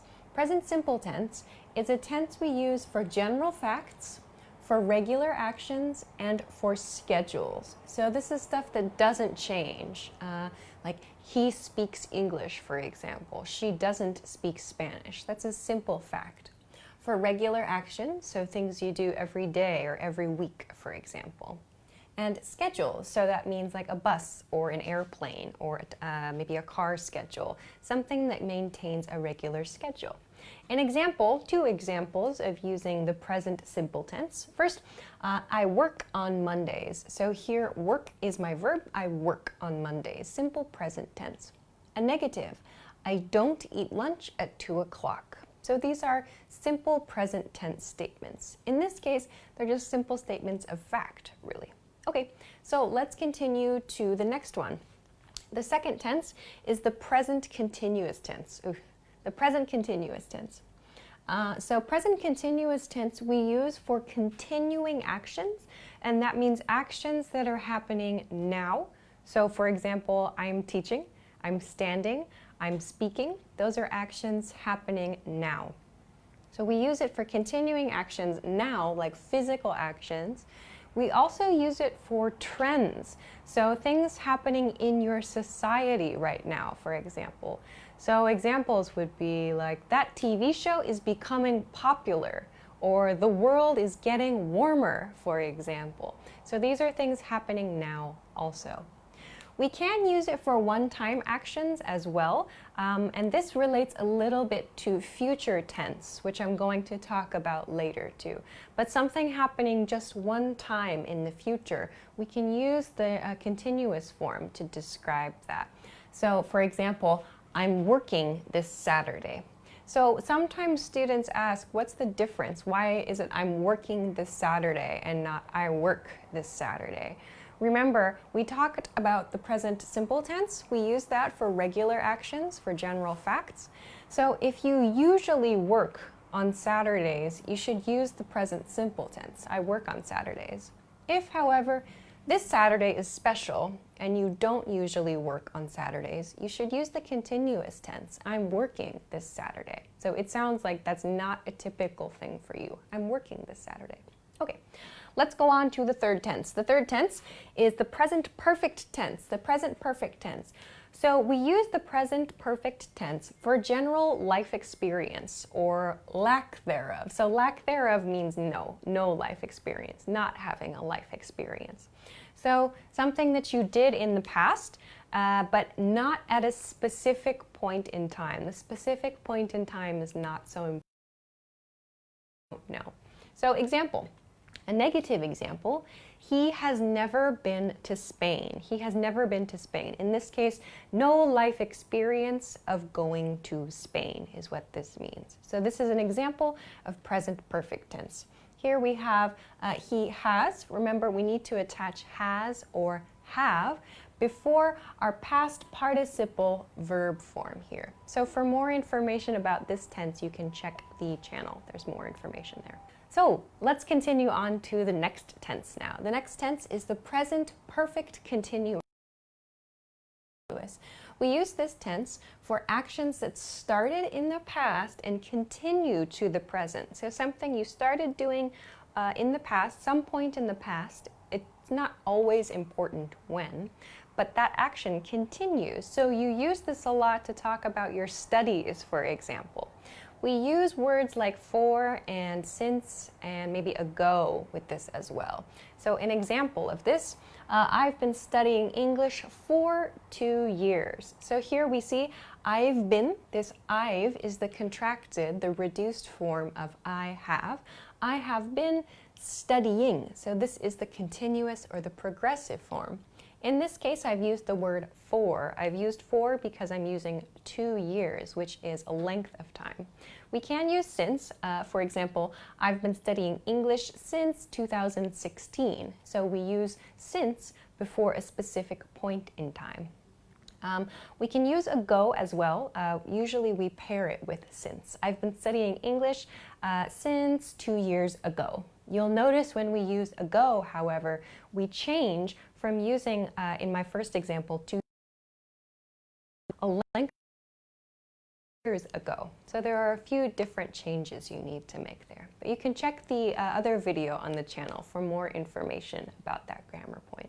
Okay, let's move on to the second group for today, which is the past tense. Let's look at the 4 points in the past tense here.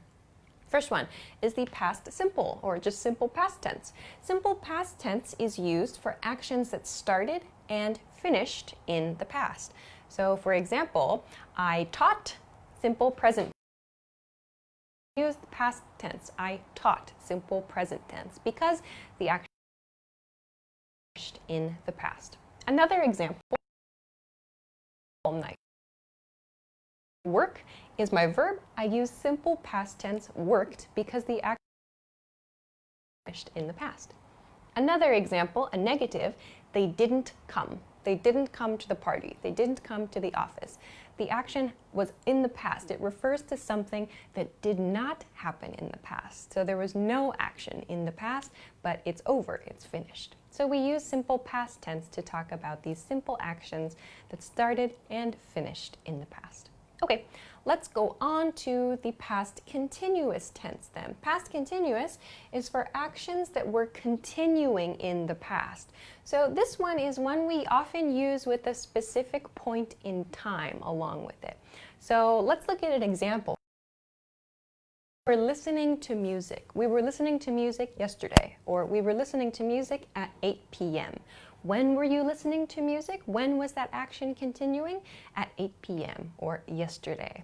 So it's common to include a point in time with this grammar point. Another example, like I was doing something, something, ing form there. So this is one that's some people have questions about, like why should I use that? When should I use that? It's typically used in response to someone's question, like what were you doing last night, for example, or what were you doing this morning? So you want to know someone's activities at a specific point in time. You can use this grammar point to respond to that question. Okay, let's move along to the past perfect tense, our next one. Past perfect tense is for actions that were completed or not completed at a non-specific point in the past, at a non-specific point in the past. So this one is kind of difficult, and it's perhaps not used quite so much in everyday conversation. This is used a bit more in writing. This is a grammar point that's especially helpful when we want to show kind of a timeline in our writing. To show that an action happened before another action in the past, we can use the past perfect tense. So here's a couple of examples. First one, they hadn't departed yet. So here, hadn't is the reduced form of had not. They hadn't departed yet. And I had taken my lunch break. So we would use sentences like these if we're telling a story. So past action happened before another action.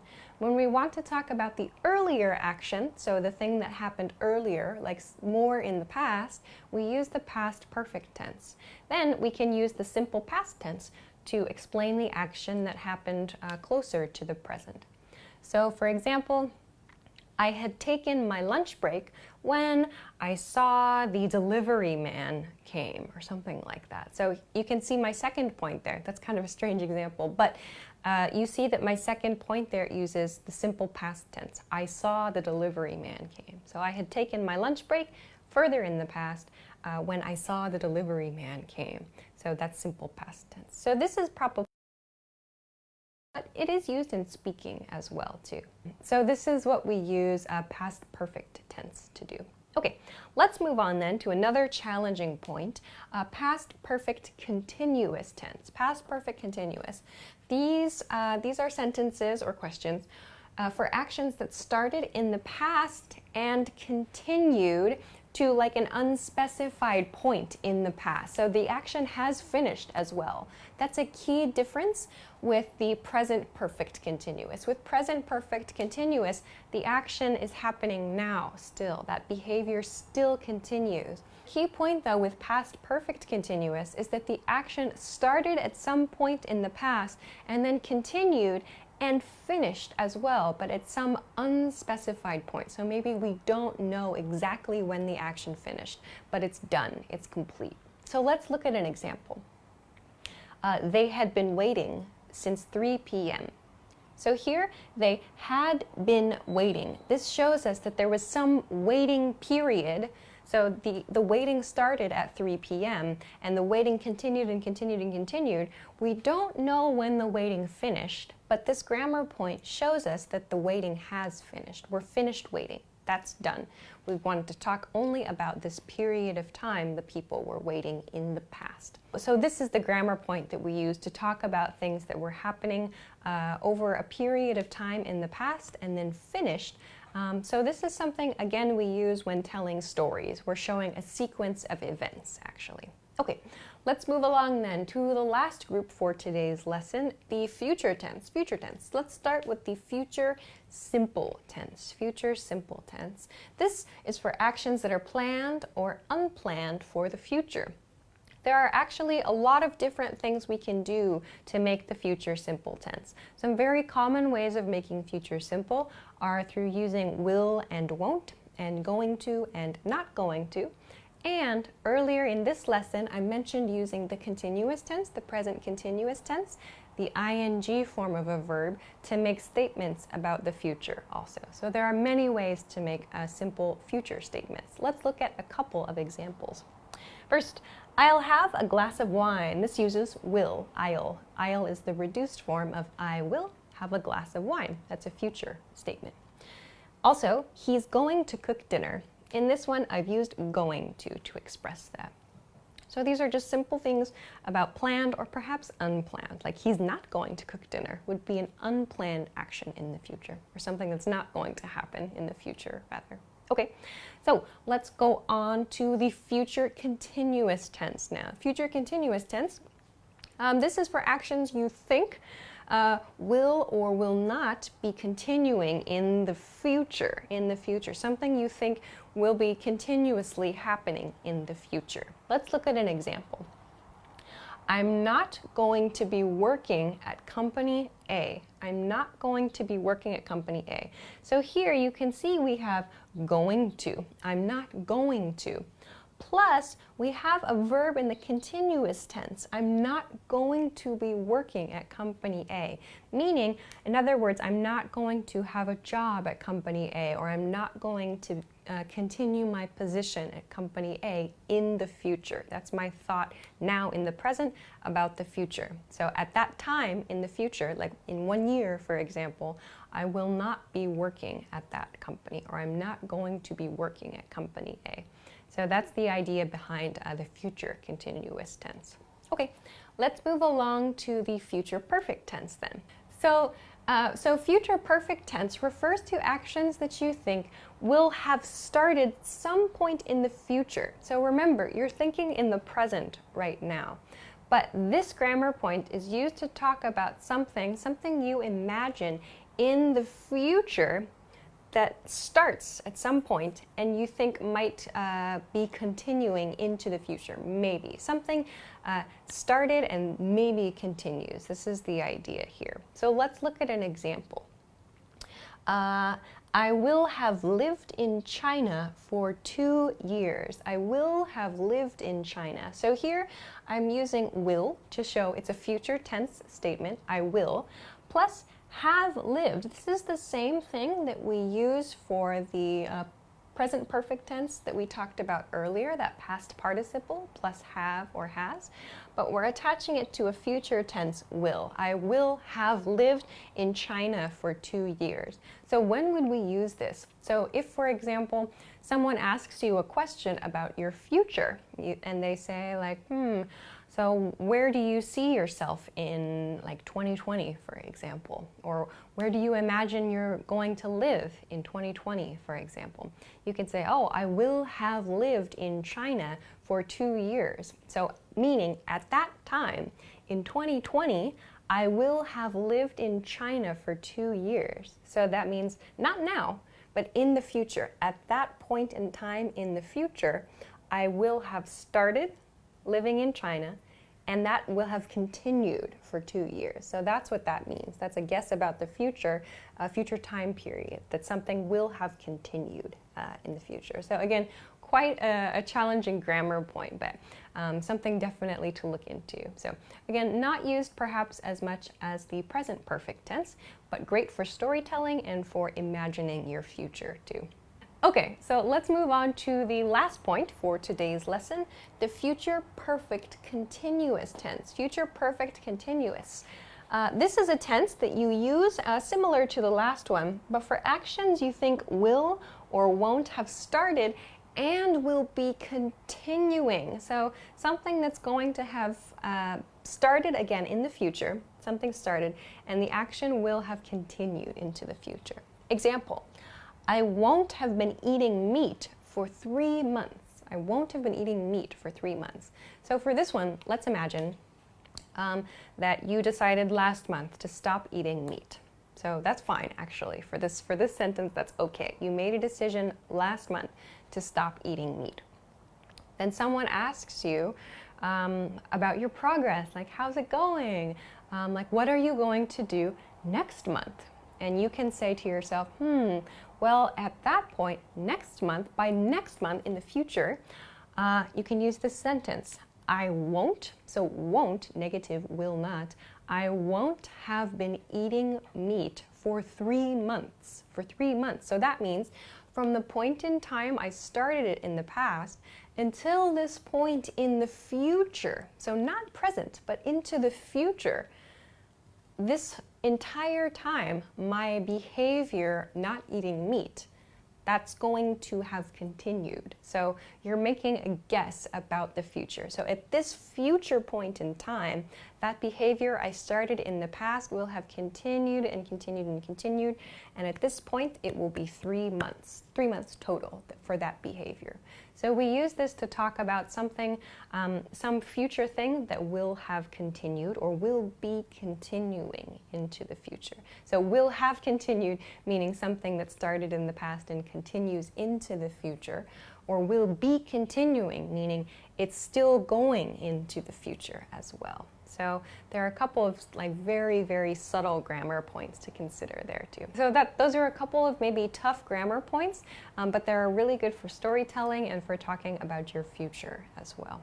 Okay, so I know that this was a lot of information in this lesson. If you have some questions about where to find more details about any of these grammar points, you can check the YouTube channel. Our YouTube channel has some resources for these grammar points. There's also some information on the website. If you don't see it on the website or on the YouTube channel yet, please have a little bit of patience. We are making new stuff all the time and we'll hopefully have this available for you soon. So please keep checking back in with us. Great, so that's everything for this lesson. I hope that it was useful for you. If you have any questions or comments, please feel free to leave a comment below the video. If you like the video, please don't forget to give it a thumbs up, subscribe to the channel, and check us out at EnglishClass101.com for lots of other things that you can use to study English. Thanks very much for watching this lesson, and I will see you again soon. Bye-bye. Hi everybody, my name is Alicia. In this lesson, I'm going to talk about some common idioms. These are common American English idioms. For your reference, an idiom is a set expression that doesn't mean exactly what the words in the expression means. It actually has a special meaning. These are set phrases with special meaning. So today I'm going to introduce a few. Let's get started. Okay, the first expression, the first idiom, is the expression I feel under the weather. I feel under the weather. This means I don't feel well. I don't feel well. So you use this when you feel sick, like I'm feeling under the weather today, or he's feeling under the weather today. You can also change this verb to look. If you want to make a guess about the way someone else feels, you can say, you look under the weather. Like in this example sentence, you're looking a bit under the weather. A bit means a little. And here, you're looking means like it seems that right now, your appearance now suggests that you don't feel well. But this is a friendly and casual expression you can use to say, are you okay? You look a little sick. So feel under the weather. To feel under the weather or to look under the weather, if you're just guessing based on someone's appearance, means that you don't feel well or someone seems like they might be sick. Okay, let's move on to the next idiom. The next idiom is, I've put in parentheses here, I'm so hungry, but we drop this part sometimes. I could eat a horse. I could eat a horse. So here you see could, suggesting possibility. This part we often drop, so sometimes we just say I could eat a horse, or maybe a different large animal, like I could eat an elephant, for example. Basically, this idiom means I'm very hungry. That's all. So in other words, I'm so hungry, It's possible for me to eat a large animal, an animal as large as a horse or as an elephant or something. We don't really change the animal so much. You could say elephant, I suppose, but typically people say horse. This is a little bit of an old-fashioned expression. Now you might just hear, I'm starving, but that's kind of an extreme, I'm really, really hungry expression. But if you use this, it's okay. People will understand. It means you're very, very hungry. Okay, let's move on to the third idiom for this lesson. This one is, it's raining cats and dogs. It's raining cats and dogs. This one also is a little bit old-fashioned, but you might still hear it used from time to time. It's raining cats and dogs just means it's raining heavily. It's raining a lot. There's a lot of water coming down. So it's raining cats and dogs. This does not mean there are cats and dogs in the street or coming down. It just means heavy rain, heavy rain. Okay, let's go on to another one that's a little more commonly used. This expression, this idiom is that or it or these, those, whatever. That costs an arm and a leg. An arm and a leg, physically body parts, an arm and a leg. That costs an arm and a leg. This expression means that's very expensive. We use this for something that is extremely expensive or perhaps more expensive than we expected. So an example of this would be, my new phone cost me an arm and a leg. My new phone cost me an arm and a leg. So I paid a lot of money for my new phone. Here, cost is actually in past tense, cost. Here, it's in present tense, that costs an arm and a leg. Here, this is the past tense expression. My new phone cost me an arm and a leg. Means I paid a lot of money for my new phone. So, an arm and a leg, these are key parts of our body. So we use them in this expression to show that something was really, really expensive. We had to give a lot of ourselves, a lot of our resources to pay for this item. So something costs an arm and a leg means something is really expensive. We always use arm and leg. We don't use arm or leg only. We use them together always for this expression. Okay, let's go along to the next one. Also uses leg. This expression, this idiom, is to pull someone's chain or to pull someone's leg. You also hear the verb yank used here. So pull is this motion. Yank is like a quick, short pull. So to yank something. But to pull is a but to pull someone's chain or to yank someone's chain or leg, these expressions all mean to be joking. It means you're just telling a joke. You're kidding. Kidding is a word that means joking.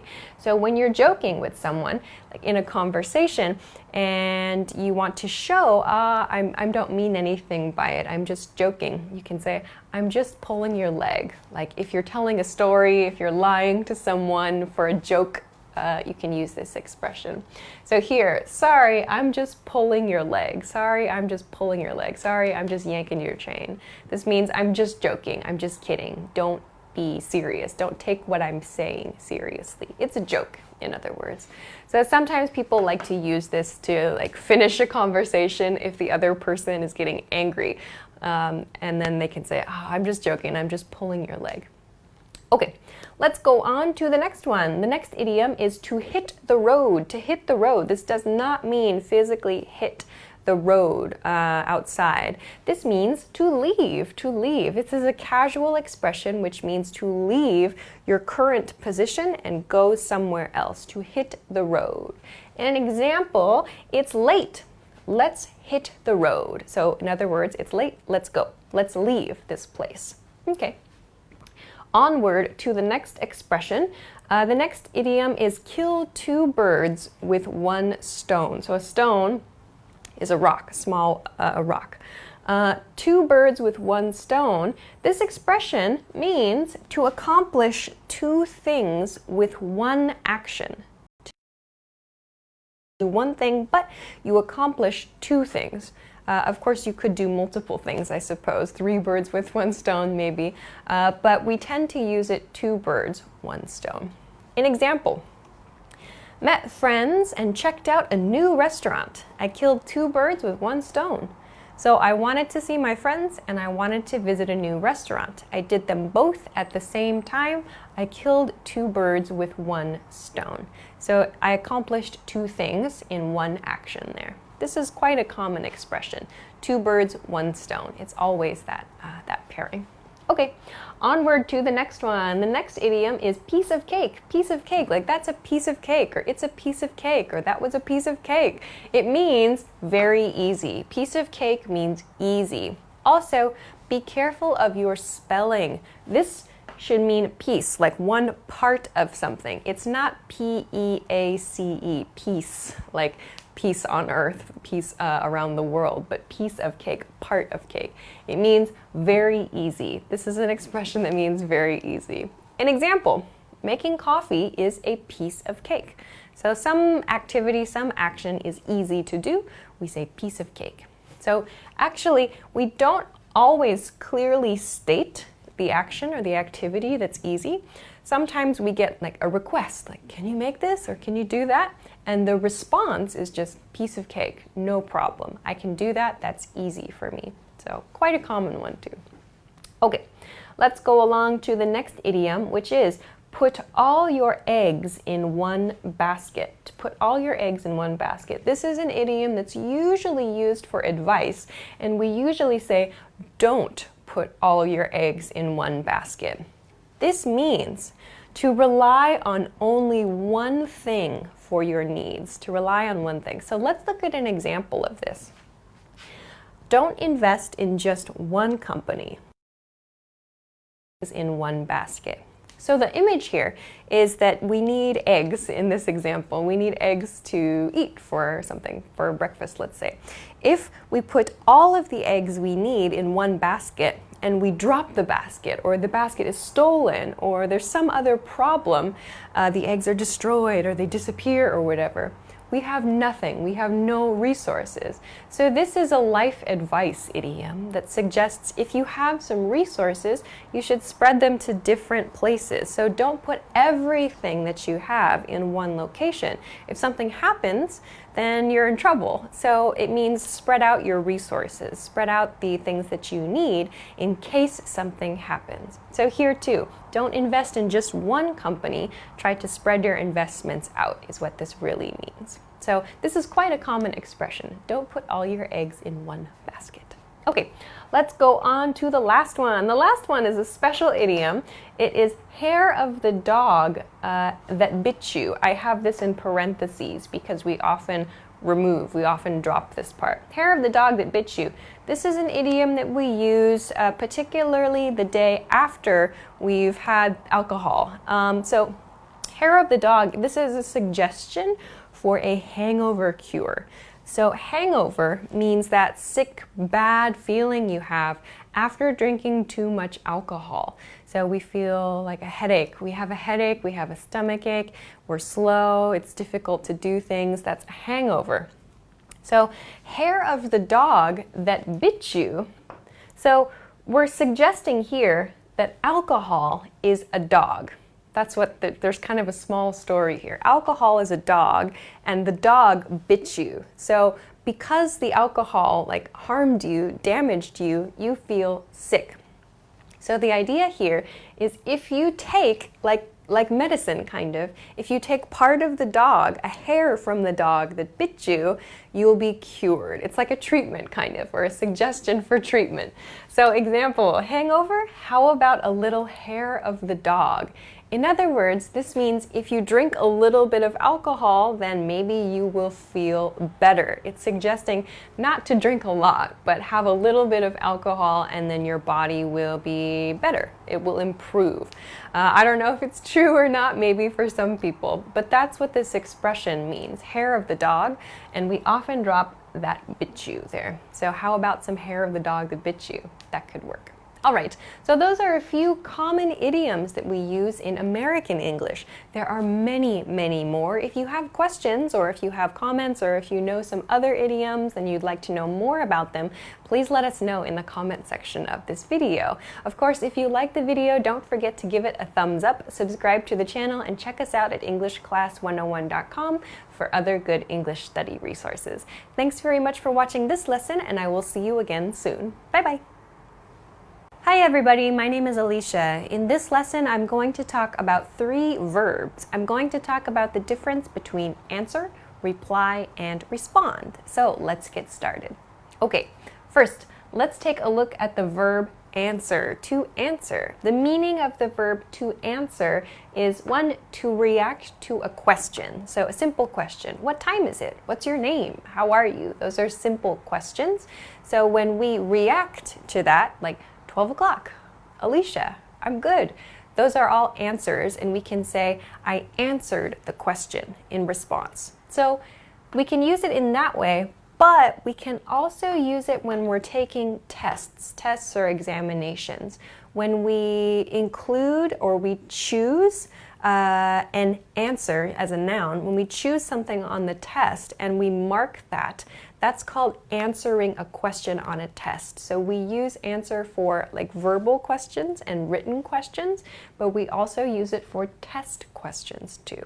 So this is good to keep in mind. When you're answering something, you're answering some question, or there's some question, some inquiry that you're reacting to. So there's something that's like a question being posed. That's a good thing to keep in mind for this verb. Also, we use answer for these 2 cases. When we pick up the phone, so there's an incoming phone call, your phone is ringing. When you pick up the phone, we use the verb answer to describe that. We say to answer the phone, please answer your phone. We also use it when guests come to our homes or to our offices or to other locations. When the guest arrives at the door or at the reception, or there's some kind of door area where you need to receive your guests, we use the verb answer to refer to opening the door and greeting the guest. So if someone knocks on the door to announce they have arrived at your home, you go to the door, open it. We say that's called answering the door. So please answer the door. Our guests are here. So to answer the door is to open the door when guests arrive. To answer your phone is to pick up the phone when your phone rings. So these are a couple other ways that we use the verb answer. Let's look at some examples now too. All right, first one. Please answer the questions. Please answer the questions. We could use this for a test. We could use this in like a discussion as well. Please answer the questions. This is a very simple basic way to use answer. Here for a test, answer all questions within 30 minutes. So here's a command. Answer all questions within 30 minutes on a test probably. Here's a negative example. He didn't answer. In this case, he didn't answer his phone. So if you call someone and the other person does not pick up the phone, they don't answer their phone, this is how you can explain that. He didn't answer. And we remove this part, he didn't answer, because from the situation it's quite clear. He didn't answer his phone. We know it's his phone because you were on the phone. So he didn't answer. We can use it in this way. Okay. Now, that's answer. Let's take a look at reply next. Reply. Reply is used to mean to react to a statement or a question. So someone says something, someone poses a question, asks a question. To react to that, we can use the verb reply, or rather, we can use reply to refer to our reaction to that thing. So we'll see in just a moment. Reply is not as formal as respond. Actually, from these verbs, when I'm emailing, I tend to use reply in my emails a lot more. Thank you very much for your reply, for example. So that's used as a noun, but you can use it as a verb. So like, please reply at your earliest convenience, for example. You could use that too in emails. That's what I tend to use. Anyway, some examples of using reply here.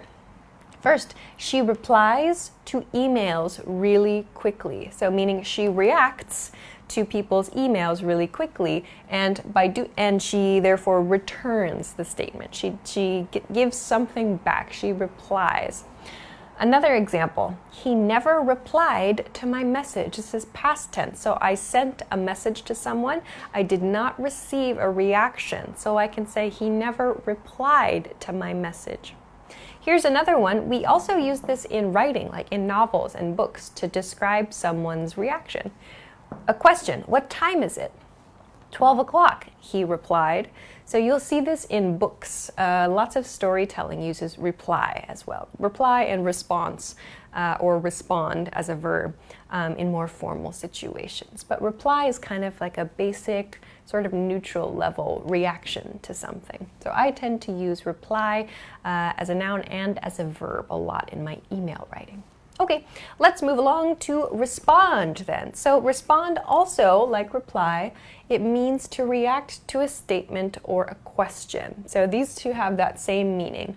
However, respond sounds a bit more formal than reply. So if you use respond in like a text message to your friend, like please respond to my message or please respond by tomorrow, it might sound too formal. Reply is probably better when you're texting your friends, like please reply to the invitation by tomorrow. Sounds much more natural. Respond would be good at work when you're using like work email for something, or when you're on the phone as well. So using this is much better for like business situations. Also, respond has an additional meaning that's not related exactly to communication. Respond can also mean to have a good reaction to something, So I'll share some examples of this, but this is not the focus meaning for this lesson, but I'll introduce some examples. Okay, so let's look at examples of this part. First, I need to respond to that email. Maybe you're telling your boss, I need to respond to that email from the client. It sounds a little more formal. It sounds a little more important. Another one, a question. Have you responded to those inquiries yet? So you received like client inquiries or customer inquiries. An inquiry is a question. So have you responded to those inquiries yet? Another one, a negative. They're not going to respond. So this is, you're making a guess, probably a strong guess. The other party, or maybe the client, the customer, is not going to respond. They're not going to react to something. Okay, so as I mentioned, respond does have this other meaning of reacting favorably, reacting well to something. So we use them for like public reactions to things. We can use them a lot for medicine, like treatments and so on. So here's one. She responded well to treatment. This doesn't mean she said something or she wrote something. It means she received some treatment. She's sick, so she received some treatment, some medicine of some kind, and her body was happy about the treatment. There was a good response. Her body responded well. So there was a good reaction in her body. That's what this means. Here, second example sentence, I think the public will respond well to this policy. So this is a prediction. The speaker is making a guess.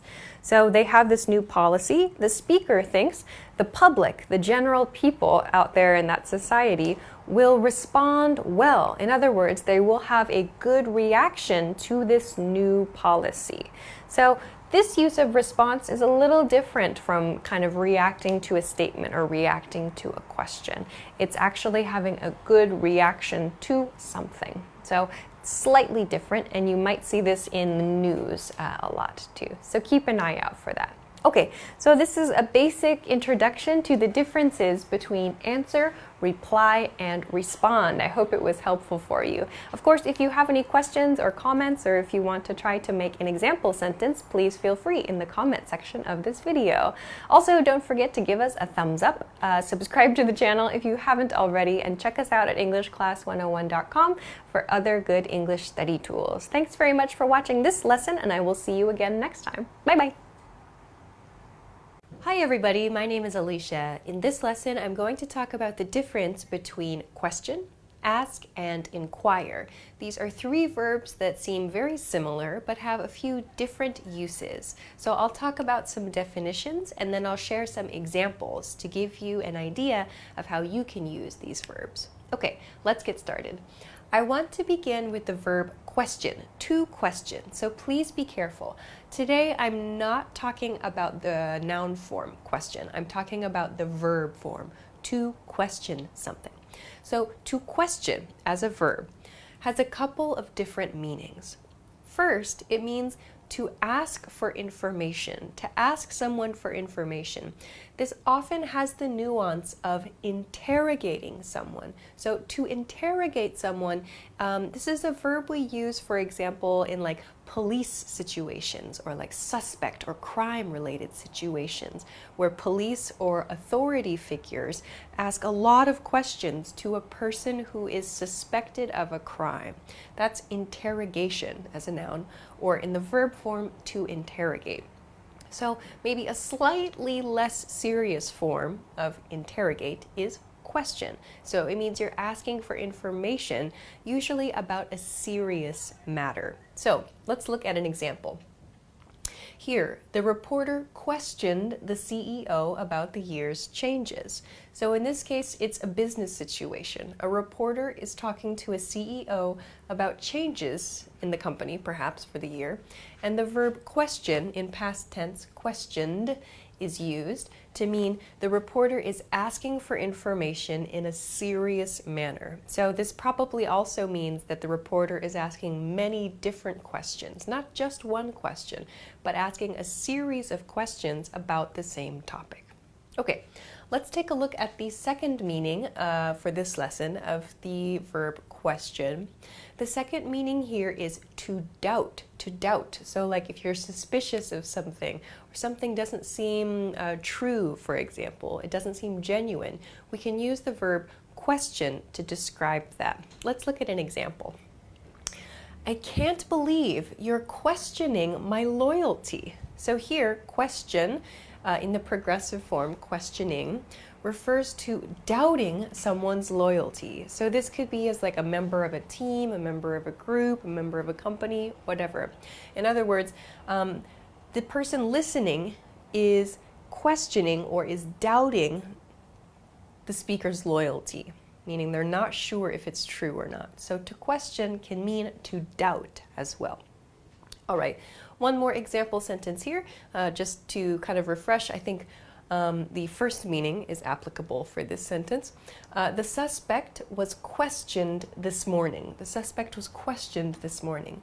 So here it's used in passive, and we see that it's again in some kind of criminal or crime-related situation. So this is something you'll commonly see in news, like in reports related to crime. So to question. Okay, now though, let's move on to ask and inquire. So let's start with ask. The verb to ask means to request, to request something. It also means to look for information. So you'll see actually, this is the same as I have for inquire.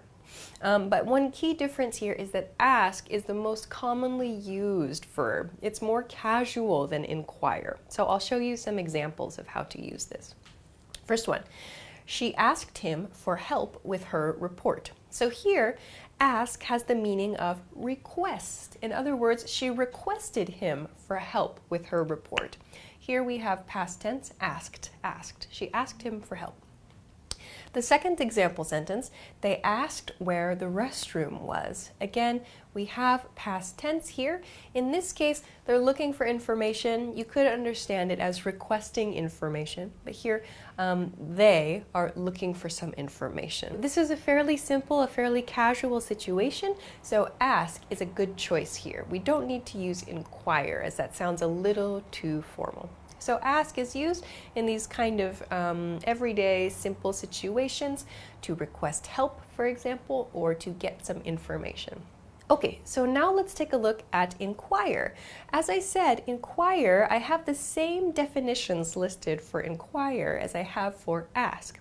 However, inquire sounds more formal than ask, so we can use it in similar situations in terms of the meaning, but When you use inquire, it should be for something that's a little more serious or not so maybe everyday. So maybe in like business situations or in customer-client relations, for example. Let's take a look at some examples of when inquire might be used. First one, reporters inquired about the president's motivations. So reporters inquired about. So in this case, it's reporters, they're searching for information about the president's motivations. So this is connected to this meaning, looking for information. The reporters are trying to find some information here. Let's look at the next example sentence. People shouldn't inquire about the private lives of celebrities. So here, inquire is used in present tense. So in other words, people shouldn't look for information, or maybe even people shouldn't request information about the private. So these are perhaps more formal situations. These might be something you could see in the news, for example, or in more serious situations or in serious discussions. So when you're choosing between ask and inquire, ask yourself, is this a casual situation? If so, ask is probably the best choice. If it's more formal, like a business situation, you might use inquire instead.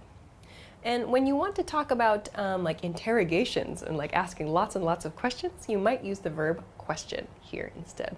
So I hope that that helps you. I hope you can kind of get an idea of some of the differences between these three verbs. Of course, if you have any questions or comments or want to try to make some sentences with these three verbs, please feel free in the comment section of this video. Of course, don't forget to give the video a thumbs up if you enjoyed it. Subscribe to the channel if you have not already, and check us out at EnglishClass101.com for other good English study resources. Thanks very much for watching this lesson, and I will see you next time. Bye-bye.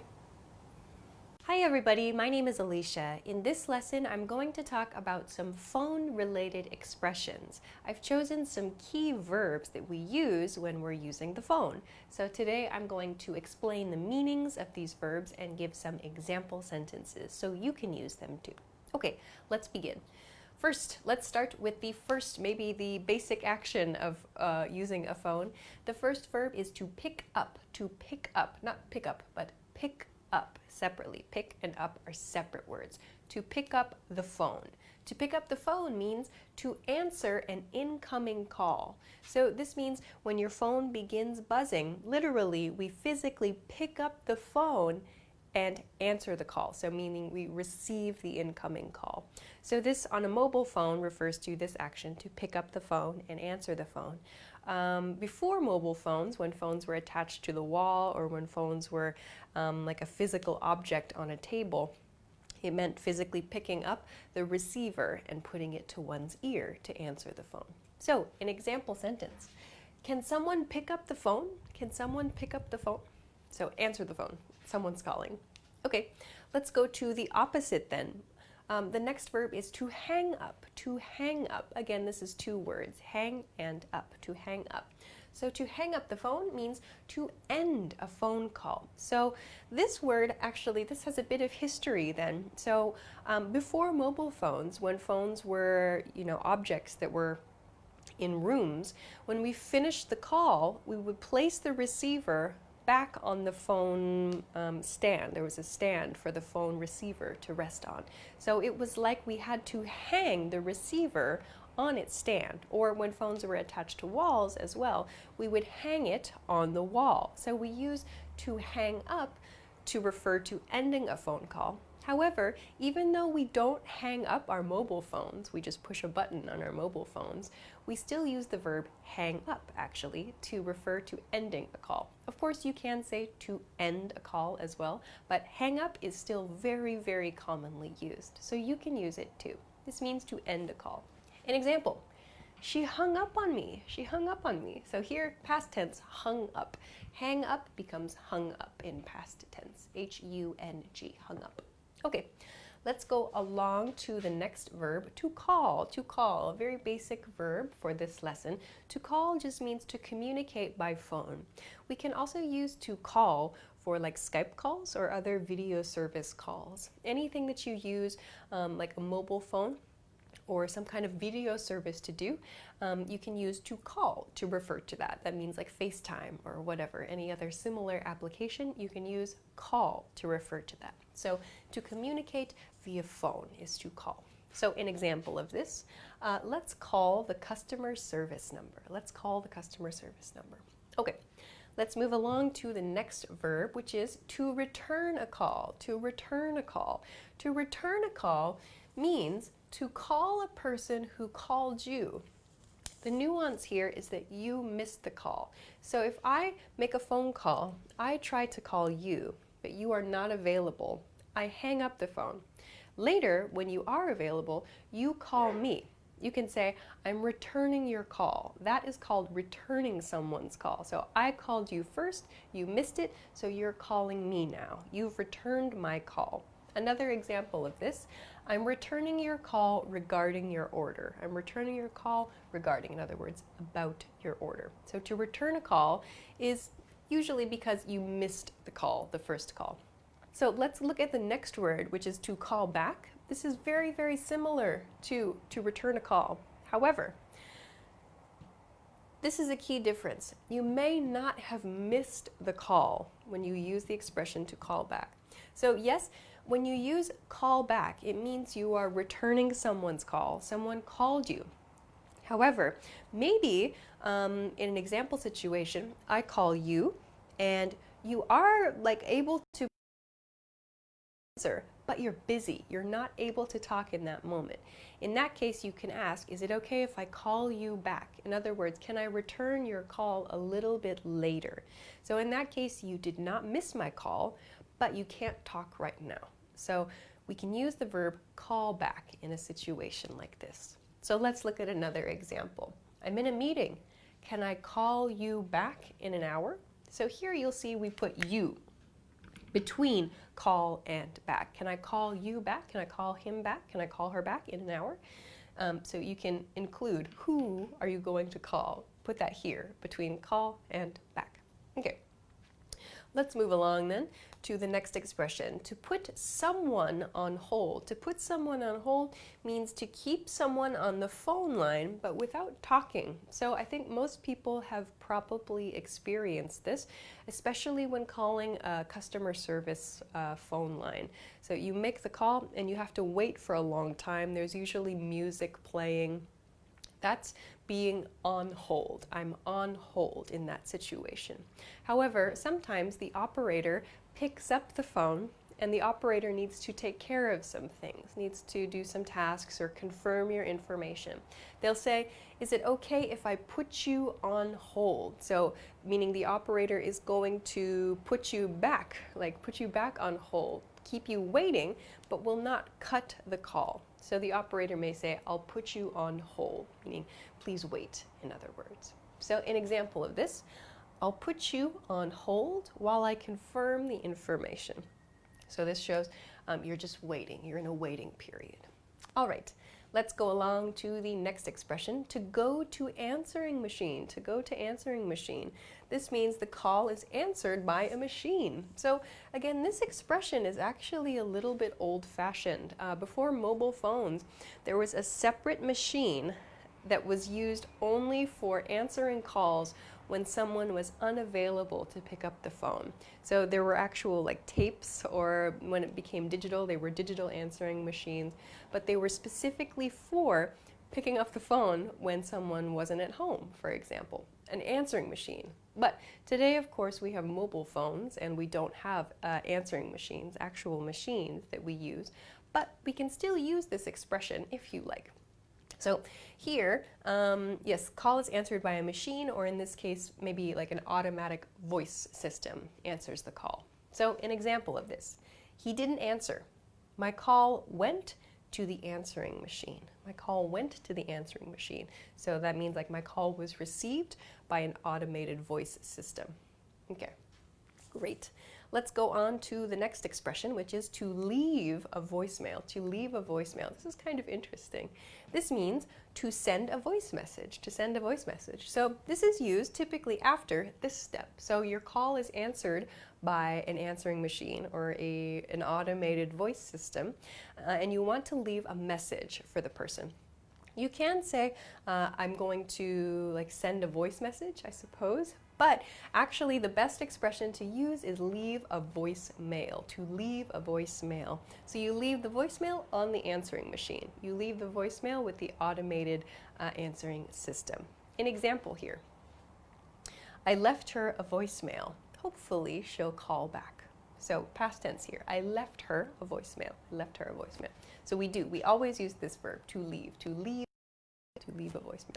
So let's go on to the last item on this list, to dial something. This refers to inputting numbers for the phone number. So a long time ago with rotary phones, people would actually use a dial. It was a circular dial where the numbers were input, and we had to wait. Well, people actually waited for the dial to spin back to its original position before inputting the next number. Then we graduated to using keypads, and of course now we use keypads that are digital on our mobile phones, perhaps. So to dial refers to the act of inputting. So here, dial 1-800-555-4422 to reach us is a great example of how this might be used. So dial, in other words, means input these numbers to reach us. So to dial refers to inputting numbers in that way. We don't use dial in situations outside of phone calls though, so we wouldn't say like dial information into your computer necessarily. We use it for phones a lot. So you might hear this, or you might just hear call us at this number. So just a little history point there perhaps. Okay, but those are a few words that are related to phones and phone use, so I hope that those are helpful for you as you use the phone and as you talk about your phone-related communications. Of course, if you have any questions or comments or want to try to use one of these words in a sentence, please feel free to do so in the comment section of this video. If you like the video, don't forget to give it a thumbs up and subscribe to the Also, as always, make sure to check out EnglishClass101.com for some other good English study resources. Thank you very much for watching this lesson, and I will see you again soon. Bye-bye. Hi everybody, my name is Alicia. In this lesson, I'm going to talk about the difference between someone, everyone, and anyone, and somebody, anybody, and everybody. Let's get started by looking at the meanings of these words and how we use them. Okay. Let's begin with someone and somebody to begin with. You can remember someone and somebody and anyone and anybody follow very similar rules as some and any. If you've seen the video on our channel talking about some and any, maybe you remember the rules that I'm going to explain here. You can check that video for some extra information about those grammar points too. So let's start with someone and somebody. We use someone and somebody in positive statements. So a simple statement, not a question, in other words. When we make a positive statement, we use someone and somebody in that sentence structure. We also use these two words in requests and in offers. So keep in mind these are two categories of question. So a request question or an offer question. Let's take a look at some examples of this now. First of all, there's someone at the office. So here I've chosen someone. There's someone at the office. This is a positive statement. So not a question, just a statement. It's a positive here. The next example, can you send someone to help me? Can you send someone to help me? This is a request, so a specific type of question, a request question. Can you send someone to help me? The third example sentence is an offer. Would you like to talk to somebody? Would you like to talk to somebody? So here we have request, offer, positive statement. We can use someone or somebody in each of these examples. So I've used someone, someone, and somebody here, but actually we can change each of these to the other choice. Both are fine in each of these example sentences. I'll talk more about the difference between one and buddy a little bit later. For now, however, let's move on to the difference between anyone and anybody. Okay, so this is a key difference between someone and somebody. Anyone and anybody, this is used in negative statements. These are used in negative statements. Someone and somebody used in positive statements. So this follows the same rule as some and any. So in negative statements, and we use anyone and anybody in information questions. So that means that not requests, not offers, but you're looking for some kind of information. We use anyone and anybody in these cases. So let's look at a few examples of this. First, I don't think anyone is at the office. Don't think anyone is at the office. So here we've used anyone because it's a negative. Here's my negative. It's in the do not. So not right here. This is my negative. Therefore, I've used anyone here. One more example sentence, a question this time. Has anybody seen my keys? Here I've used anybody. I've used this because this is an information question. I'm looking for some information I don't have now. This is not a request, it's not an offer. So I shouldn't use someone or somebody. I need to use anyone or anybody. I'm looking for information. This third example sentence is the same. Why hasn't anyone returned my calls? Here, anyone. And I'm looking for information. In this case, a why. This is a why question. So again, not a request, not an offer. I'm looking to find something new. I'm looking for information, so I should use anyone. Again, just as I talked about with someone and somebody, I can change this anyone, anybody, and any other word. It's fine to use the other word here. For example, anybody, anyone, anybody. That's perfectly fine. Again, I'll explain more. But remember, anyone and anybody is used in negative statements. Someone, somebody used in positive statements. This is one key difference. Okay, but let's move along now to everyone and everybody. Everyone and everybody, this will follow kind of a different rule than someone and anyone. We use everyone and everybody to refer to all people related to a situation or related to a group. So this could mean a class, it could mean every person in an office, it could mean in a city, in a country.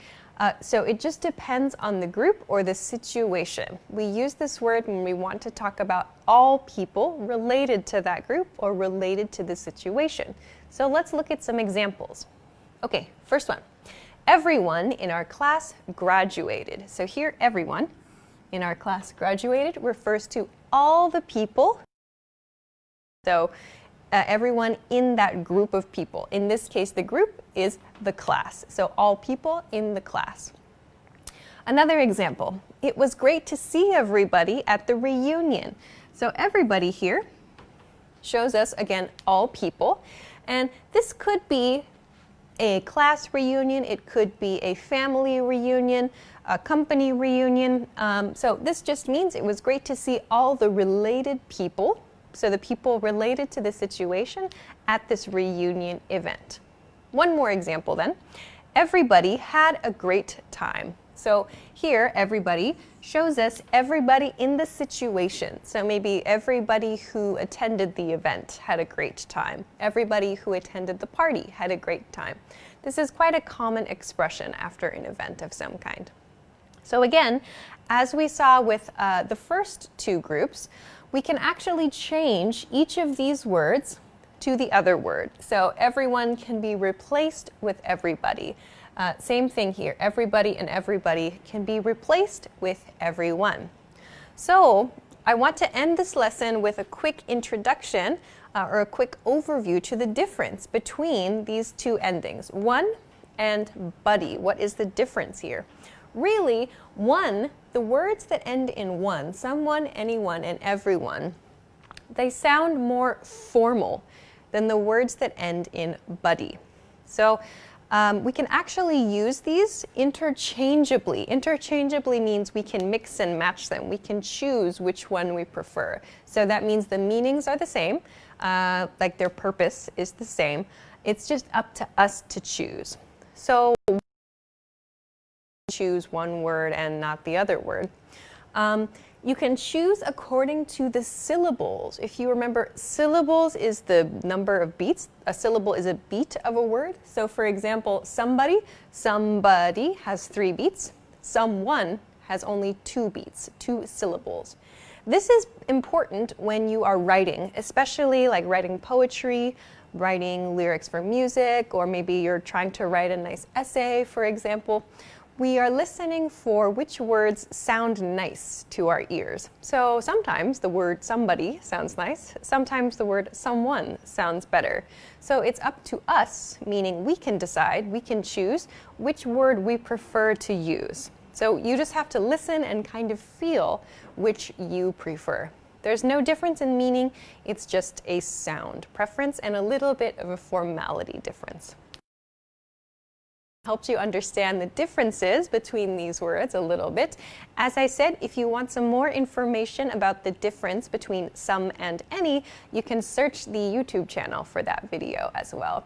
Of course, if you like the video, please don't forget to give it a thumbs up, subscribe to the channel if you haven't already, and check us out at EnglishClass101.com for some other good English study tools. Thanks very much for watching this lesson, and we will see you again soon. Bye-bye. Hi everybody, my name is Alicia. In this lesson, I'm going to talk about phrasal verbs with back. Let's get started. Okay, first I want to introduce a group of 4 verbs that shares one common point. That is this. These 4 verbs all have the meaning of moving with the rear part of something forward. So if you imagine a car, the front and the back of a car, like the front side and the back side of a person.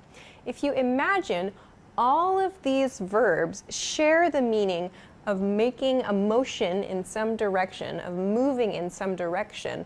However, the rear part is the part that is like the forward moving part. So we usually walk with this part of our body moving forward, but when we move with the rear part forward, it means this direction. So we're moving back in a backwards motion. So these 4 verbs all include that meaning. I want to mention that first. These don't include that meaning. So these 4 include that meaning plus some preposition that tells us the direction of that movement and the relationship of that movement as well to something else. So with that in mind, let's take a look at these 4 phrasal verbs. The first phrasal verb here is back into, back into. So back into means moving with the rear part forward, yes, so this kind of motion, into a space. So to back into something, you're backing into an enclosed space. So imagine with a car, a lot of these will be very, very useful for using with a car. So an example of this would be this one. He backed into the parking space. He backed into the parking space. So you imagine with a car, backing in, the rear part of the car moves in to the parking space. That means the rear part of the car enters the parking space first. So we use the phrasal verb to back into. You'll notice here too, this is the past tense form, backed. He backed in. Backed is the past form of back. So he backed into the parking space. It tells us that he moved with the rear part of the car forward into the parking space. Okay, so now let's look at the opposite of this, to back out of something. So since we have out here, we had in before, this shows us this is the opposite direction then. However, we don't use back out to, we use back out of. Please be careful here, back out of. So this means to move out of a space, to move out of a space. So an example sentence might be, a question in this case, can you back out of the garage? So again, this means the rear part of the car is moving forward. However, instead of going into a space, the motion is coming from a space. So we're backing out of a space. That means from a position inside a room, in this case a garage, the back of the car moves first out of the garage. So backing out of something, to back out of a garage or to back out of a parking space as well. Okay, now let's move along to the next phrasal verb, back onto, back onto. This is quite different from back in or back out. To back onto means to move backwards on top of something. So again, when you're driving a car, for example, you might use the expression, he backed onto the sidewalk. So this means the rear part of the car moved first, and as it moved on top of something else. So there's movement and movement onto another thing. He backed onto the sidewalk, or he backed onto maybe a bicycle, for example. So movement backwards and on top of something else. So this might happen to you when you're using a vehicle. So let's move on to the next phrasal verb, which is back away from. Back away from is a phrasal verb you might use more to talk about your body, the motion of your body, than you would a car. So this means to move backwards in a direction opposite to something else. So by this I mean there's maybe another person or there's something that you want to move away from, and again, the rear part of your, so if you imagine it that there's something like in front of you here, in front of the front part of your body, and you want to move away from it, but you maintain this direction with your body, we use the phrasal verb to back away from to talk about doing that. So an example sentence, they backed away from the fire. So you imagine there's a fire, like you're camping, for example, and you move in this way. You can say you backed away from the fire. So to back away from might be your body more so than to talk about a car, perhaps. But this means moving in an opposite direction from something else. Okay, so let's move along then to the next three, which do not belong to this group relating to that kind of rear-facing motion. Let's first begin with this expression, to back off, to back off. So to back off means to remove oneself from a situation, that's one, or to move away in fear.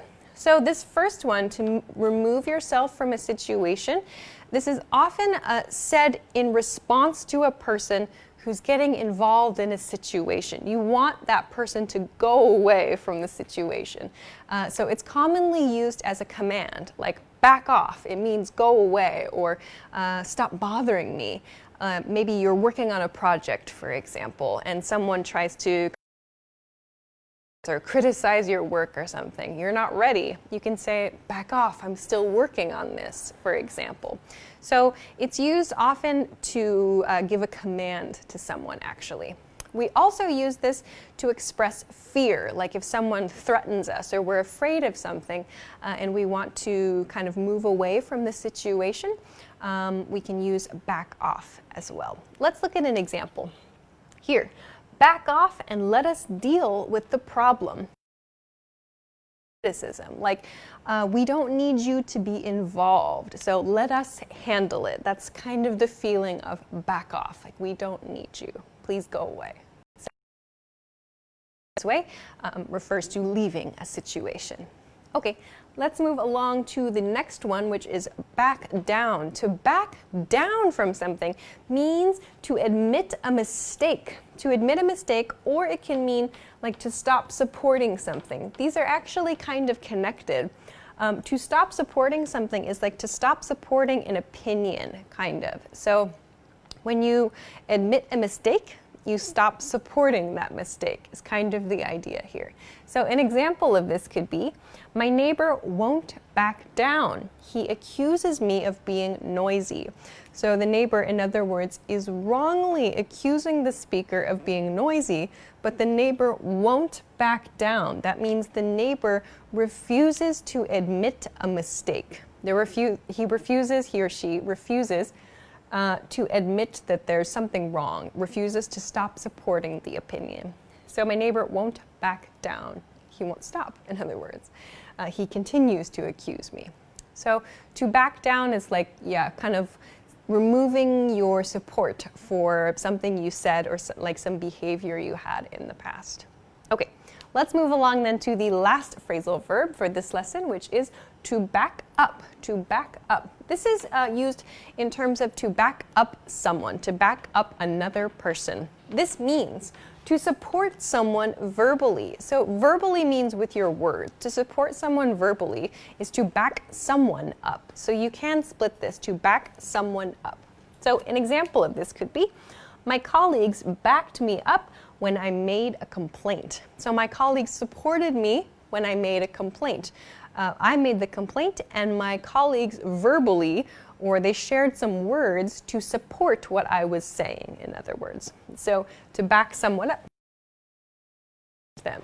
Keep in mind this is very different from to be a backup. To be a backup means to be a substitute for something. It has a very different meaning here. So to be a backup, that's something very different from to back someone up. So keep that in mind and try to pay attention to the situations where those two words are used. All right, so those are hopefully a few new ways that you can use the verb back. Of course, if you have any questions or comments or want to try to make a sentence, or maybe you know a different way of using the verb back, please feel free to do so in the comment section of this video. Of course, don't forget to give the video a thumbs up if you enjoyed it. Subscribe to the channel if you at EnglishClass101.com for some other good English study tools. Thanks very much for watching this lesson, and I will see you again soon. Bye-bye. Hi everybody, my name is Alicia. In this lesson, I'm going to talk about some phrasal verbs that use the word push. So these are expressions that feature the verb push, but have a slightly different meaning from the basic meaning of push. Let's take a look. Okay, let's begin with the first expression, which is push off. To push off means to begin moving. Usually we use this with a boat. When we say push off, it's like we're pushing away from some kind of like safety or some kind of support. We typically use this for boats to mean moving a dock, moving away from land, moving away from the part of the boat that's connected to. So we use this like to refer to moving away from a safe place, but it tends to be used a lot in boats. An example of this, we pushed off at 8 a.m. So here it's the past tense, we pushed off, and the time. We pushed off at 8 a.m. means probably the boat left the safe place at the dock at 8 a.m. So to push off means to begin moving away from something, some kind of support. Okay, let's move along to the next expression. The next expression is to push by. To push by something or to push by someone means to use a pushing motion to move past someone or something. We use this a lot with people. In a crowded situation where you're near someone else but you would like to move past that person, you can use a slight pushing motion, a gentle pushing motion to move past that person. So push them a lot, but you can alert the other person. You can tell the other person you're going to pass them with this expression. For example, I'm gonna push by you. I'm gonna push by you shows I'm going to push myself, or I'm maybe going to push something close to you, or I might push you a little.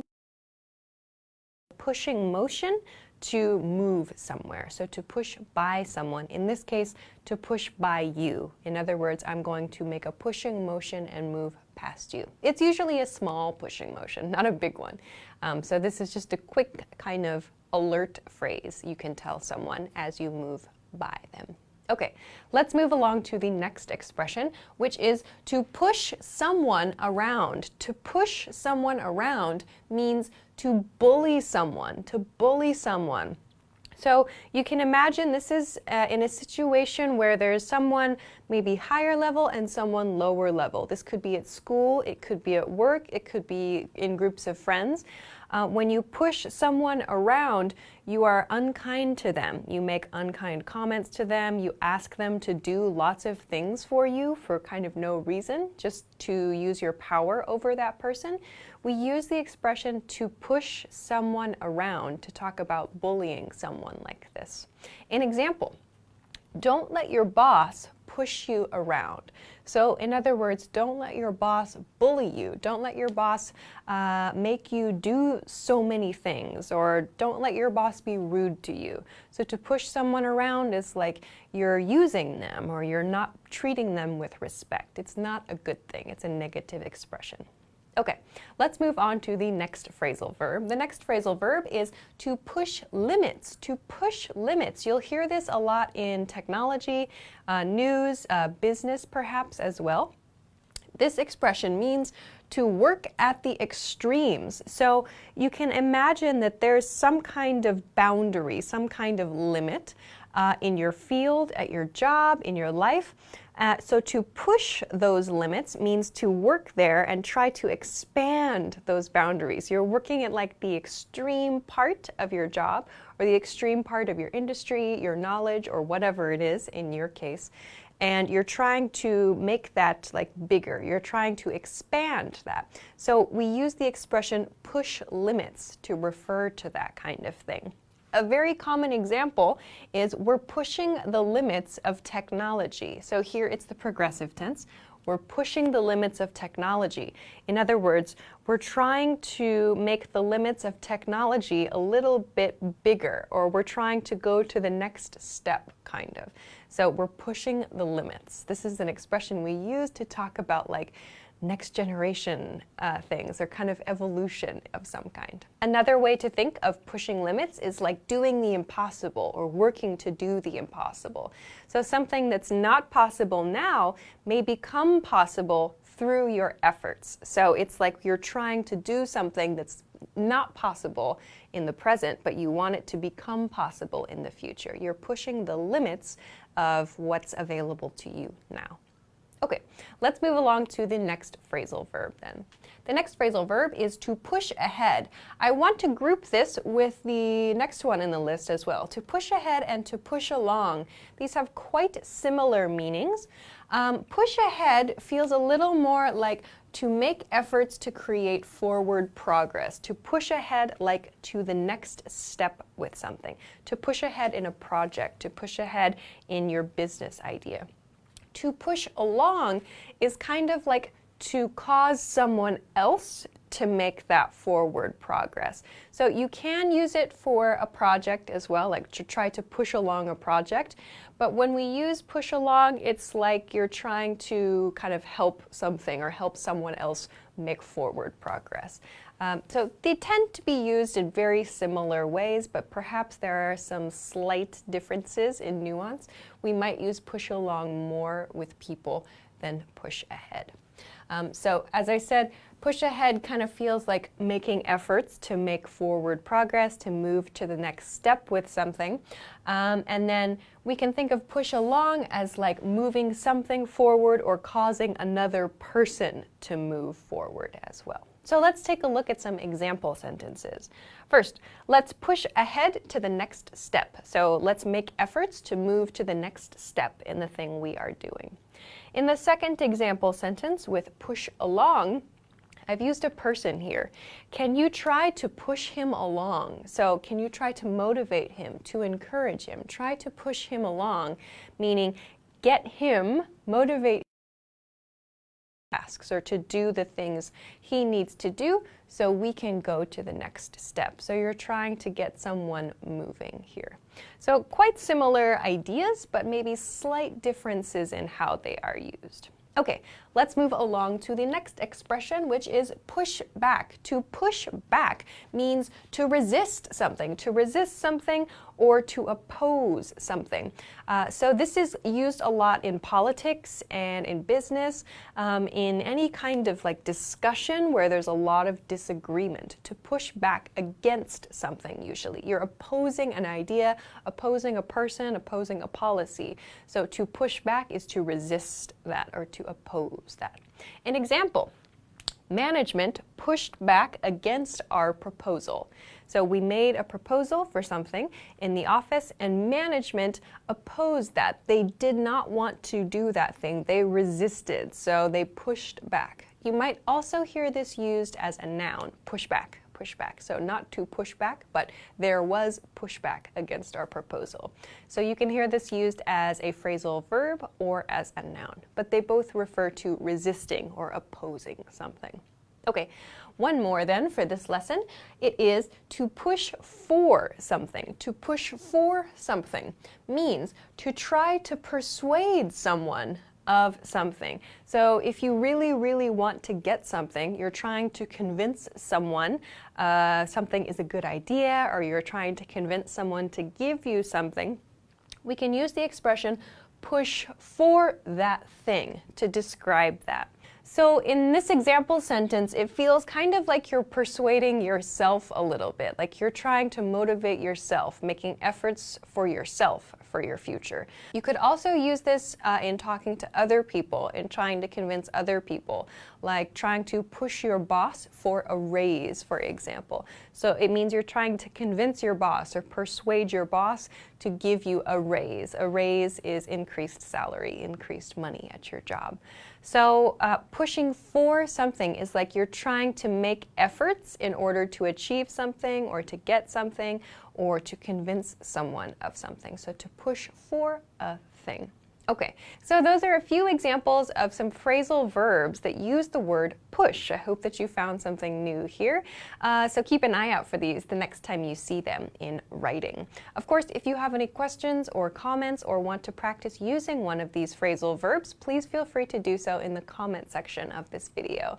If you liked the video, please don't forget to give it a thumbs up, subscribe to our channel, and check us out at EnglishClass101.com for other good English study tools. Thanks very much for watching this lesson, and I will see you again next time. Bye-bye. Hi everybody, my name is Alicia. Today I'm going to talk almost different example sentences and give you a couple pointers, some things to watch out for when you're using this word. So first, let's look at the meaning of the word almost. So almost is an adverb. It's a word that means nearly or not quite or not completely. It can also mean similar to something, but not exactly like something. So I've got a lot of example sentences here that I hope to talk about to kind of explain the use of almost.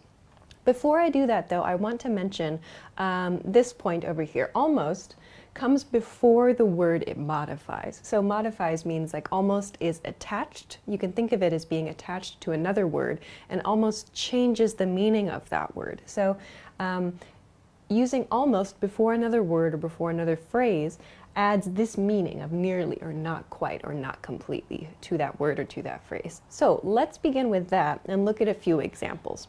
I almost forgot my homework. So here almost comes before the verb forgot in this case, meaning I nearly forgot my homework. So the word almost, like I said, almost should come before the word it modifies. So here it's modifying the word forgot. So I nearly forgot my homework. I was very close to forgetting my homework. Another example, he almost always calls on his way home. So here it comes before the word it comes before the word always in this case. Almost always, meaning maybe like 95% of the time or 90% of the time. So not always, but nearly, very nearly always calls on his way home is the meaning of this sentence. Okay, let's look at another one, maybe an opposite meaning here. They almost never leave the house. So here we've got never as the word that almost is modifying.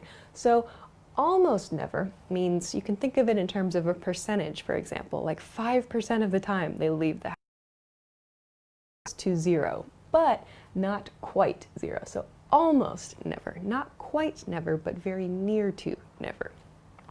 The next one, you're almost finished. You're almost finished. So here, almost is modifying the word finished. So in other words, you're nearly finished in this case. Maybe you're nearly finished with your job for the day, or you're nearly finished with your homework, for example. You're almost finished is the meaning here. Let's look at the next sentence then. So the next sentence is we're almost home. We're almost home. In this case, almost is modifying the word home. Home, in this case, means at your place of residence. So to be in a status of being at your place, at your dwelling, at your residence. So to be almost home means nearly at your house, in other words. So we can modify in this way. Similar to this negative I used up here with never, we've got there's almost nothing left in the refrigerator. So again, almost nothing in this case. So very nearly no things, very nearly maybe nothing to eat or no food in the refrigerator. So this sentence means there's something in the refrigerator, a few things maybe, but almost nothing. So very little of something. Okay, the next sentence shows another point that I want to make about the placement of the word almost. I mentioned in these initial example sentences that the word almost comes before the word it modifies, as we've seen so far. However, when you're using the verb to be and were, for example, after that verb. So let's look at an example of that.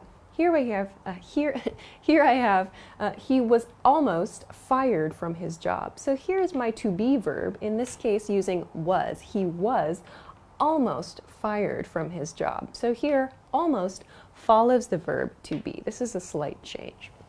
I'll show you one more example sentence later. So again, let's go back to this first pattern. Almost no one came to her party. So here, almost begins the sentence. No one. Almost no one came to her party. So meaning very few people came to her party. Lastly, let's look at one more to be example. Here, I was almost late for the movie. So again, here's our to be verb, I was, and almost follows that to be verb. I was almost late for the movie. Okay, so these are quite a few examples of how we can use almost. I want to talk a little bit about some other ways to use almost.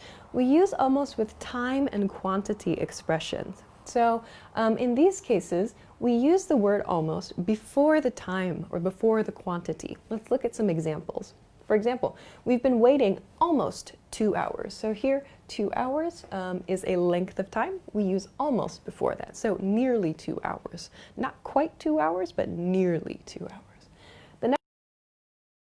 Almost 5 years. So that doesn't mean 5 years exactly, but very nearly 5 years.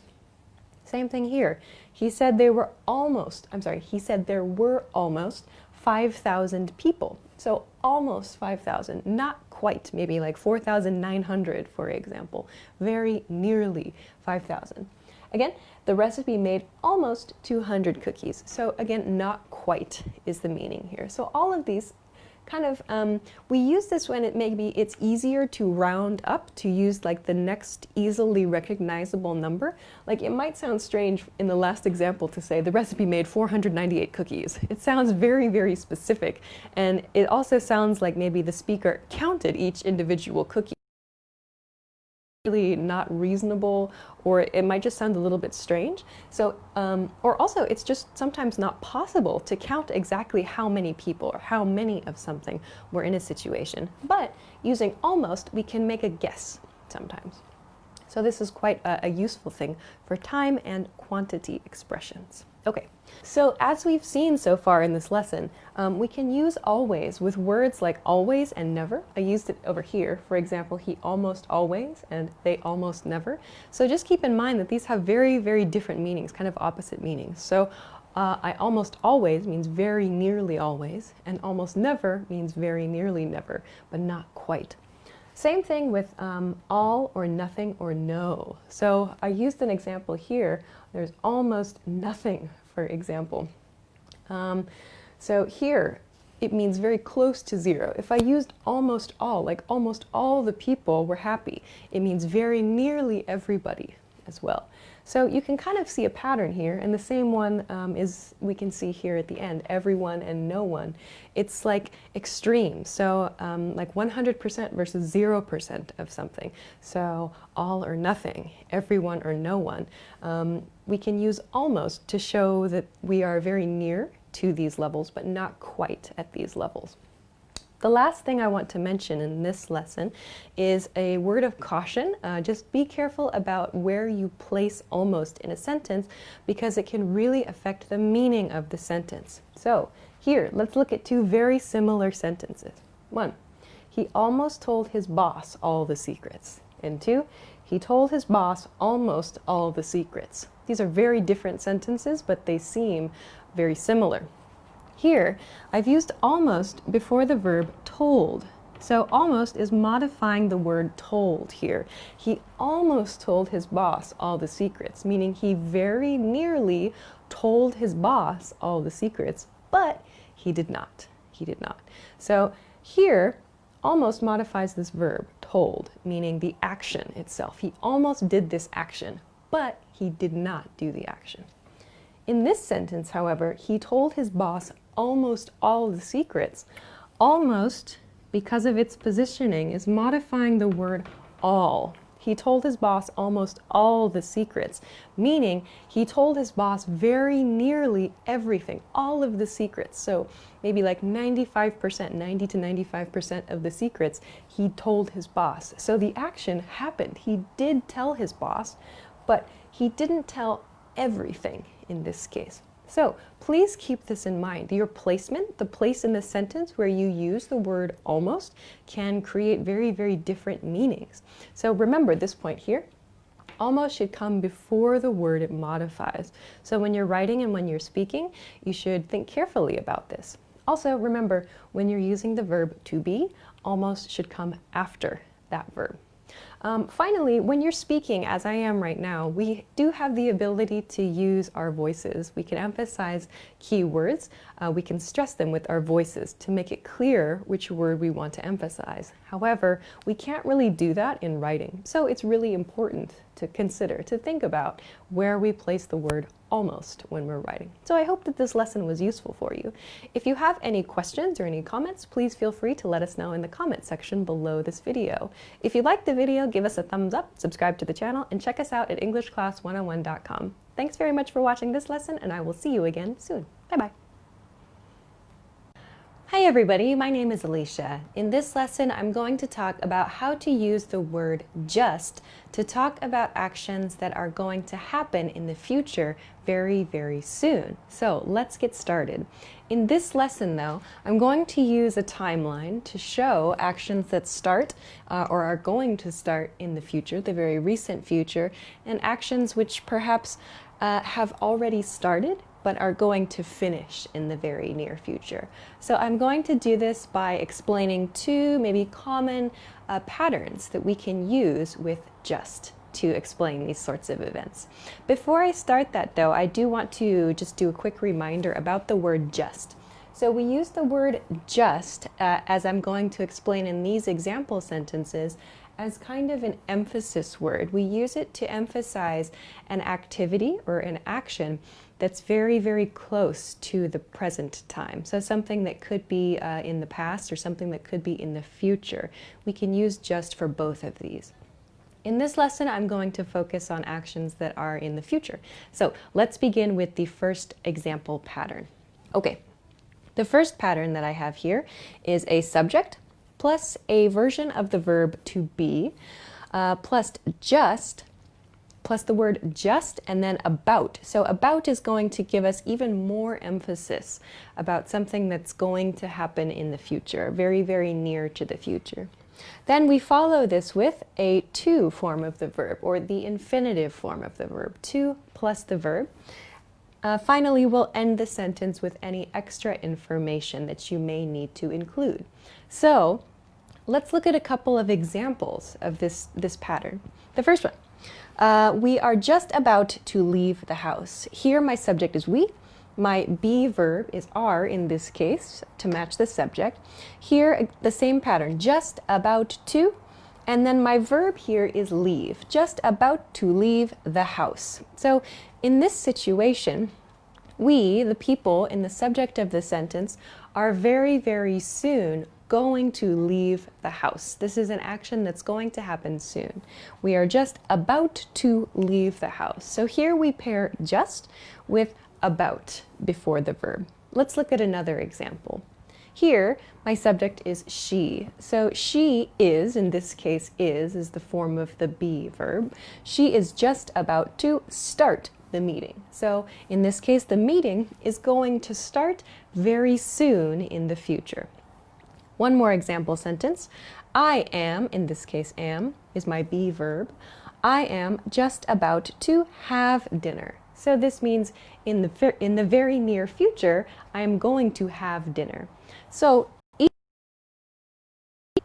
communicates an action that has not started yet, but in the very near future, it's going to start or it's going to happen. So on a timeline, we can imagine if this is the present point here in the middle, and this is my future, we can imagine that these actions are going to happen very, very soon in the future. So something that's going to start soon or an action that's going to occur soon, we can use this kind of pattern to talk about that. Okay, so let's take a look at the second pattern that I prepared. This one is perhaps a little bit less common than this pattern, but I want to introduce it for a couple of different reasons. So let's take a look at the pattern first. So similar to the first pattern, we have the subject of the sentence plus be plus just. However, after this just, I have the ing form of the verb. This is the continuous form or the progressive form of the verb. Just any extra information you may need to communicate. So let's take a look at a few examples here. I've actually just changed these sentences into this pattern here. So again, we have this we are, just as I did here. We are, in this case, just, plus my verb, my to verb from this sentence, to leave, becomes leaving in the continuous tense. We are just leaving the house is my first pattern. So this sentence actually shows that perhaps the speaker was already in the action, was already in the process of leaving the house. However, the action is not yet complete. Let's look at another example though. She is just starting the meeting here. So again, my first sentence in this pattern was she is just about to start the meeting, meaning it's going to start in the future.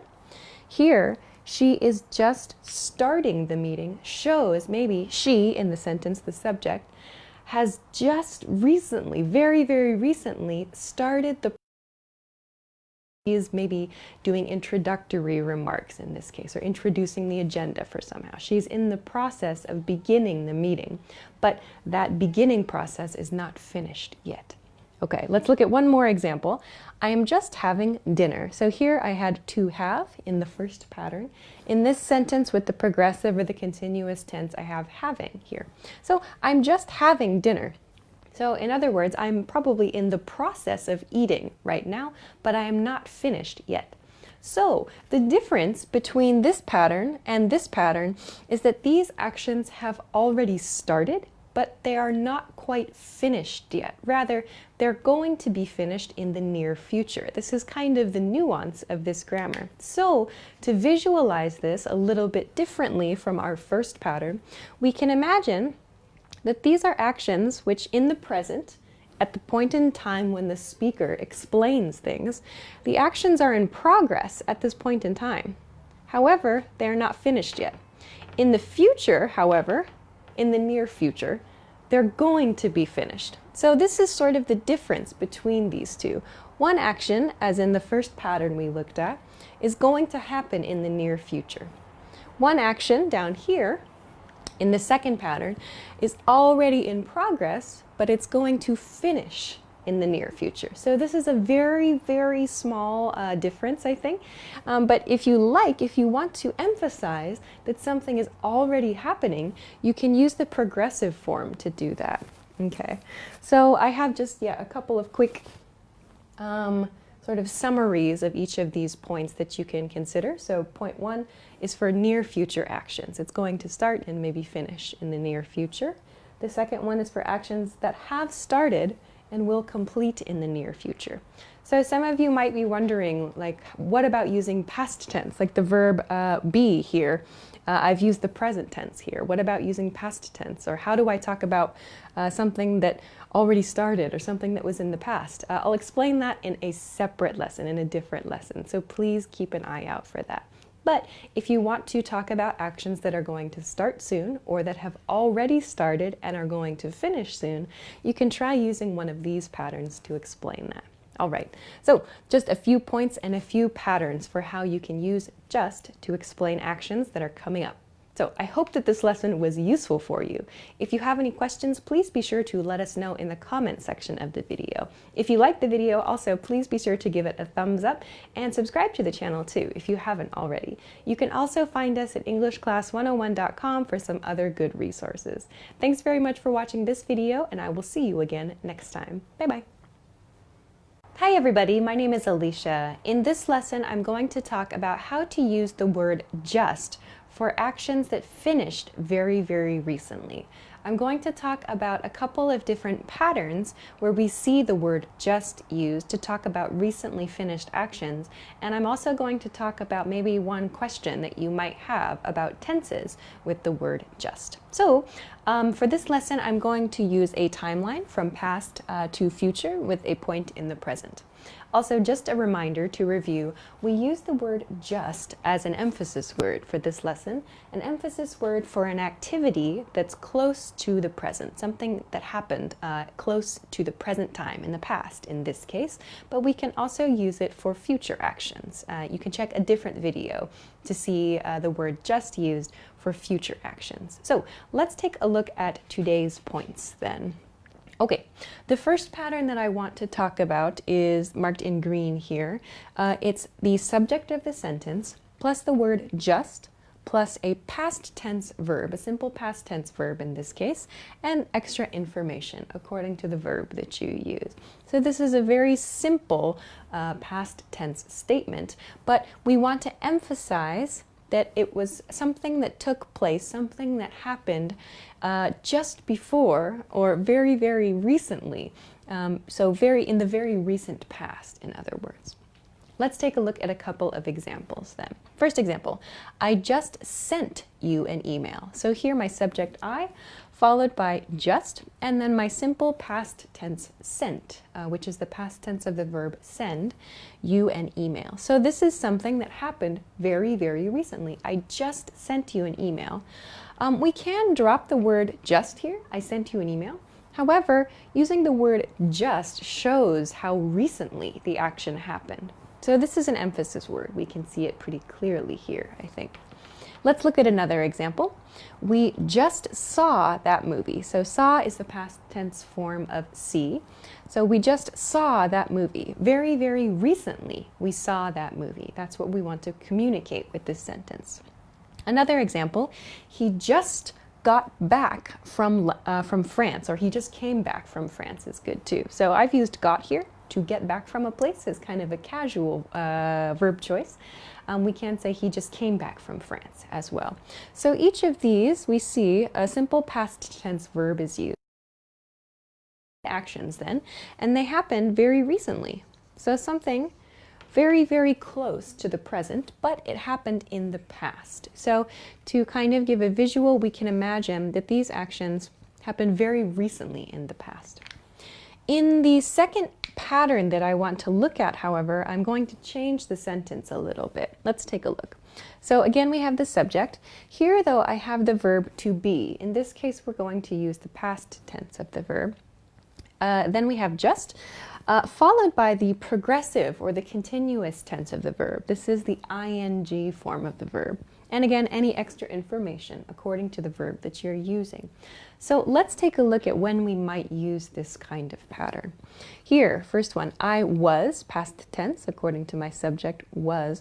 I was just, and then studying is my verb here. I was just studying. So this is an action that was happening. You'll notice the progressive tense in the very recent past. Something I was doing, I was in the process of doing in the past. Let's take a look at another example here.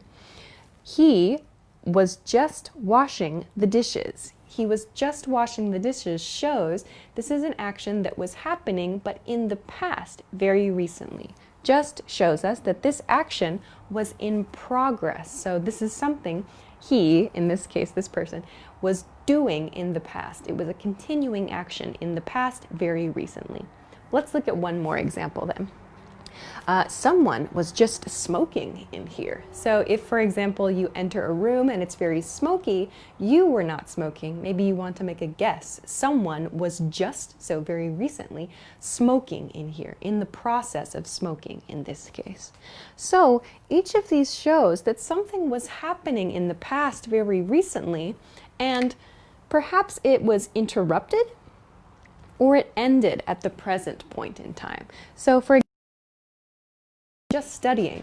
Maybe, for example, you're in the process of studying, but your phone rings. You pick up the phone and you answer it with, "Oh, hello, I was just studying." So something I was very recently continuing to do.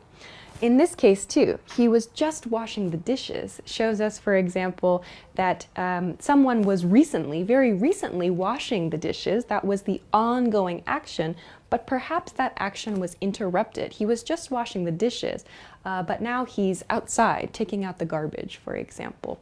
So these patterns we can use to show an action that was continuing in the past and recently finished, or perhaps that was just interrupted. So maybe that action is going to continue in the future. Like, for example, I was just studying, I picked up the phone to talk to my friend, I'm going to continue studying in the future. But we can use was here, or were, but a past tense form of the verb be, plus the continuous tense, to show an action continuing, that was continuing in the very recent past. So this can be quite useful for interrupted activities, as I said. Okay, but there are a couple of things I want to mention here because while these are useful, and perhaps you can check the other video about how to use just for future actions, there's one kind of similar pattern, I suppose, that might cause some confusion or that might not be so clear. So I have a couple of example sentences here. In this lesson, I've talked about using the past tense form of the verb to be, but I'm using the progressive form here. Or in the first pattern I introduced, I'm not using the be verb in this case, but I'm using a simple past tense verb. If, however, you see a sentence like one of these, like, for example, I was just about to send you an email, or he was just about to make dinner, it might cause some confusion because here we have past tense, I was or he was in this case. But this point, just about to, suggests a future action. So it seems like it doesn't match really. There's a past tense point and maybe a future tense point together here. This is a pattern that's used for actions we were planning to do. We had a plan, something we wanted to do in the near future. However, the action was interrupted. So, for example, this is a sentence you can use at work or maybe at school. Maybe you have a plan to email your professor or to email a colleague. However, before you have time or before you have a chance to email your colleague comes to you, or your colleague calls you, for example. So you can say, I was just about to. So something you planned to do in the very recent future, however, you did not do. So the plan was interrupted, or you did not have a chance, or there's some reason that you did not take the action you're describing here. So in this example, he was just about to make dinner. But perhaps an action interrupted it. So he was just about to make dinner when his friend invited him out for pizza, for example. So perhaps these are used for interruptions. We plan to do something, but that plan is interrupted for some reason. So we mix this past tense be verb plus this about to, which I talked about more in the future tense example, or the future tense sample patterns in the other video about this topic. So please check that out if you have some questions about how to use just for future actions. So I hope that this video was useful for you. If you have any questions or comments, or if you would like to try to make a sentence, please feel free in the comment section of the video. If you like the video, please make sure to give it a thumbs up. You can check us out at EnglishClass101.com for some other resources too. Thanks very much for watching this lesson, and I will see you again soon. Bye-bye. Hi everybody, my name is Alicia. In this episode, I'm going to talk about how to express fractions and percentages. I'm going to talk about a few different patterns you can use, and I'm going to talk about some questions that people have, especially with prepositions. So let's get started. Okay, the first thing that I want to look at is this chart over here. Chart we call a pie chart in English. It looks like a pie. In this case, for this example, I've made it into data about our favorite desserts, just for example. So the black part is people who like ice cream, red is cake, and blue is pie. So just for our example. But I want to use this to explain how we talk about percentages. So percent is the word that we use for this symbol, this sort of circle/circle symbol. We use the word percent to explain this. So when we want to talk about data in this way, we can use percent before a noun phrase, and we use it with the word of. So to use this data as an example, we would say, for example, 25% of people prefer cake, as in this example. Or here, 50% of people prefer ice cream. So when you're using a percentage, please make sure to include the number, of course, followed by percent. So 25%, 50%. Follow that then with the preposition of, 25% of people. So in this case, my data is about people's preferences.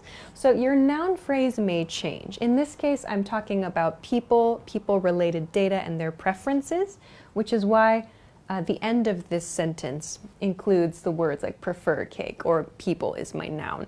This may change depending on your data and depending on what you need to explain. But in general, this is a pattern that you can use to talk about percentages. So 25% of, 30% of, to talk about these.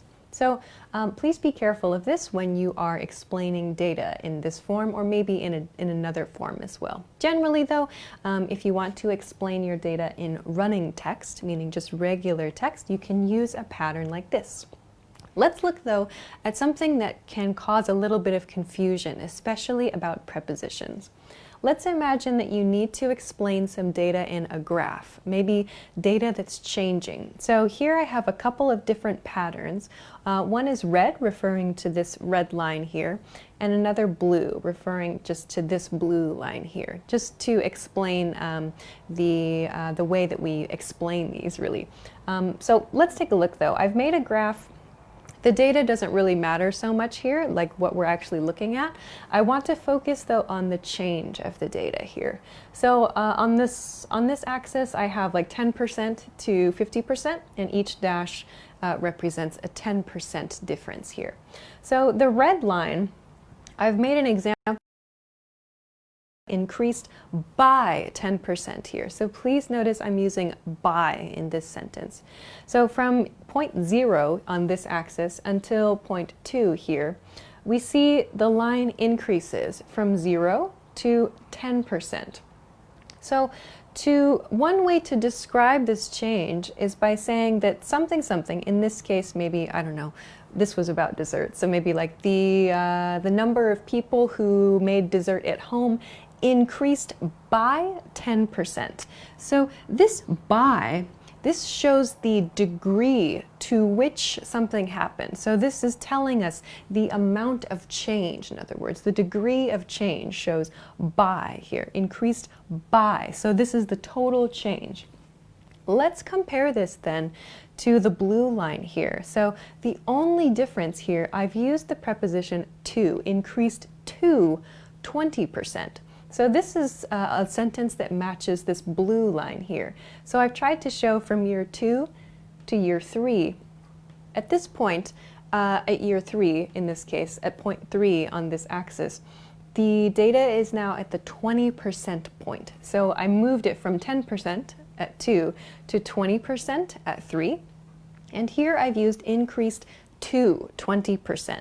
This shows us sort of the upper limit of the data. Using to shows us the limit of the data, so like how far the data went. It's not referring to the amount of change, it's referring to the point at which the data stops, or like the end point for that data.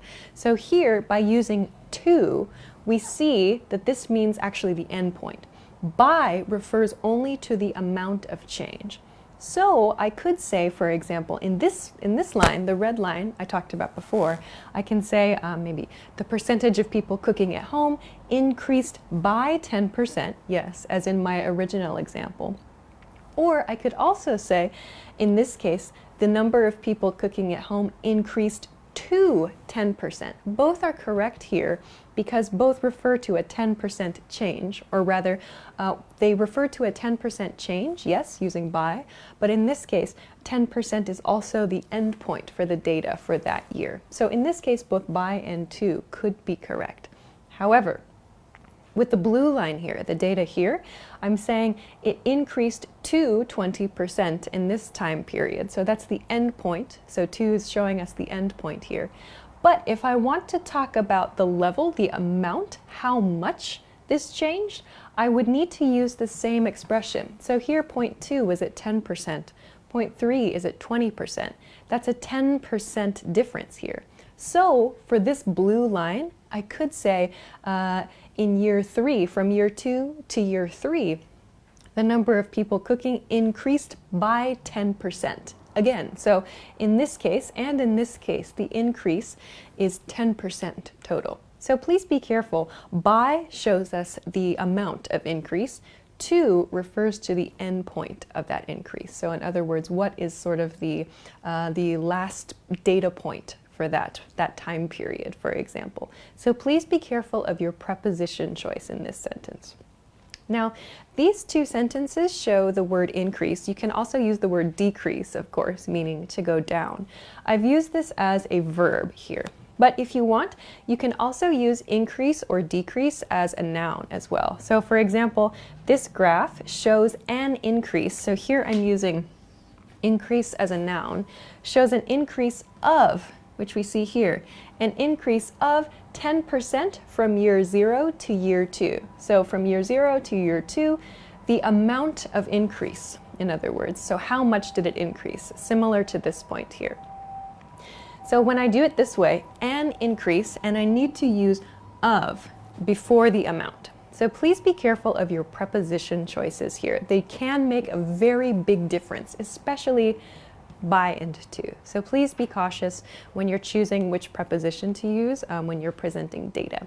Okay, let's go to the last point for today. The last thing I want to talk about is fractions. So these sorts of things you might see in recipes, you might see in data. We call these fractions. But some people have questions about these. So let's take a look. I have here 3 examples. Generally, a general rule, first is to read the top number here. In this case, I have 1, 2, and 3 as the top numbers. We should read the top number just as you would a regular number, 1, 2, 3, 4, 5, 6, whatever. So read the top number as a regular number in the singular form, so 1. So you don't need to read it in a plural form. Don't try to change the top number at all. The bottom number, however, we should read the bottom number like you would a date, like a day of the month, like the 3rd or the 4th or the 5th, for example. So please use the same sort of numbering as you would for days of the month. So in this case, 3rd, 6th, and 10th. We would read them in the same way that we do dates. So we also need to use the plural form for this, unless the top number is a 1. So if the top number is a 1, we would read this with the singular form. If the top number is more than 1, we should read this with the plural form. So for example, 1/3 would be this one. 2/6 for pronunciation. 2/6. It's even hard for native speakers to say. 3/10. 3/10.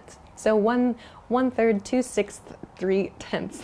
So if it's difficult for you to say, don't worry. It's hard for me to say too. But The plural form should only be used, or I'm sorry, the plural form should always be used unless the top number is a 1. Okay.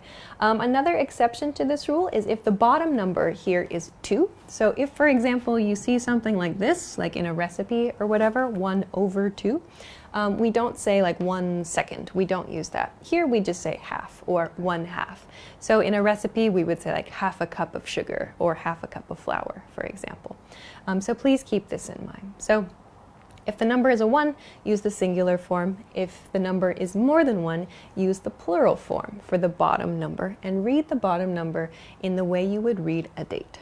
All right, so those are a few points that I wanted to introduce about percentages and graphs and fractions, as I've noticed that they can be difficult to explain properly sometimes. So I hope that this was useful for you. If you have any questions or if you want to try something out in the comments, please feel free to do so.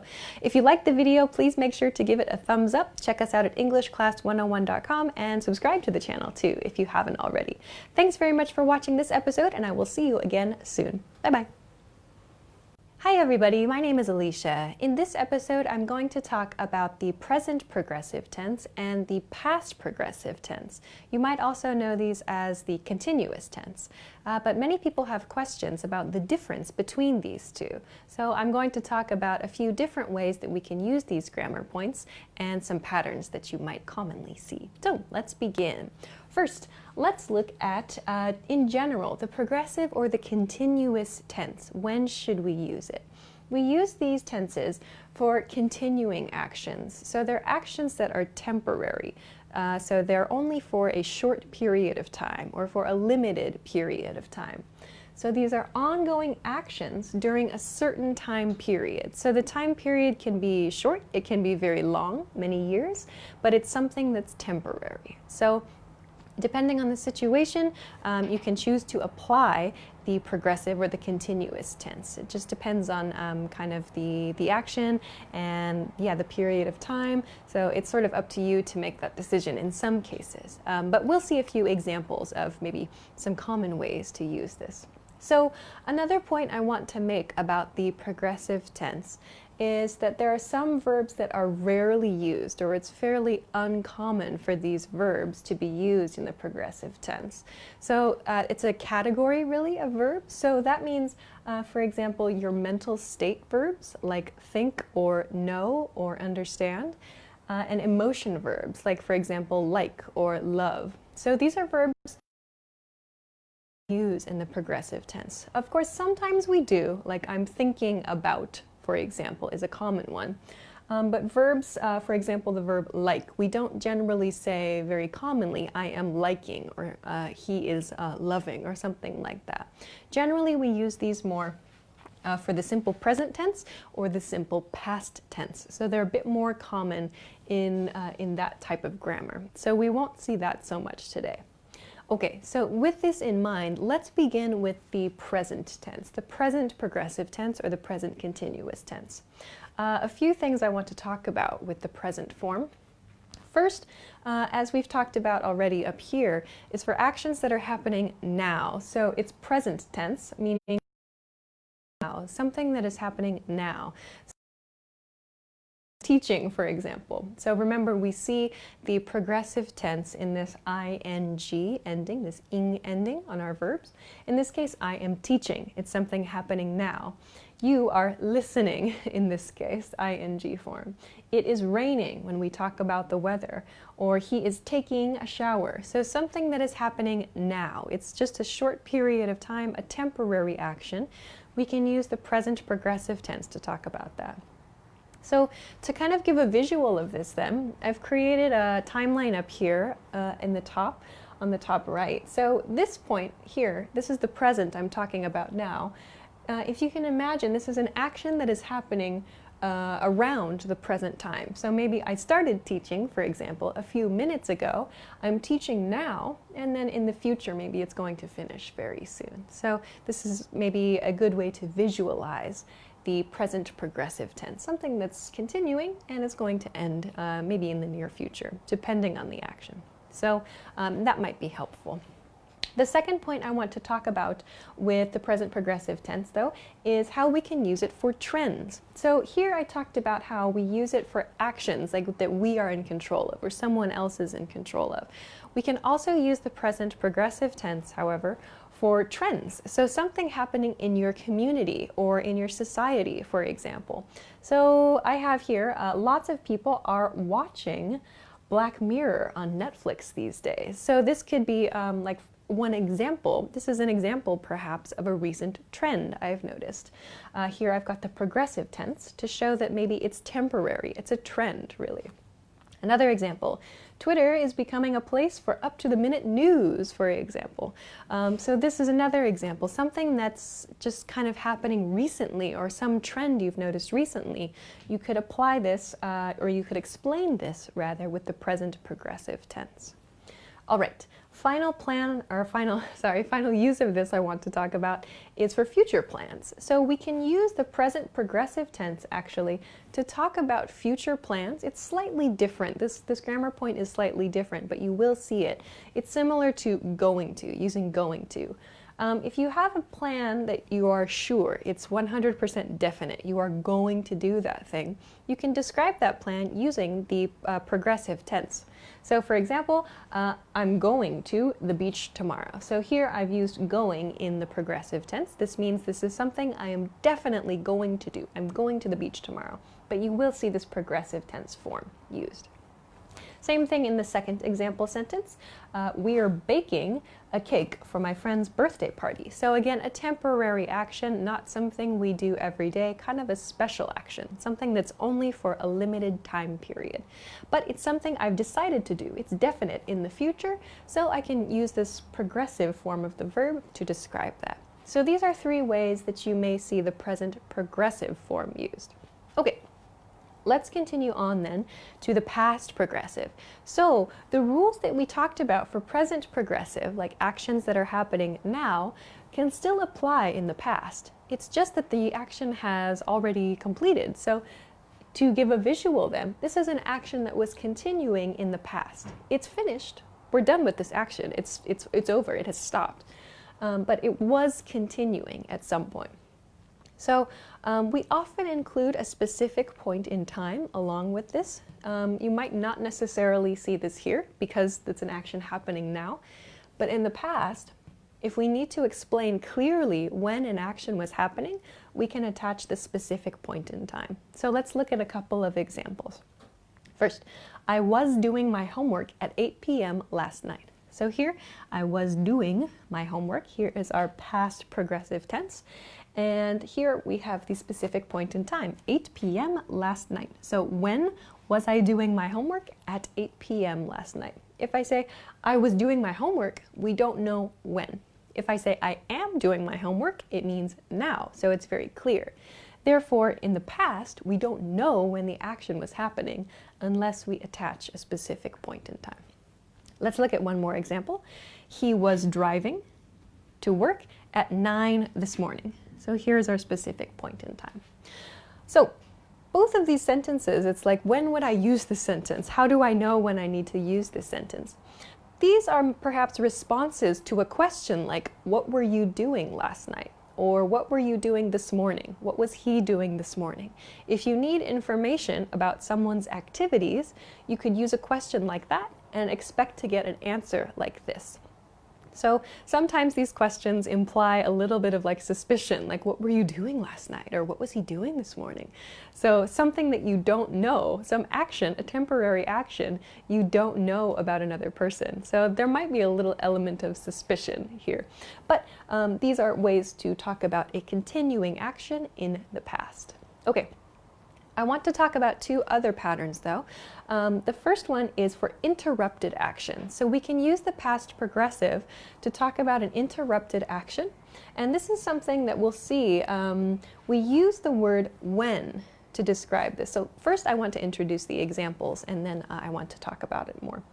Let's look at this. I was listening to music when the phone rang. So here I have my past progressive, was listening to music. Here I have when the phone rang. And here The second action in the sentence is in the simple past tense, so with past tense I have here. So this is the action that was continuing, and then something happened that stopped this action. So on our timeline, if you want to imagine it, this point is like an action continuing that then stopped and was replaced by a different action. Actually, this should probably be in the past though here. So something in the past was continuing, something happened, in this case the phone rang, something happened here, and my action maybe changed to a different action. This is sort of a visualization of what happened in this sentence. When shows us the point at which something changed. When shows us that moment of interruption. So we see past progressive in the first part, when to show the point of change, and simple past tense to show the action that interrupted the first action. So there's a lot happening here. Let's look at another example. He was cleaning his house when the electricity went out. So when the electricity went out means stopped or turned off. The electricity went out, it went off. So here, again, past progressive, he was cleaning his house. When is my point of interruption, when the electricity went out. So he's cleaning, and then the electricity went out. So something happened, and then maybe he had to change his action here. So we use when and the simple past tense to show an interrupted action. All right, last thing I want to talk about here is for simultaneous actions. We can use the past progressive tense. Simultaneous means at the same time as something else. So two actions happening at the same time.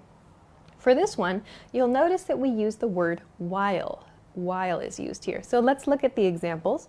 I was listening to music while doing my homework. Here, I have the progressive tense in both parts of the sentence, and I've connected it with while in this case. So while shows that the two things are happening at the same time.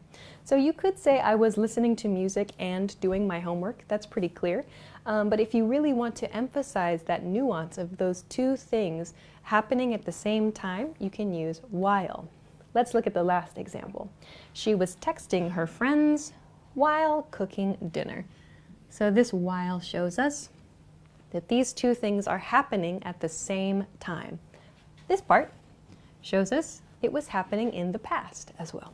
So these are a few situations where you might see the past progressive tense, but they're referring to continuing actions and maybe an action that stopped, or maybe an action that is going at the same time as another action. So there's a lot of stuff we can do with the past progressive and the present progressive tense. All right, so I know that was a lot of information, but I hope that it was helpful for you. If you have any questions or comments, or if you just want to try to make a sentence, please feel free in the comment section below the video. If you liked the video, of course, please make sure to give us a thumbs up, subscribe to the channel, and check us out at EnglishClass101.com for some other good resources. Thanks very much for watching this episode, and I will see you again soon. Bye-bye. Hi everybody, my name is Alicia. Today I'm going to talk about how to pronounce the ending ED sound in past tense regular verbs. So I'm going to talk about how to make the three different sounds that we use when we're using the past tense forms of these verbs. So let's get started. Okay, so as I said, this is for regular past tense verbs. So verbs which take an ED ending. Verbs which don't take an ED ending in the past tense, I'm not going to talk about those in this lesson. Just ED ending verbs, so past tense conjugations. Okay, so there are three different pronunciations that we use for this ED sound. I'm going to talk about each one and kind of a rule that can help you as you try to decide the best or the most correct pronunciation. Okay, let's first look at a T ending sound. So by this T, I mean a T sound at the end of the verb. So a few examples. First is walked, second talked, and typed. So walked, talked, typed. You can hear the ED sound at the end of each verb. It's spelled ED, but the pronunciation is a T sound. So walked, talked, typed. We make a T sound. So the rule for this, why do we use the T sound here? When we're looking at the infinitive form of the verb, so remember the infinitive form is like the basic form of the verb. I have it underlined in black here. If the infinitive ends in an unvoiced sound, we use this T pronunciation. So I'll talk about unvoiced in just a moment here. But in this case, the infinitive forms are walk, talk, and type. Walk, talk, and type. So the ending sounds are k, k, and p here. So these are called unvoiced sounds. So for this point and for some points in the rest of this lesson, it's useful to know the difference between a voiced sound and an unvoiced sound. So a voiced sound is a sound that we make using our vocal cords. So if you put your hand on your throat and you can feel your vocal cords moving, like activated, that's a voiced sound. An unvoiced sound, however, is a sound we make without using our vocal cords, something that doesn't require us to activate our vocal cords. So I said in this case, for the t sound, we use this sound for infinitives which end in an unvoiced sound, meaning our vocal cords are not activated. Here, as I said, walk ends in a k sound, talk ends in a k sound, and type ends in a p sound. So for k sounds and p sounds, our vocal cords are not activated. We're not using our vocal cords to make this sound. So we apply a t sound for the end of the verb when we're conjugating into past tense. So this is the first type of pronunciation for today. Okay, let's look at the second type for today. The second type is this D ending sound. And by D, I mean like a soft D sound. So a few examples.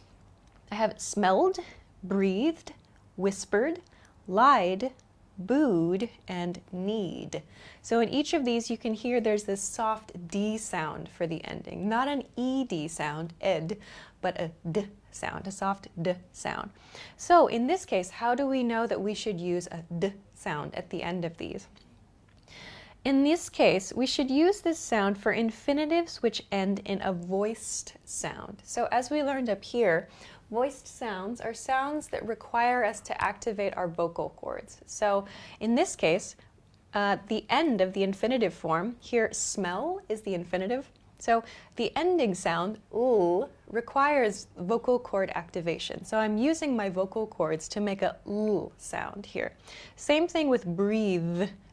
This TH sound at the end, I have to use my vocal cords to make this sound. Next one, whisper. The sound here uses my vocal cords. So I'm using the d, whispered. We see the same thing. The last three examples I have here use vowel sounds at the end. So lied, booed, need. These are voiced sounds. So we need to use a d sound to end the word.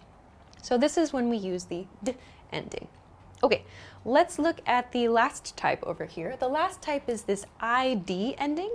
It's like an id sound. Let's look at some examples. So here I have wanted, pleaded, and started.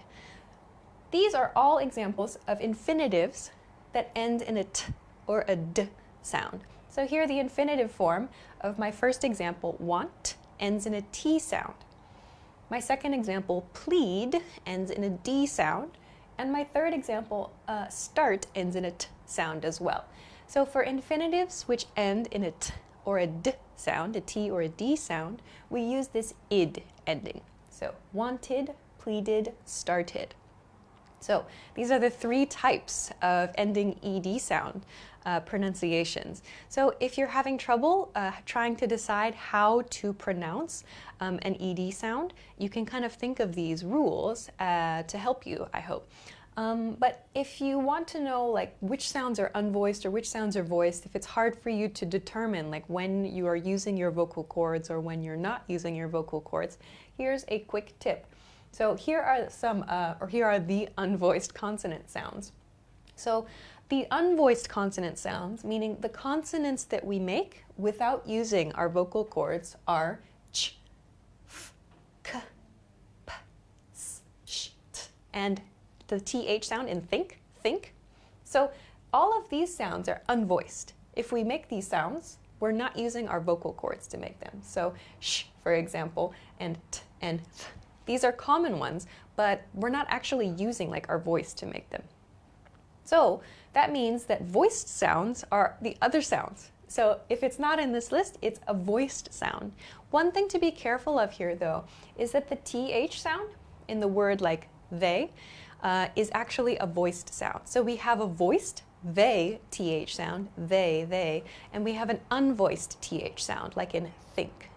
So in the word think, I'm not using my vocal cords. In the word they or the, for example, I am. So th has a voiced and an unvoiced pronunciation. So this is something to keep in mind and maybe to help you as you practice. But these are the 3 pronunciation types for ending ed sounds. I hope that that was helpful for you. If you have any questions, please let us know in the comment section below this video. Of course, if you like the video, please make sure to give it a thumbs up. Subscribe to the channel if you haven't already, and check us out at EnglishClass101.com for some other good resources. Thanks very much for watching this episode, and I will see you again soon. Bye-bye. Hi everybody, my name is Alicia. In this lesson, I'm going to talk about the difference between who and whom, 2 commonly confused words. So let's find out how to use them and a few hints for how you can decide which is the correct word to use in a sentence. Okay, let's begin with the word who. So we use the word who when we refer to the subject of a sentence. So let's look at a couple of examples here.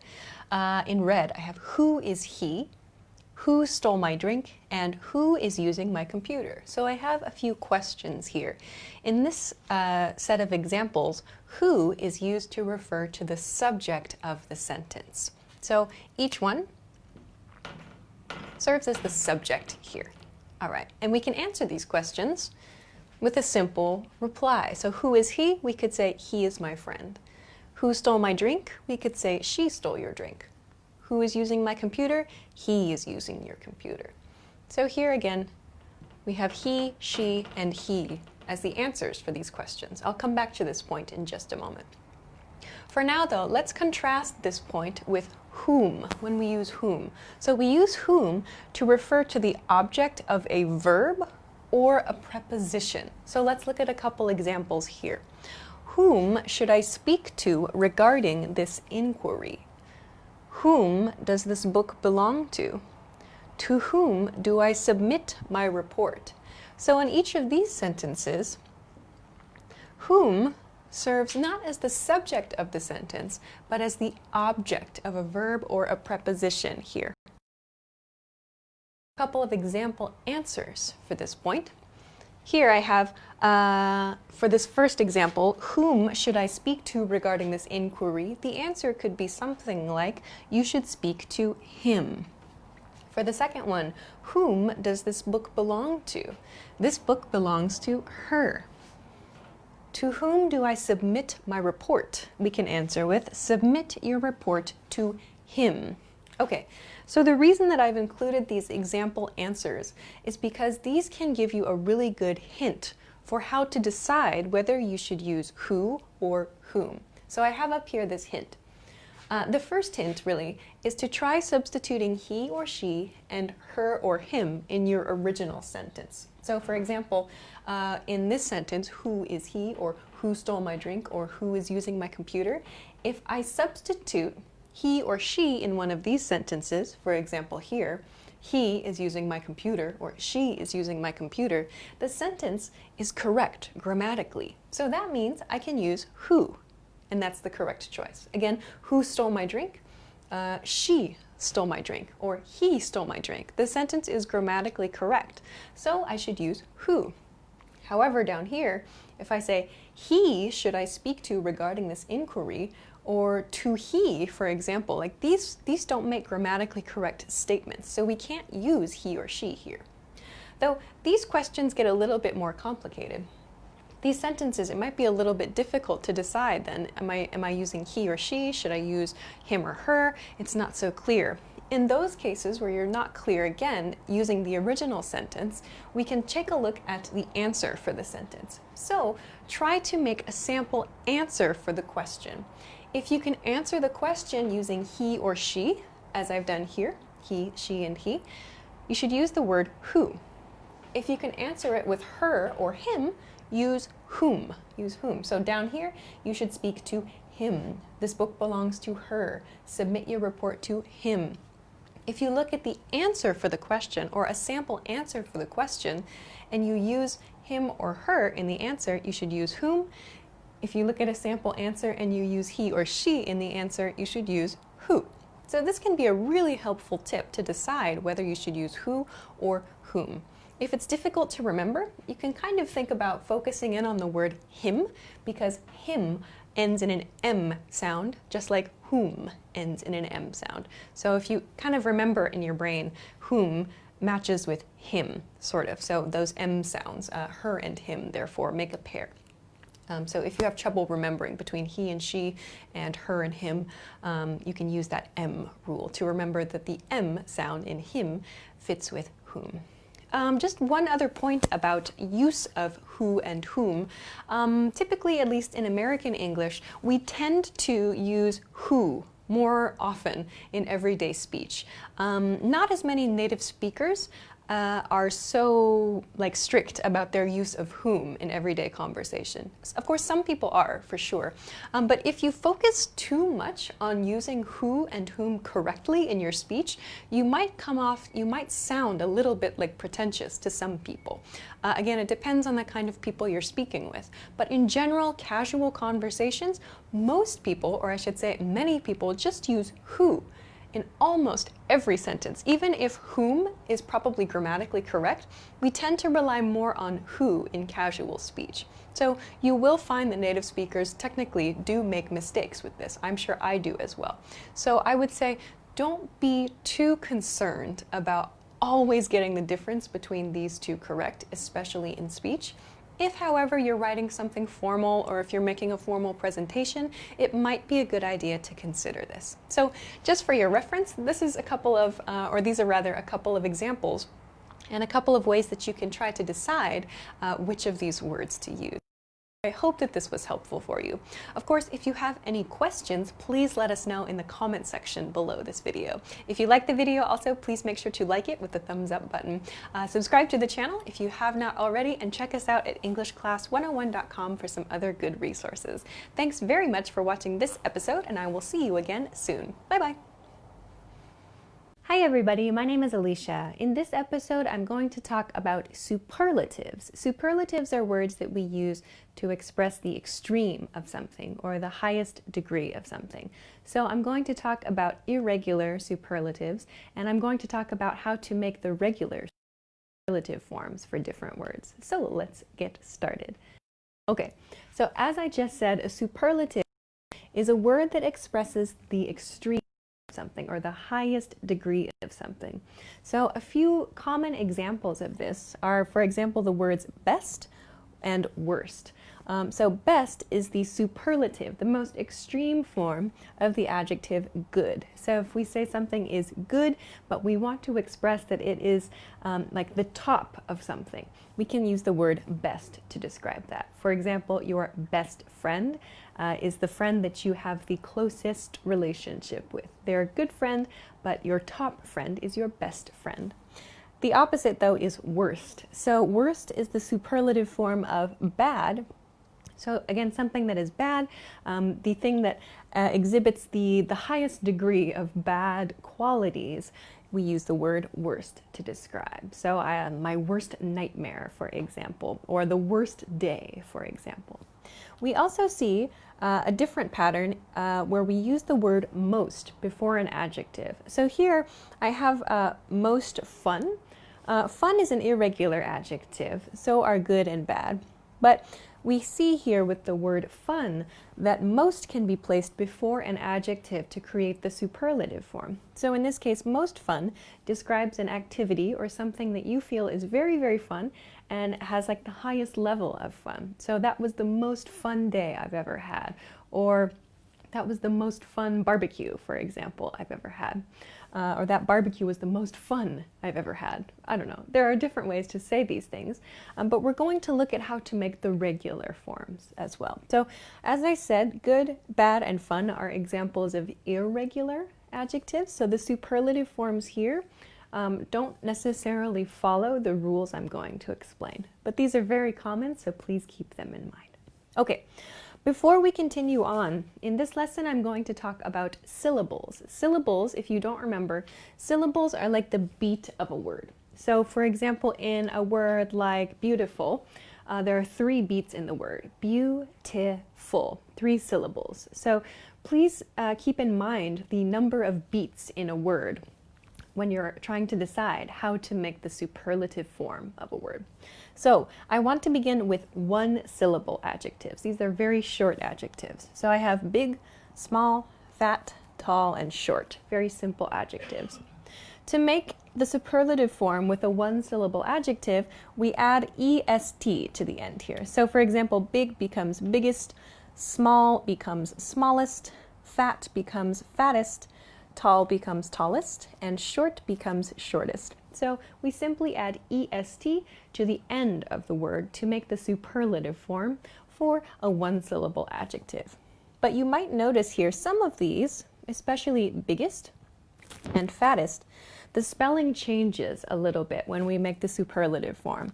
So kind of a rule for you to remember when you're spelling, this doesn't really affect pronunciation, but if you're writing, if the word ends in a single consonant plus a vowel plus a single consonant, double the last consonant when you're writing. So here we see B-I-G, single consonant, vowel, single consonant.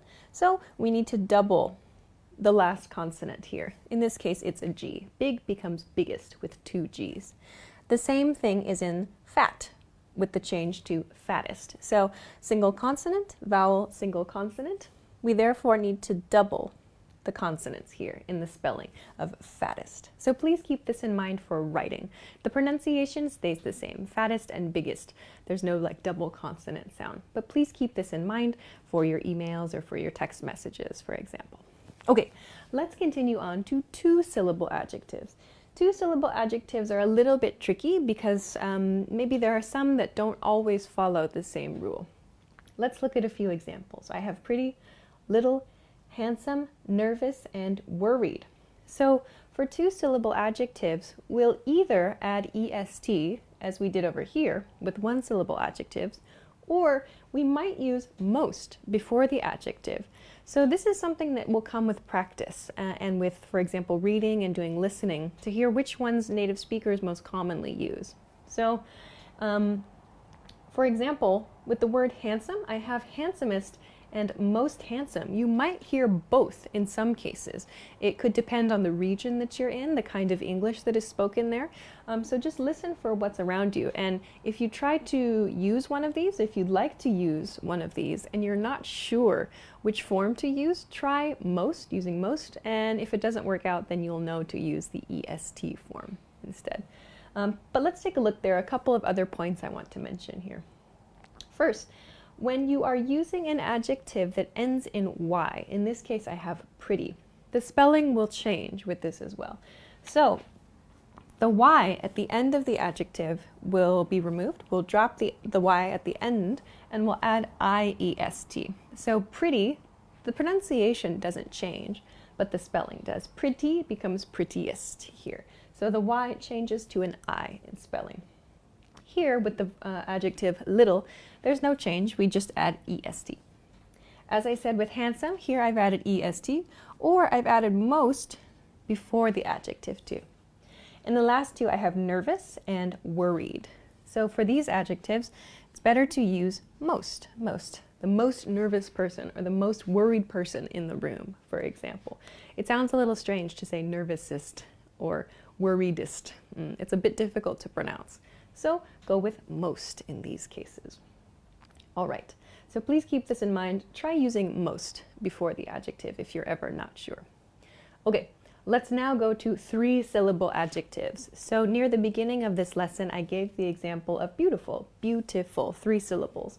Each of these will follow this same rule. 3 syllable adjectives, we need to use most in front of the adjective. So exciting becomes most exciting. Beautiful becomes most beautiful. Horrible, most horrible. Nutritious, most nutritious. And expensive, most expensive. So please just add most before the adjective.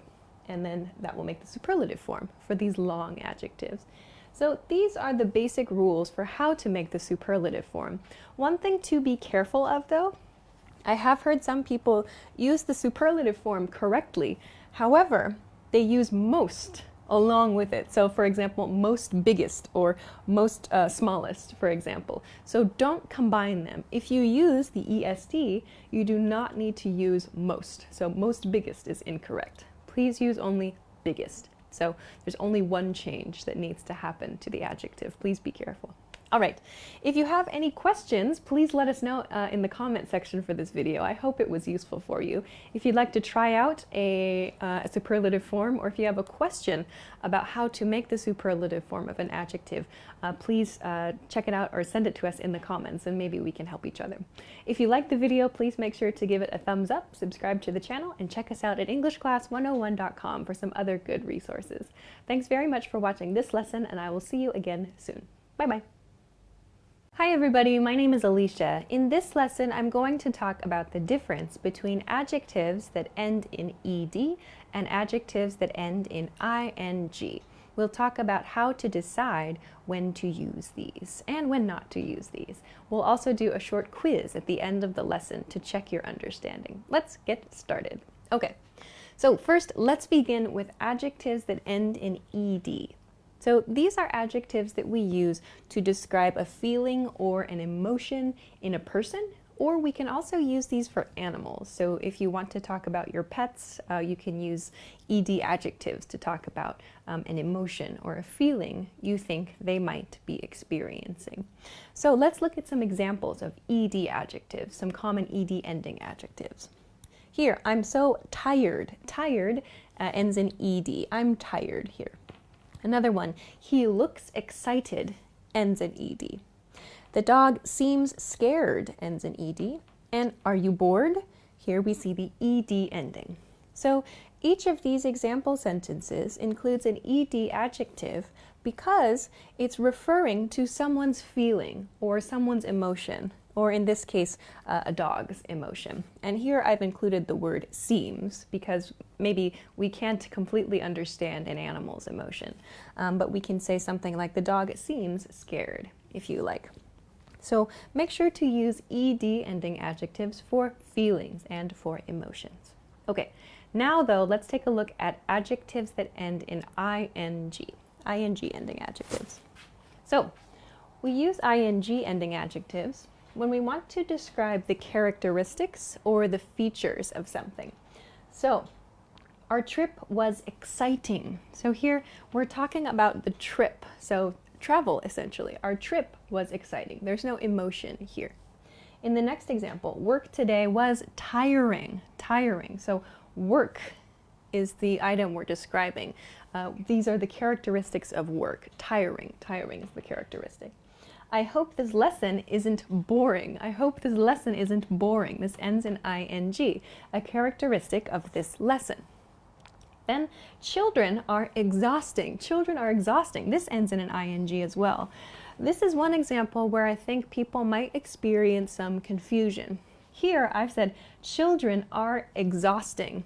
Please note, the sentence children are exhausted or the children are exhausted is a very different sentence from children are exhausting. In this sentence, children are exhausting, it means that to the speaker, so if I'm the speaker, it means children make me feel exhausted. So the children, maybe they have a lot of energy, it takes a lot of time and energy and effort to play with kids, to play with children. So their characteristics, so exhausting is a characteristic of them. Their characteristic is that they are exhausting. So maybe someone who is tired might say this, children are exhausting.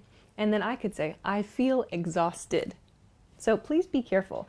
The children are exhausted and children are exhausting in this example create very different sentences. The sentence, the children are exhausted, means the children in the situation are tired. They feel exhausted. That's the children's emotion at that point in time. So please be careful of your choice in situations like this. Okay, so to recap, ing adjectives are used to describe the characteristics or the features of something or someone, as in this example.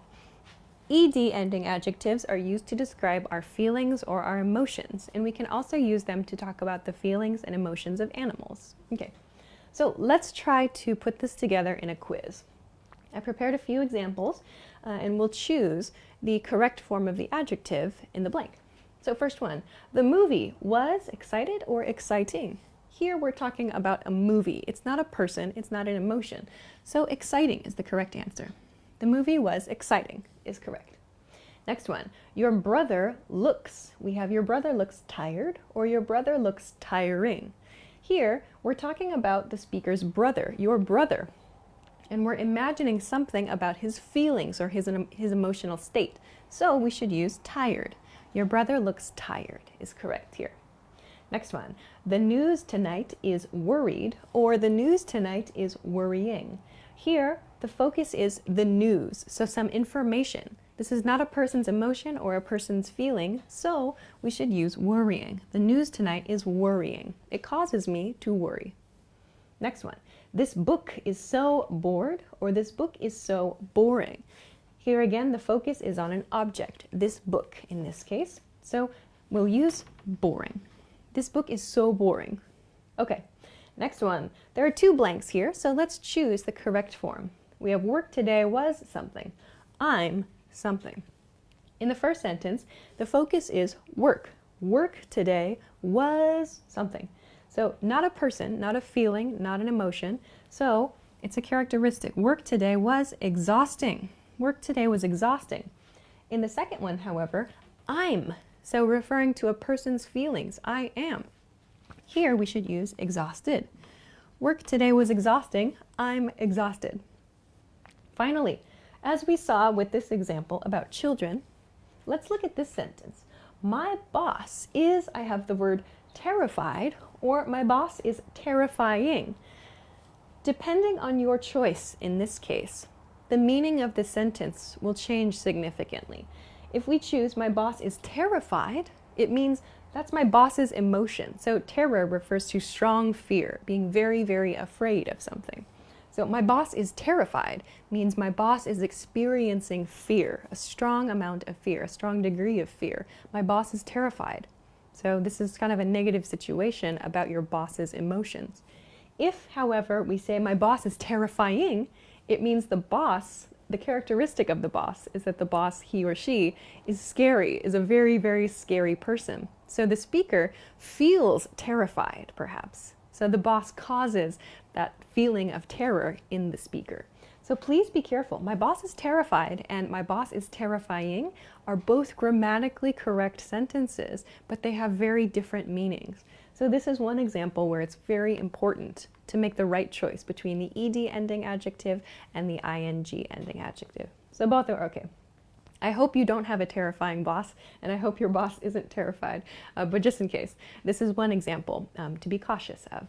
Okay, so that's a quick introduction to when and how to use ed adjectives and ing ending adjectives. If you have any questions or if you want to practice or make some example sentences, please feel free to do so in the comment section below this video.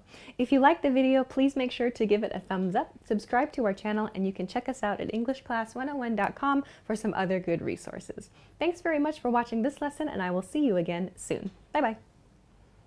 Hi everybody, my name is Alicia. In this lesson, we're going to talk about the differences between the words talk and ask. These are verbs that have a couple of similar uses, but actually making sentences and making some patterns with them might be a little bit different. So let's take a look at that, and then we'll finish today's lesson with a quiz. Let's begin. Okay, the first verb I want to talk about is the verb talk. So we use the verb talk to refer to everyday conversations. This is an information sharing between two people. So I don't really use the word talk unless I'm having a conversation or a discussion. We can use the word talk to talk about like when you're alone and you're talking to yourself. But for today's lesson, I'm going to focus on the use of this verb for conversations with other people. So, you know, between two people or more. Talk is more casual than the verb speak. You might have seen a different video on this channel where I explained the word speak, and I think the other verbs were say and tell. So talk is more casual than the word speak. Please keep that in mind. Then, when making sentences with the verb talk, this is the first point I want to mention. When the direct object of the verb is a person, you can use to or with after the verb talk. So let's look at some examples. First, I need to talk to you about the plan for the weekend is one. And he talked with the team about some ideas. So in these sentences, I've followed the verb talk here in present tense and here in past tense. I followed it with different prepositions. So in the first sentence, I use to. In the second sentence, I use with. Generally, there's not a difference between to and with. However, in some cases, it can give a little bit of a nuance. For example, to might sound a little bit like one person wants to do the majority of the talking. One person is going to share more information than the other person. Using with sounds a little bit more like something is happening together. But generally, you can use either one. Just keep this in mind if you really, really want to focus in on this point. Okay, let's talk about the second point for this verb, though. When the direct object is a topic, you can use about to introduce that topic. So let's look at some examples of this. Here, she talks a lot about her vacations. Another, we talk about our favorite books at our book club. And the professor talked about the syllabus. So in each of these sentences, we see the verb talk in present tense and in past tense here is followed by the word about and then the topic of the discussion. So if you're using about, that means you need to follow the word with just a simple topic noun phrase. So please keep this in mind. If the direct object is a person, you should use to or with before the person or the group of people as well. If you're following the verb with a topic, please use about to introduce that topic. Finally, we can combine these points to make a sentence like, talk to your classmates about last week's lecture. Here we see both of these points in the same sentence. So, talk to your classmates. These are the people to discuss things with. So, talk to your classmates about last week's lecture, the topic of discussion. So we can combine all of these points to make one sentence. Sounds quite nice. Okay, but let's take a look at the other verb for today. The other verb for today is ask. So ask is different from talk. We use ask to request information. So we need new information. We need something we do not have. Ask is more casual than request or inquire. Request and inquire sound a little more formal. In everyday conversation, to get new information from someone, ask is probably the best choice. So, when we're making sentences with ask, if the direct object is a person, there's no preposition that's needed. This is a mistake that I hear a lot, actually. So, let's look at some examples. I'll show you what I mean. So, first example, ask your father what time he'll be home. So here's the verb ask, and here is the person, ask your father. Another, my boss asked me about the status of the project. One more, can you ask the manager about this item on the menu? So in each of these sentences, you see the verb ask, you see the verb ask is followed by a person. But there's no preposition. Sometimes I hear students say ask to someone or ask to me or ask to your manager or something, but no preposition is needed with the verb ask. Yes, you should use a preposition if you're using the verb talk to someone, talk with someone, but when you're using the verb ask, you don't need to use a preposition. There should not be any ask to your father or ask to me. No preposition there. So please be careful of this point. Okay. Let's go to point 2 for the verb ask. When you want to introduce the topic of your question, you can use about to do that, just as we saw with the verb talk as over here. Let's look at some examples of this then. So, I'd like to ask about hotel reservations. So here's ask about hotel reservations, my topic here. Then, another example, they asked us about our favorite coffee. Here I've combined these 2 points already. And again, we should ask about renting space for the party. So when you want to introduce the topic, the thing you would like to ask about, the question you have, you can use about after the verb to do that. So let's combine these points to make another sentence. So I've done that a couple times up here already, but let's look at how we can combine these things into one phrase. So here, I need to ask my parents about our family history. So here we see the person we're going to ask the question to and the topic as well. So please keep in mind, combining these 2 points into one sentence will make a much more natural phrase than separating it into 2 sentences. Okay, so those are the points I want to talk about with talk and ask. Let's take a look now to finish at a quiz, a quick quiz. Okay, so let's choose the verb, and it could be present tense, it could be past tense here. First one, something something your sister for help with your homework. So there are a couple of clues here. One is that we have your sister here. There's no preposition here. That probably means we should use the word ask. Also, if we try to use the word talk here, talk your sister for help with your homework, it doesn't quite match. This sounds more like a question. So the answer to this one is ask your sister for help. Let's look at the next one. He something something to the manager after dinner. So here we have a big hint. The word to is used. That probably means talk. Here we have another hint. After dinner. This probably means we should use the word talked. He talked to the manager after dinner. Past tense talk. Okay, next one. Where's the bathroom? We should something something someone. So here's our big question. We have a question. We need information. So the verb is going to be ask in this case. We should ask someone. So there's no preposition here either. No to, no with. Okay, one more. Let's something something about our goals. Let's something something about our goals. So here, this seems like the speaker is excited about the topic, which means they're probably not asking a question. Therefore, the verb should be talk. Let's talk about our goals. Okay, next one. Why don't you something something him about his plans? So here again, a question. A question is the big hint here. And we don't have a preposition, we just have him. So that means we should use the verb ask. Why don't you ask him about his plans? Okay, last one. She never something something to me. So finally, again, we have this big hint. The preposition to is here. So we should use the verb talks.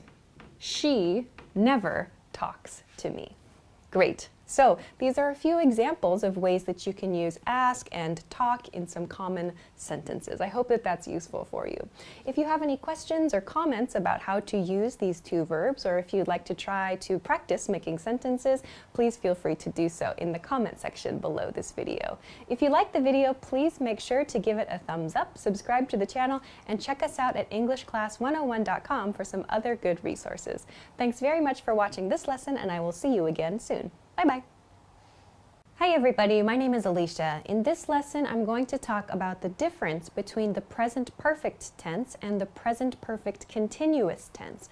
Many people ask about the difference between these two, so I'm going to talk about how to make these tenses and some times when you might want to use them. So let's get started.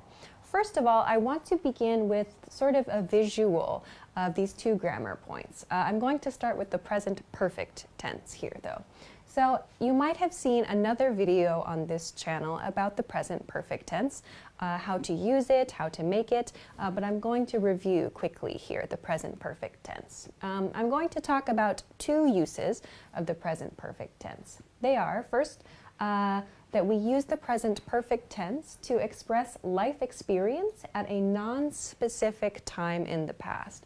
So this means something that we did in the past, meaning before the present time here on a timeline, but the exact point in time is not important. So we use this for perhaps our job experience or our travel experience, for example, with expressions like I have been to France or I have worked at XYZ company, for example.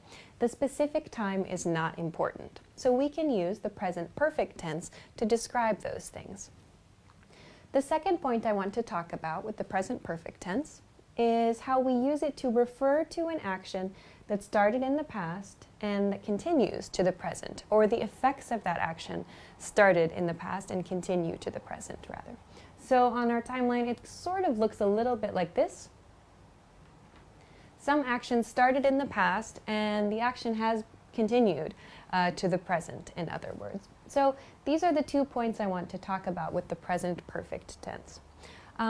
Let's take a look then to review how to make the present perfect tense. When you're making a statement with the present perfect tense, you might use a pattern like this. So if your subject is I, we, you, or they, we'll use that plus have plus the past participle form of a verb.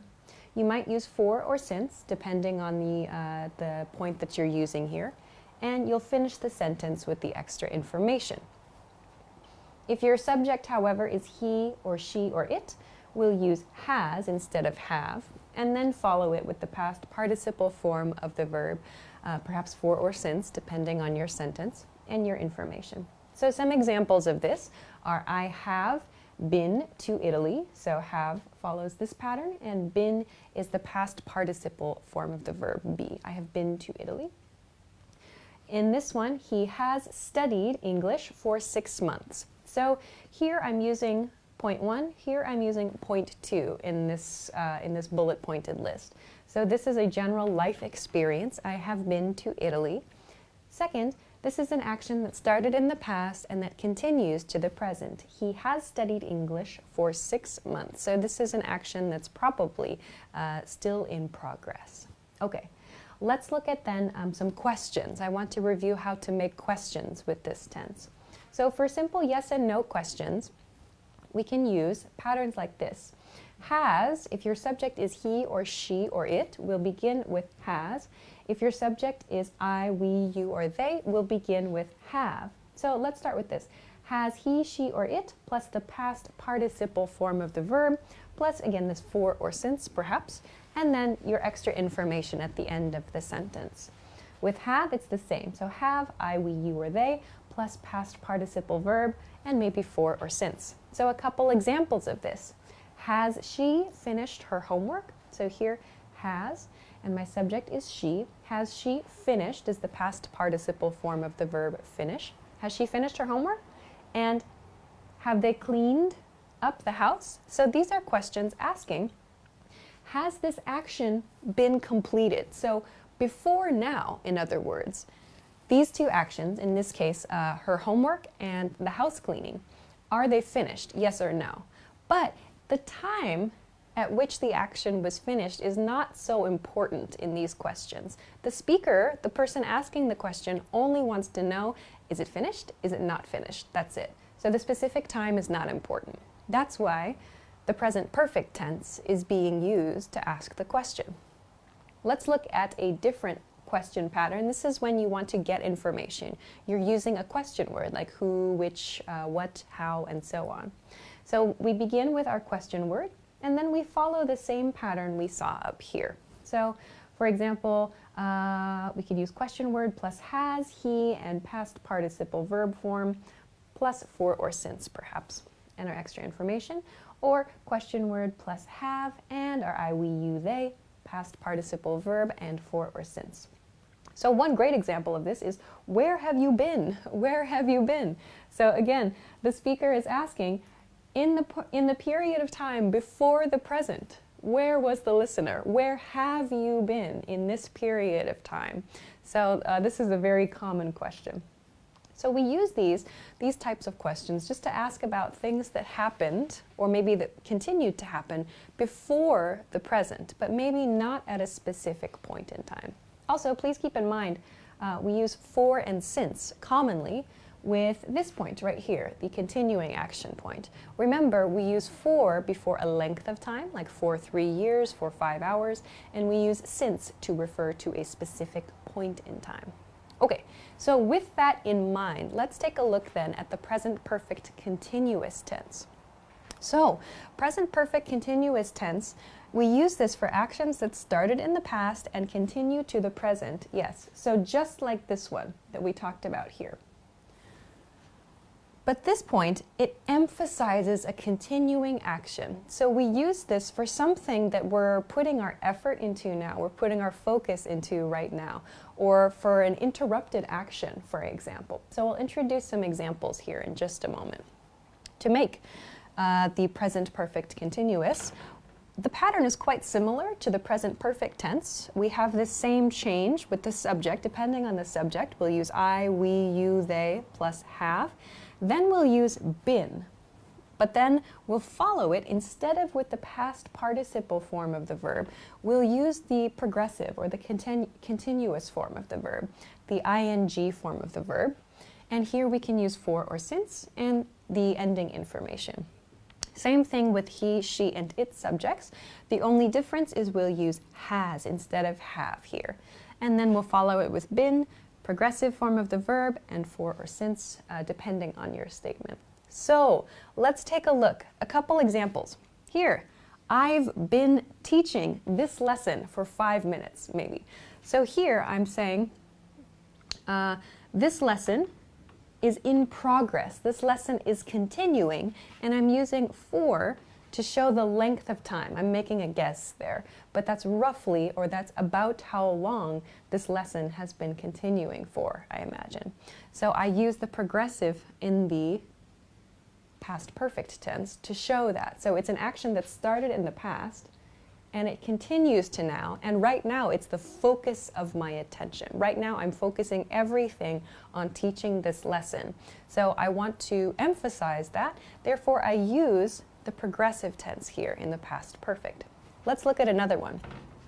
He's been studying all morning. He's been studying all morning. This sentence sounds like the he in the sentence is maybe still studying. So this is something he's put his effort into and his focus into all morning long.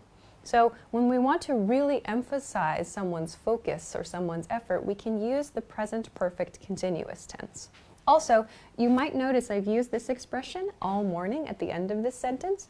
When you're using the progressive or the continuous version of the past perfect, you can end your sentence with like all morning or all night, all afternoon, lately or recently, to talk about the period of time that you've been focusing, or the period of time that you want to emphasize that action was continuing. We'll see another example later. Okay, let's look at some questions using the present perfect continuous. So just as we saw with the present perfect tense, we'll begin with have or has for some simple yes or no questions. And then depending on the subject, we'll change this initial word, have or has. And then we'll use been plus the progressive form of the verb, and perhaps for or since before our concluding information. So some examples. First, has he been sleeping all day? So here I've used has because my subject is he. I've used been and the progressive form of sleeping. So sleep becomes sleeping. Has he been sleeping all day? Meaning in this period of time, has he been sleeping continuously? This is the question. Has he been sleeping all day? So probably he, the person in the sentence, is still sleeping. Has he been sleeping all day? So let's look at one more example of this kind of question pattern then. So another one would be, have they been working on the project? So here I've used have because I'm using the word they here, so a group of people.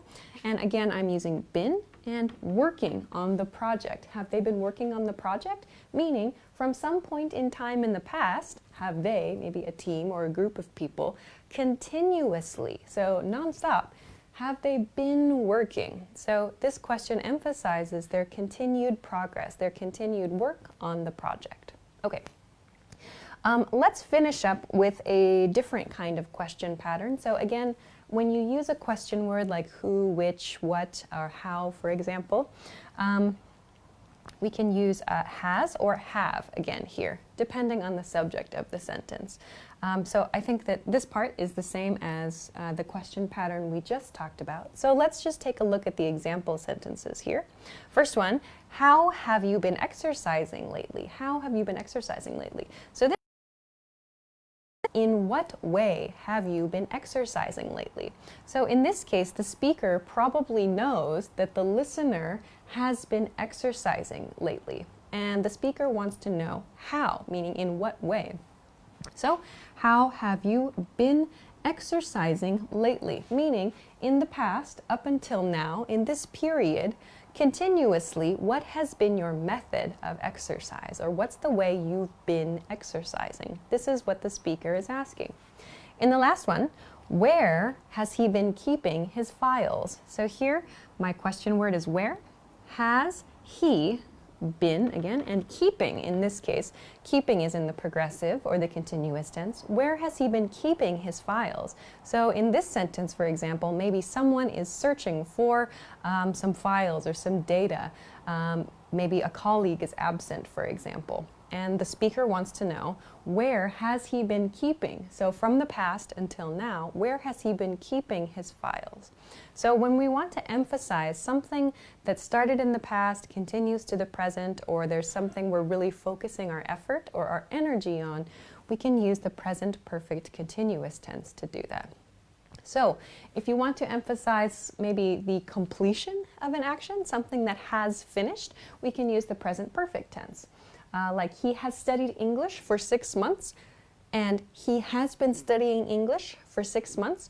Yes, they communicate the same thing, but using he has studied English for 6 months doesn't sound like so much effort continues to be put into the study. If you want to really emphasize your effort, you should use the progressive form. He has been studying English for 6 months. Sounds like it's continuing. It sounds like there's more focus on that activity. So try to keep this slight difference in mind. And if you really want to emphasize your effort and your focus, try using the continuous form of the present perfect tense instead of just the present perfect. So I hope that this was helpful for you. If you have any questions or comments, or if you'd like to try to make an example sentence, please feel free to do so in the comment section below this video. If you liked the video, please make sure to hit the thumbs up button, subscribe to the channel, and check us out at EnglishClass101.com for some other good resources. Thank you very much for watching this lesson, and I will see you again soon. Bye-bye. Hi everybody, my name is Alicia. In this lesson, I'm going to talk about tag questions. I'm going to explain what tag questions are, how to make them, and a few different ways to use them. So let's get started. Okay, first, what is a tag question? A tag question is a short question that comes after a statement. So I'll explain a lot of examples today. So these are very short questions, usually just like 2 words. We use tag questions for confirmation or for agreement. So when we want to check that something is correct, for example, we use a tag question. When we want to use a tag question to confirm information, we typically use downward intonation to do this. So you'll hear a few examples of this in this lesson. However, we also use tag questions to ask for information. So we want to get some new information. We can use a tag question to do that. But typically when we want to ask for something, we'll use upward intonation, the same way that we would ask a regular information question. So let's keep this in mind as we look at some of the rules for using tag questions and making tag questions. Okay, first, to make tag questions, there are 2 basic rules I want to explain. So the first rule is if the verb in the main sentence or in the main part of the statement is a positive verb, then the verb in the tag question must be negative. So let's look at a few examples of this. Here, you cooked this, didn't you? So here, cooked is the verb in the main part of the statement, and it's positive. That means I need to use a negative verb here, in this case, didn't, in the I'll explain this rule in just a moment too.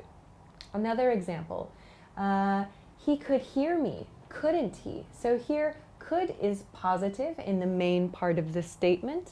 Therefore, I need to use the opposite form, couldn't, the negative form, at the end of the statement in the tag question. Last example here, you've had breakfast, haven't you? So here, I'm using you have had breakfast. So here, you have is my positive verb, my positive auxiliary verb in this case. So I need to use the negative haven't in my tag question at the end of the sentence. So this is the first part. Then the opposite is also true, as we see here in point number 2. So if the verb in the main sentence, or the main part of the statement, is negative, then the verb in the tag question is positive. So this is the opposite of point 1 that we just talked about here. So I've just made the opposite of each of these sentences. So here we'll see, you didn't cook this, did you? Here I have the negative, you did not cook this. Therefore, the positive, did, is used in the tag question. Again, he couldn't hear me, could he? Here I've used couldn't. This time it's negative in the main part of the statement, so the tag question is positive, could he? Finally, you haven't had breakfast, have you? Here I have the negative haven't, have not. Therefore, I need to use the positive have in the tag question. So this is the basic rule for making tag questions. If we see a positive verb in the main part of the statement, the tag question should be negative. It should use a negative verb. And the opposite is also true. If a negative verb is used in the main statement, we should use a positive verb in the tag question. So this is one key theme you'll see in our example sentences for today. So let's look at a few more details about how to make these. Point number 3 here is about auxiliary verbs. So remember, auxiliary verbs are like have and has, be, for example. So if there's no auxiliary verb in the main statement, then the tag question will use the appropriate form of the word do. And by that I mean the positive or the negative form, like do or does, for example. So let's look at some examples of this. So no auxiliary verb is used here.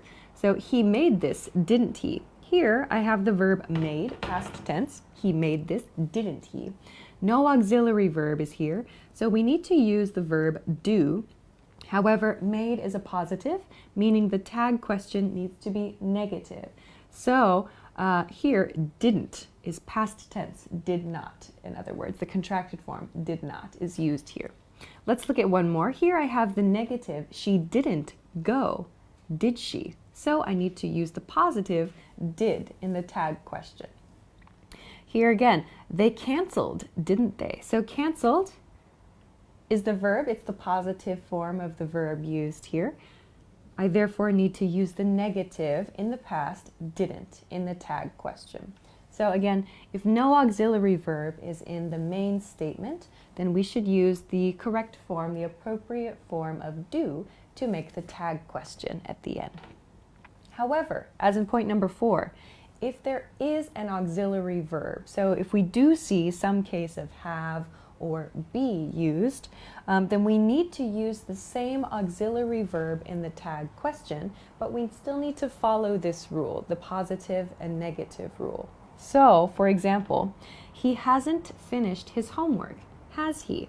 Here the auxiliary verb has is used, but I have the negative form. He hasn't finished his homework. So I need to match this with the positive, has he? He hasn't finished his homework, has he? Next one, she's left the office, hasn't she? Here the verb might be hard to find. It's this apostrophe S, she's left, meaning she has left the office, hasn't she? Here I've used the negative because the positive, she has, is used in the main statement. Finally, they were listening to our conversation, weren't they?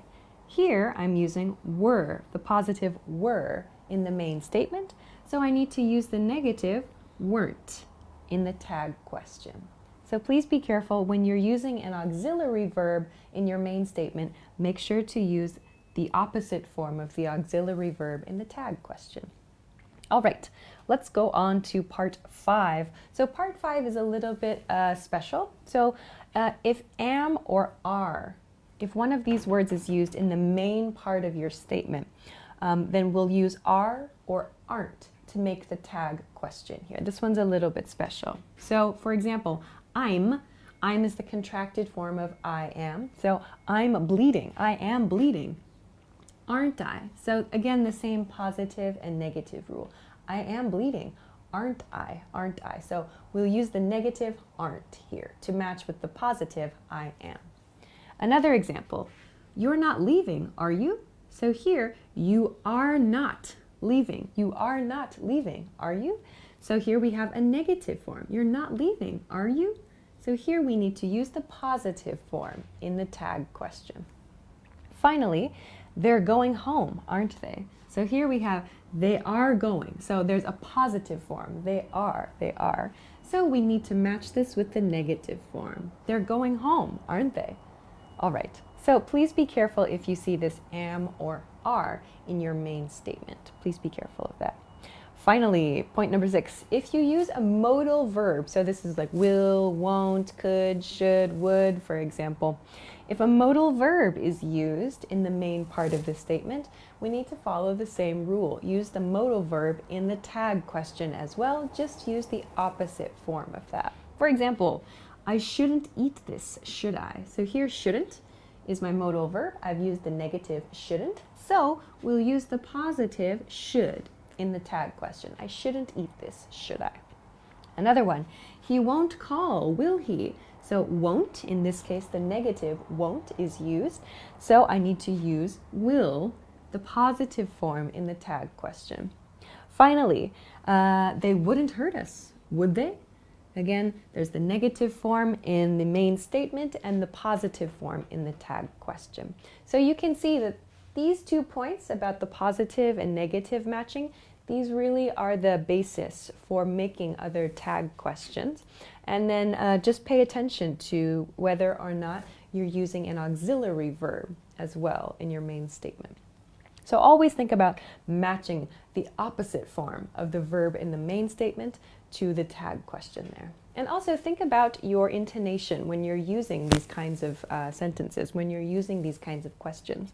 So as we talked about here, when you want to just get agreement or get confirmation from someone, you can use downward intonation. So for example, he made this, didn't he?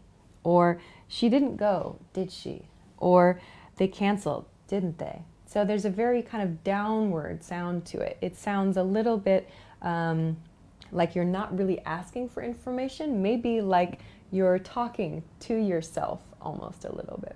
However, if you want to actually ask someone for information, make sure to use upward intonation. So to use the same examples, he made this, didn't he?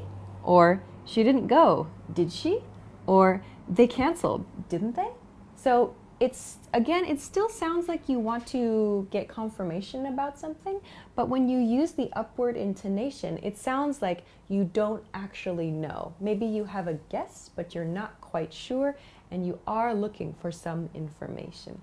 So please keep your intonation, the sound of your voice, in mind when you're using tag questions. Okay. That's everything that I want to explain for this point. I hope that it was useful for you. If you have any questions or if you want to try to make a tag question, please feel free to do so in the comment section below this video. If you liked the video, please make sure to give it a thumbs up, subscribe to our channel, and check us out at EnglishClass101.com for some other good resources. Thanks very much for watching this lesson, and I will see you again soon. Bye-bye. Hi everybody, my name is Alicia. In this lesson, I'm going to talk about the differences between like, as, and such as, and I'm also going to explain some examples of when you might use these words. So let's get started. I want to begin today with the word like. So one of the ways we use the word like is to make a comparison. When we want to compare two things, or perhaps more, we can use the word like to do this.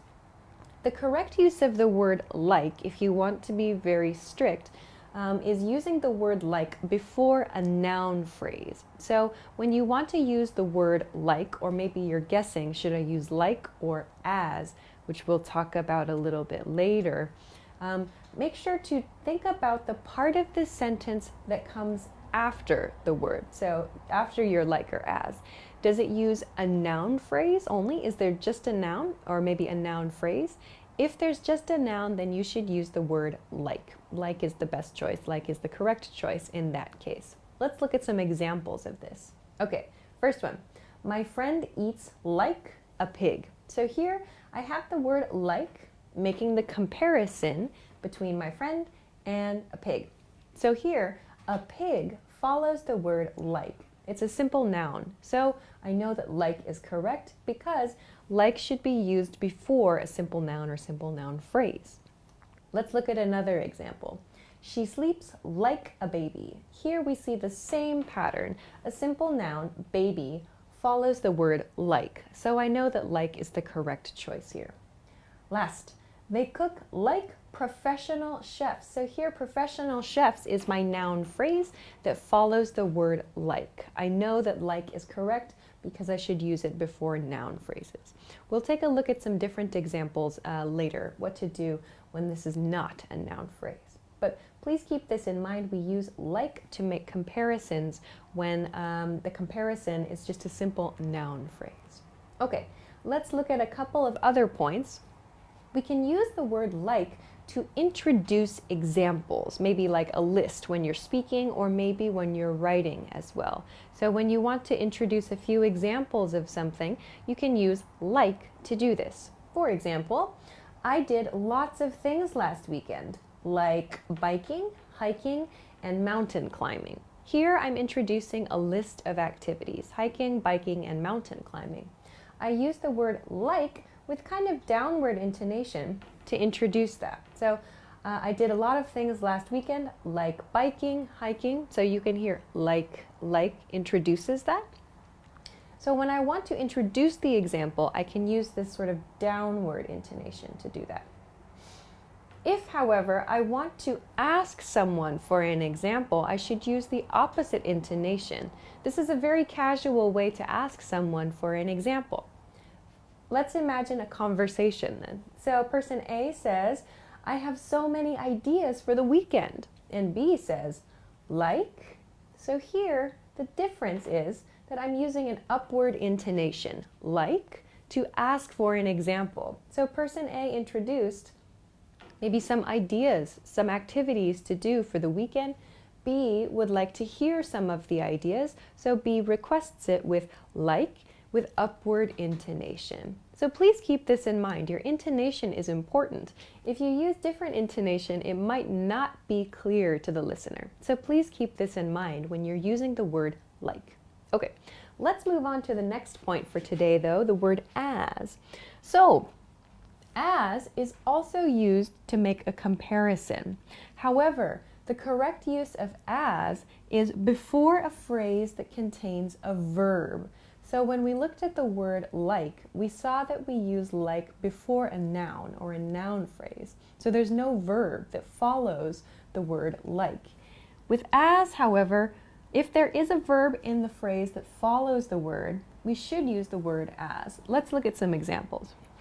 He cooks just as my mother does. So here, I have a verb at the end of this sentence, just as my mother does.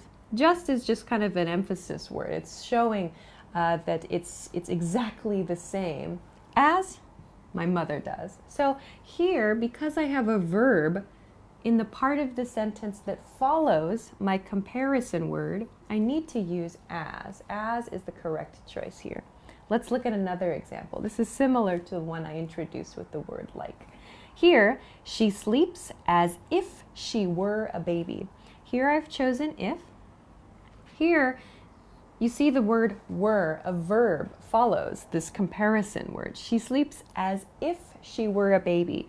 So here also I'm noting she is not a baby, but I'm using the phrase as if she were, meaning it seems as if. It seems that she is a baby. She is not a baby, but I'm comparing it. I'm making the comparison with the expression as if she were. So I need to use as here.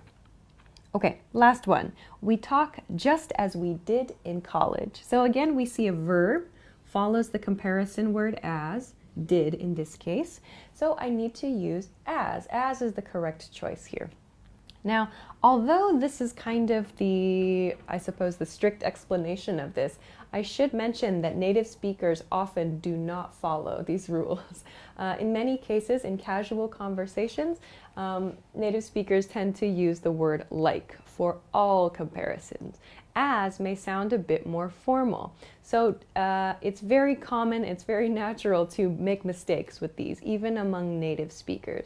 If you make a mistake, I don't think you should worry about it. But if it's important to you to be very, very correct all the time, this is a good rule to follow. This is the correct way to use like and as. So remember, like should come before a noun phrase, as should come before a phrase that contains a verb. That's the difference between these two. However, at least in American English, you will hear like used very often to make comparisons. I myself do it. I don't use as so often in my everyday conversations for comparisons. I tend to rely on like more. So maybe we'll see this change, this rule change a little bit more over time. Who knows? Anyway, let's continue on to the last point for today, the expression such as, such as. So such as this is the set phrase. These two words are always together in this case. And we use such as in the same way that we use like for introducing examples or for asking about examples. However, such as just sounds more formal. So if I want to introduce an example, but I'm in a more formal situation like at work, or perhaps with someone who is in a position above me, or I just want to be more polite, I can use such as to describe the examples. Here I have an example sentence. We need to improve our strategies in departments such as marketing, customer relations, and product development. So here I've listed 3 examples, in this case departments, and I introduce those with the word such as, or with the expression such as. So such as is introducing those in a more formal way. Therefore, we can use it again, even in casual situations too, but if you want to kind of elevate that sort of politeness a little bit. Like here, another example, ideas such as hiking, camping, and bowling were discussed for the company retreat. So again, even if you're using kind of casual words to list, even if you're listing kind of casual examples, you can still use the word such as to introduce them. It just sounds a little bit more formal. All right, finally then, just as we saw with the word like, we can also use such as to ask for examples, and this is with upward intonation. So this same rule can apply to the expression such as. So for example, I have so many ideas for the weekend, such as. We can use the same upward intonation to ask someone for an example. It's just going to sound a little bit more polite if you choose such as instead of like. So that's a basic overview of some different words or these 3 expressions. I hope that that was helpful for you. If you have any questions or comments, or if you'd like to try to make a sentence, please feel free to do so in the comment section below this video. If you liked the video, please make sure to give it a thumbs up, subscribe to the channel, and check us out at EnglishClass101.com for some other good resources. Thanks very much for watching this lesson, and I will see you again soon. Bye-bye. Hi everybody, my name is Alicia. In this lesson, I'm going to talk about the differences between either and neither. I'm going to start by explaining either, and I'm going to talk about the different grammatical uses of this word.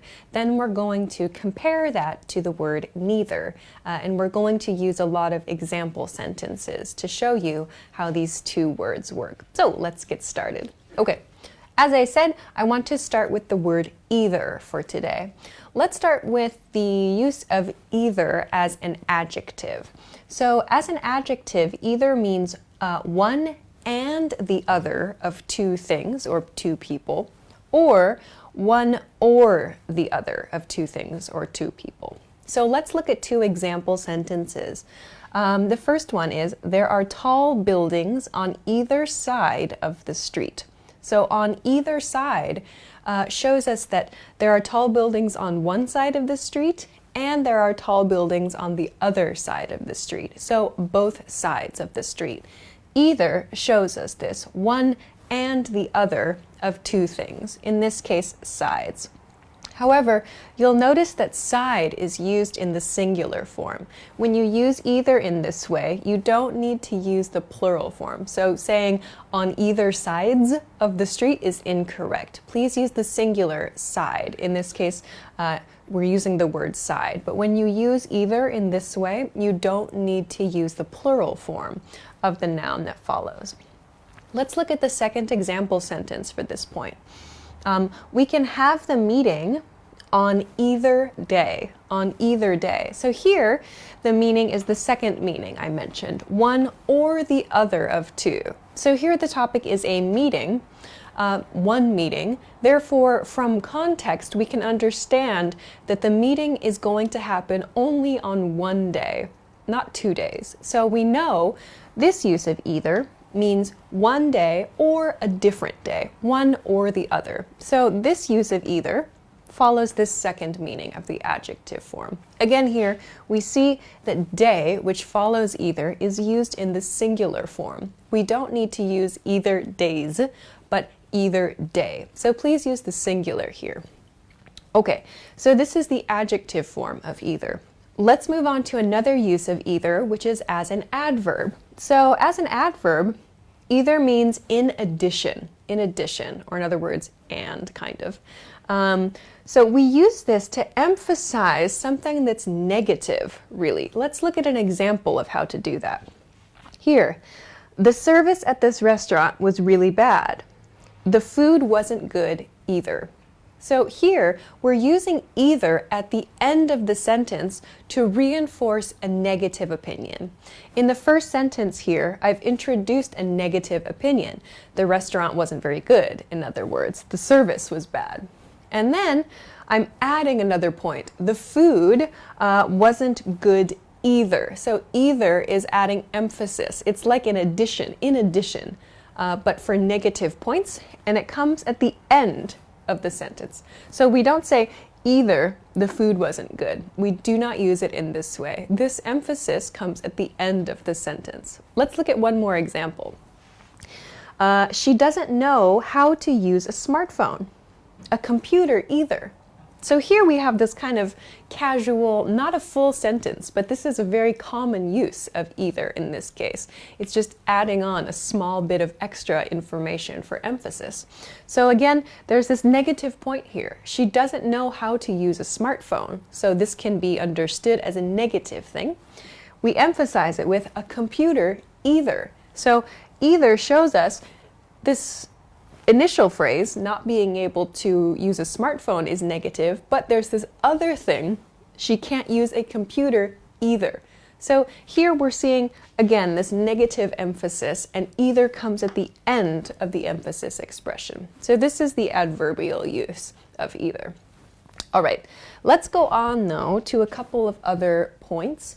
First is the use of either as a pronoun. So just as we talked about with the adjective form, as a pronoun, either means one or the other of something.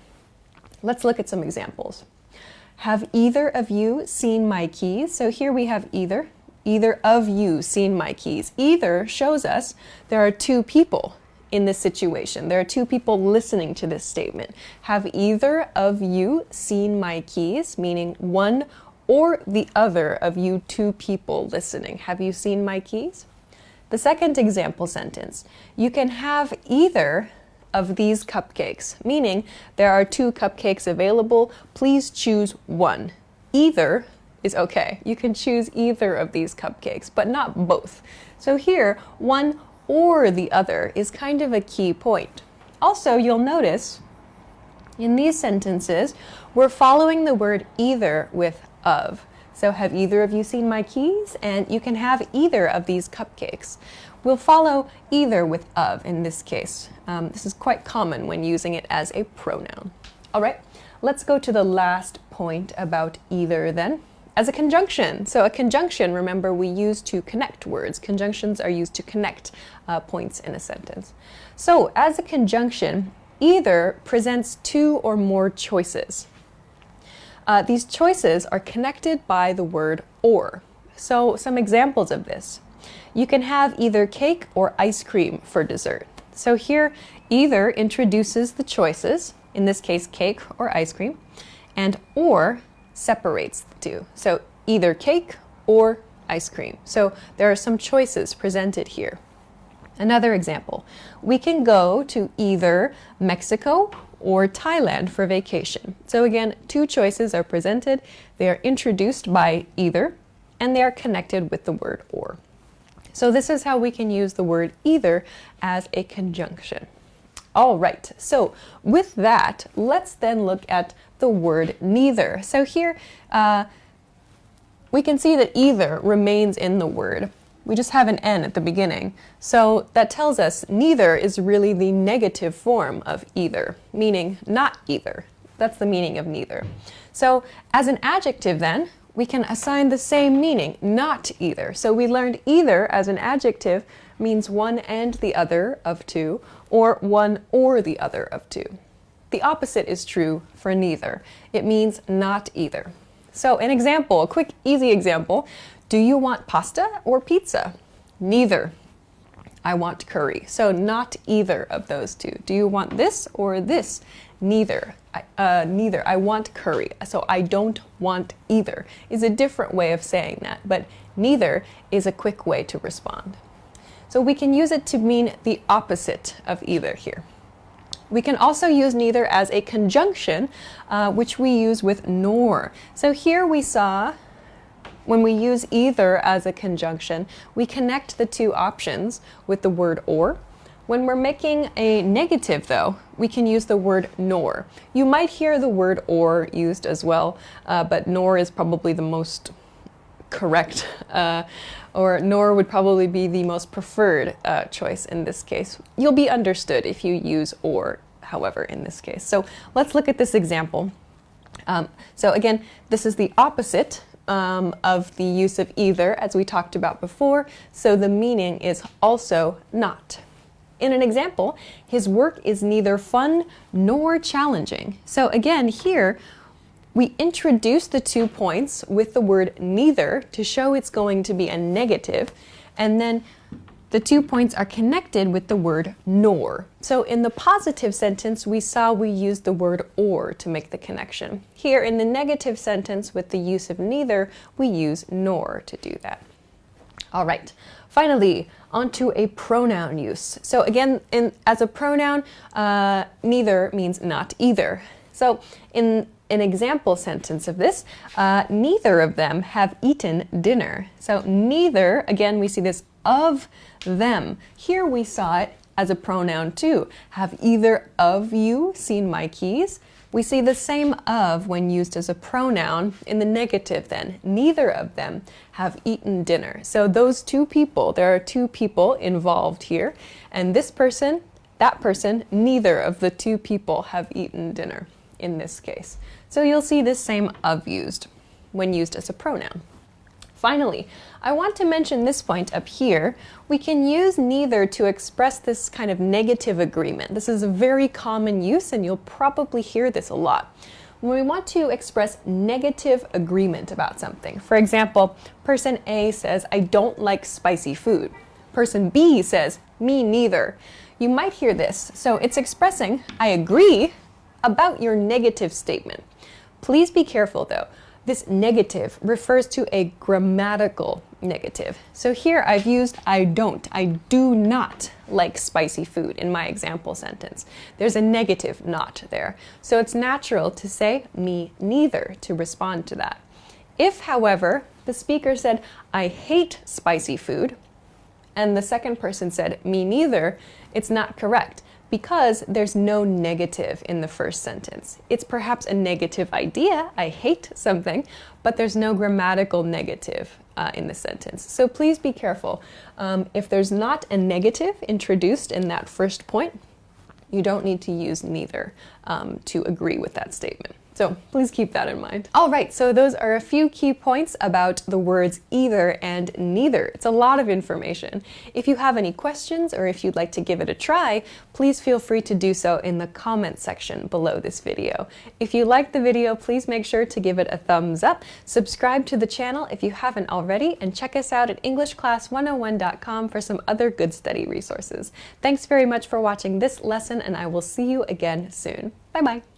Hi everybody, my name is Alicia. In this lesson, I'm going to talk about how to use would to make some future and future related statements. So I'm going to talk about some ways to use the word would and give some quick explanations. So let's take a look. Okay. The first use of would that I want to talk about is using would for an unreal situation and an unreal future situation too. So unreal means it's not true. Something that is unreal means it's not true now, not true in the future. So we use this to, for example, make a guess, make predictions, or talk about possibility in the future if there's some condition that's true. So you'll see these patterns use if a lot, meaning if that situation were true, something, something, something. So let's take a look at a few examples of this. Okay, first one. I've got a couple of patterns here really, which is if I were something, something, I would in the positive form, or I wouldn't in the negative form. We can also do like he, she, they, we, and so on. So if he or she were, he or she would or wouldn't, blah, blah, blah. And same thing, we can use it here. If it were, it would or it wouldn't. So just a couple of different patterns for you to think about here in the positive and the negative form.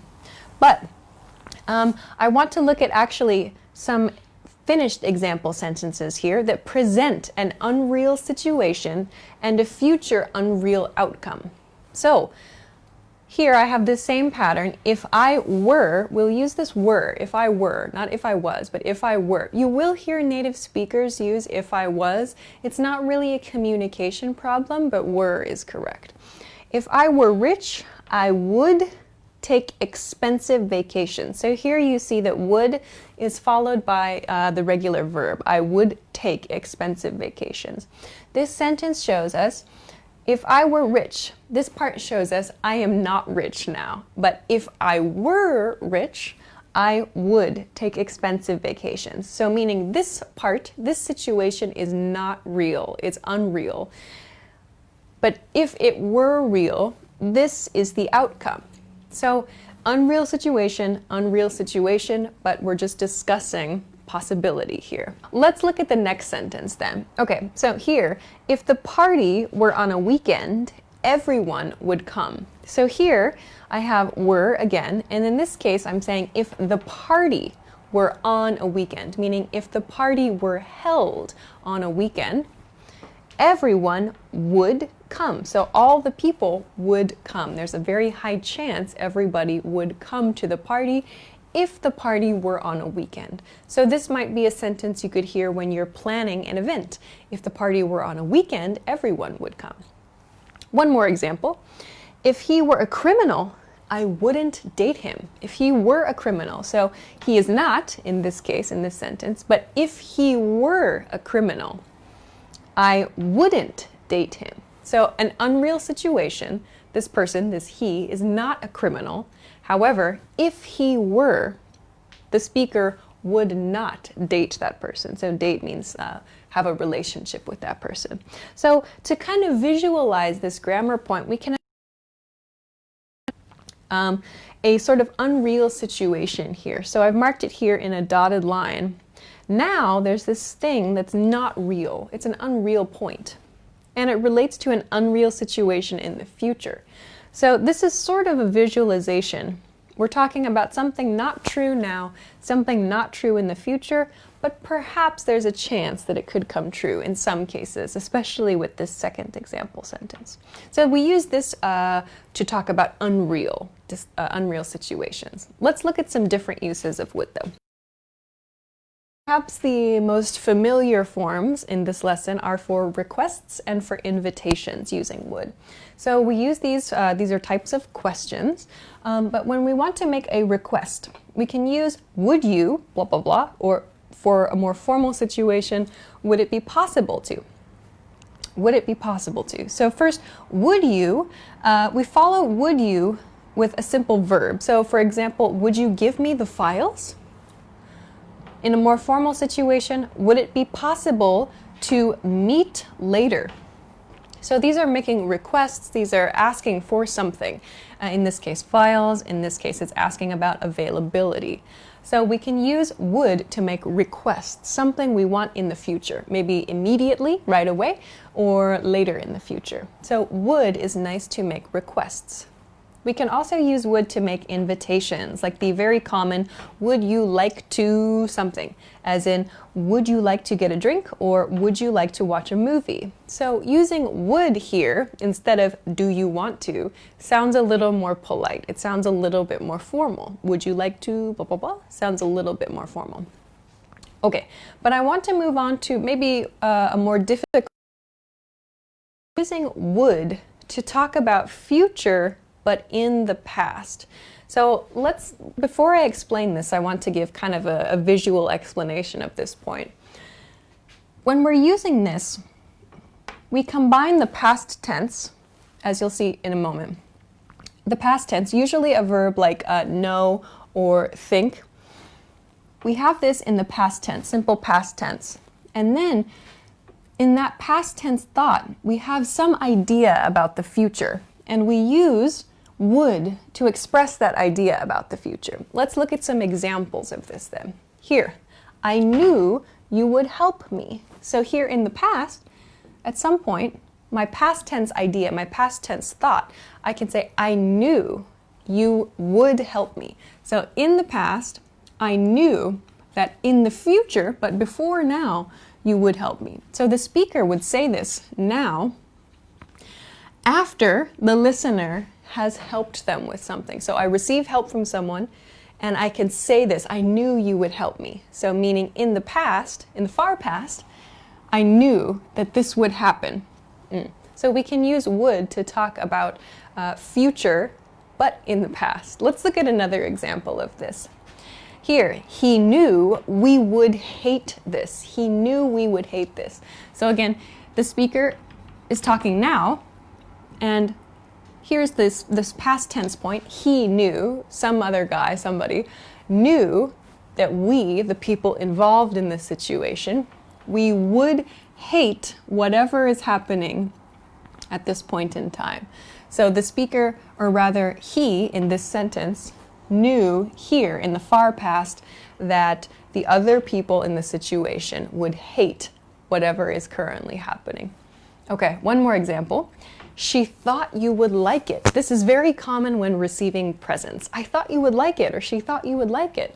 So here, this one is quite easy to imagine, I think. When the person is shopping, in this case she is shopping and she finds something and she thinks, oh, this person, maybe the listener, will enjoy this present. So in the past, she thought you would, in the future, like it. And did you like it or not? We don't know. But the conversation is happening now. So she thought you would like it. He thought you would like it. Meaning the speaker, or rather the person who made the decision, thought that the listener would enjoy something in the future, but that future point is before now. Okay, one more example. I didn't invite you because I thought you wouldn't want to come. So here I've got the negative. This is a more complicated sentence. So I'm saying there are two points in the past here. So I didn't invite you is one. I didn't invite you because I thought in the past you would not want to come to my event.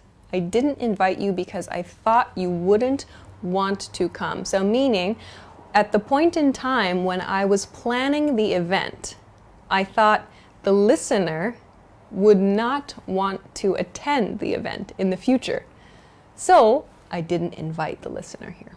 So in this way, we're seeing actually two things happening in the past. I didn't invite you because I thought you wouldn't want to come.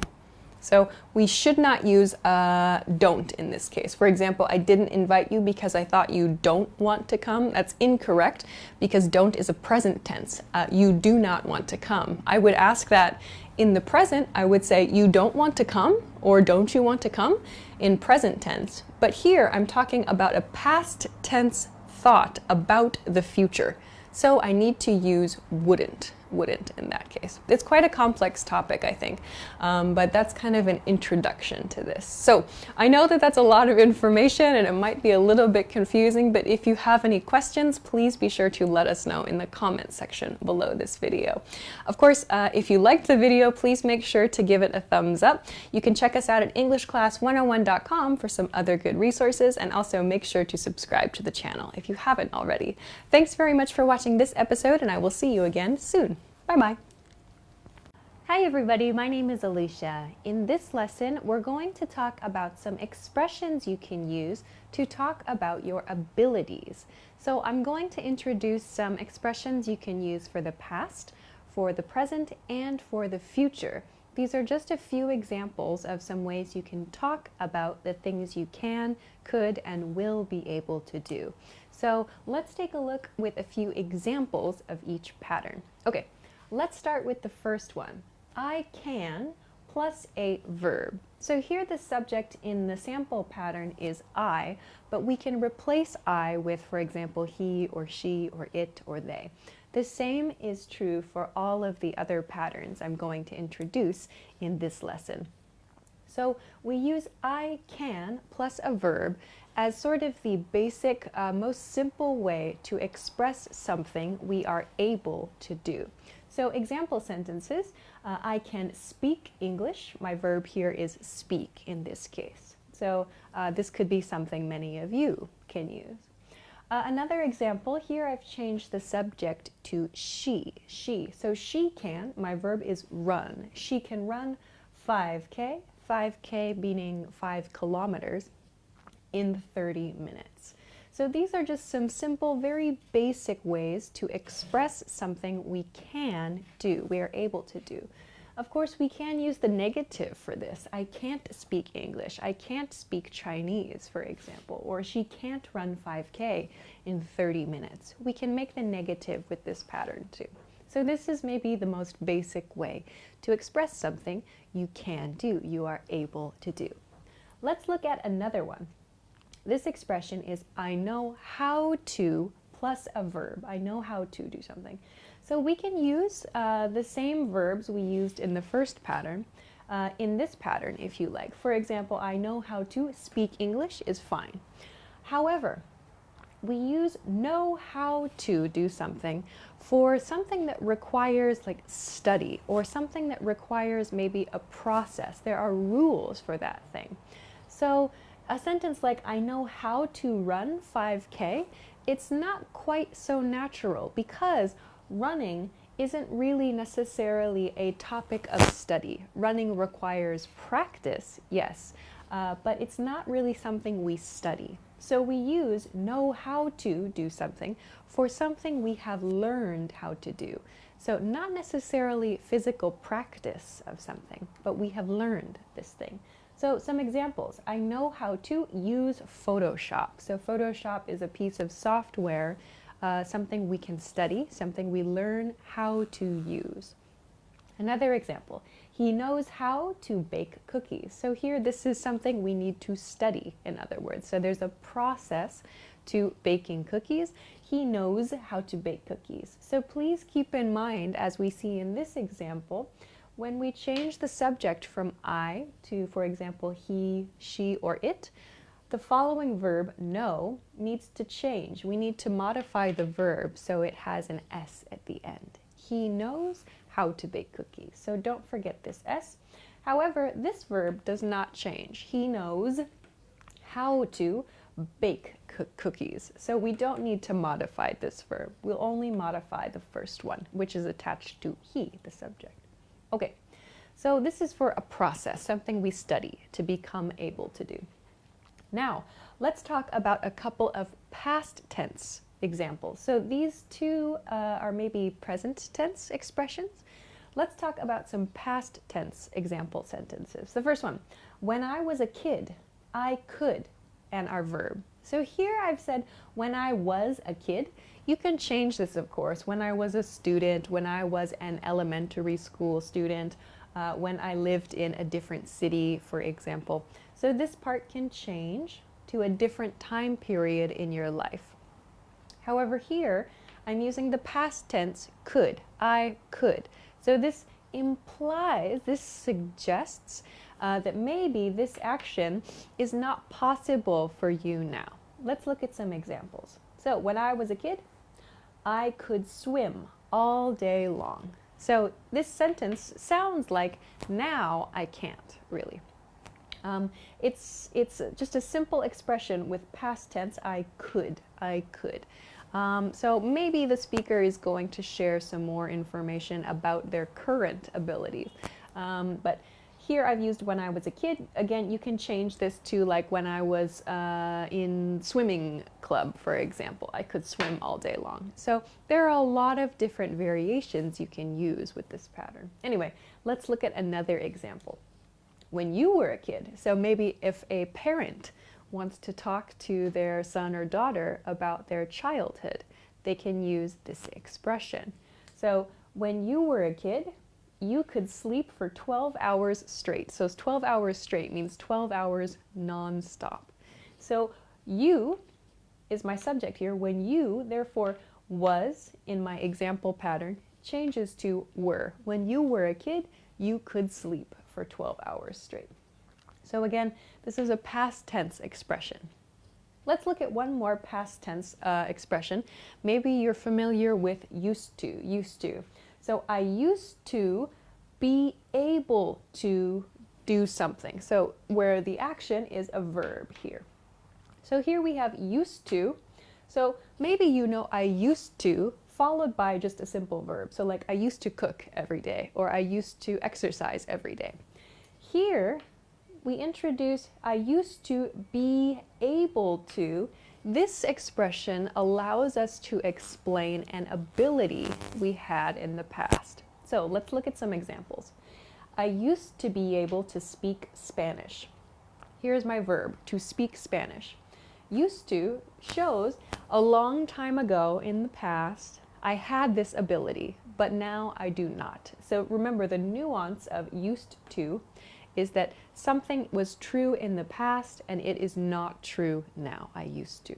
Also, please consider the pronunciation here. So not used to, but native speakers connect the D and the T sound at the end of used and to. So it's not used to, but used to, used to. There's just one sound there, used to. So think of it as dropping the D, used to. I used to do something. One more example.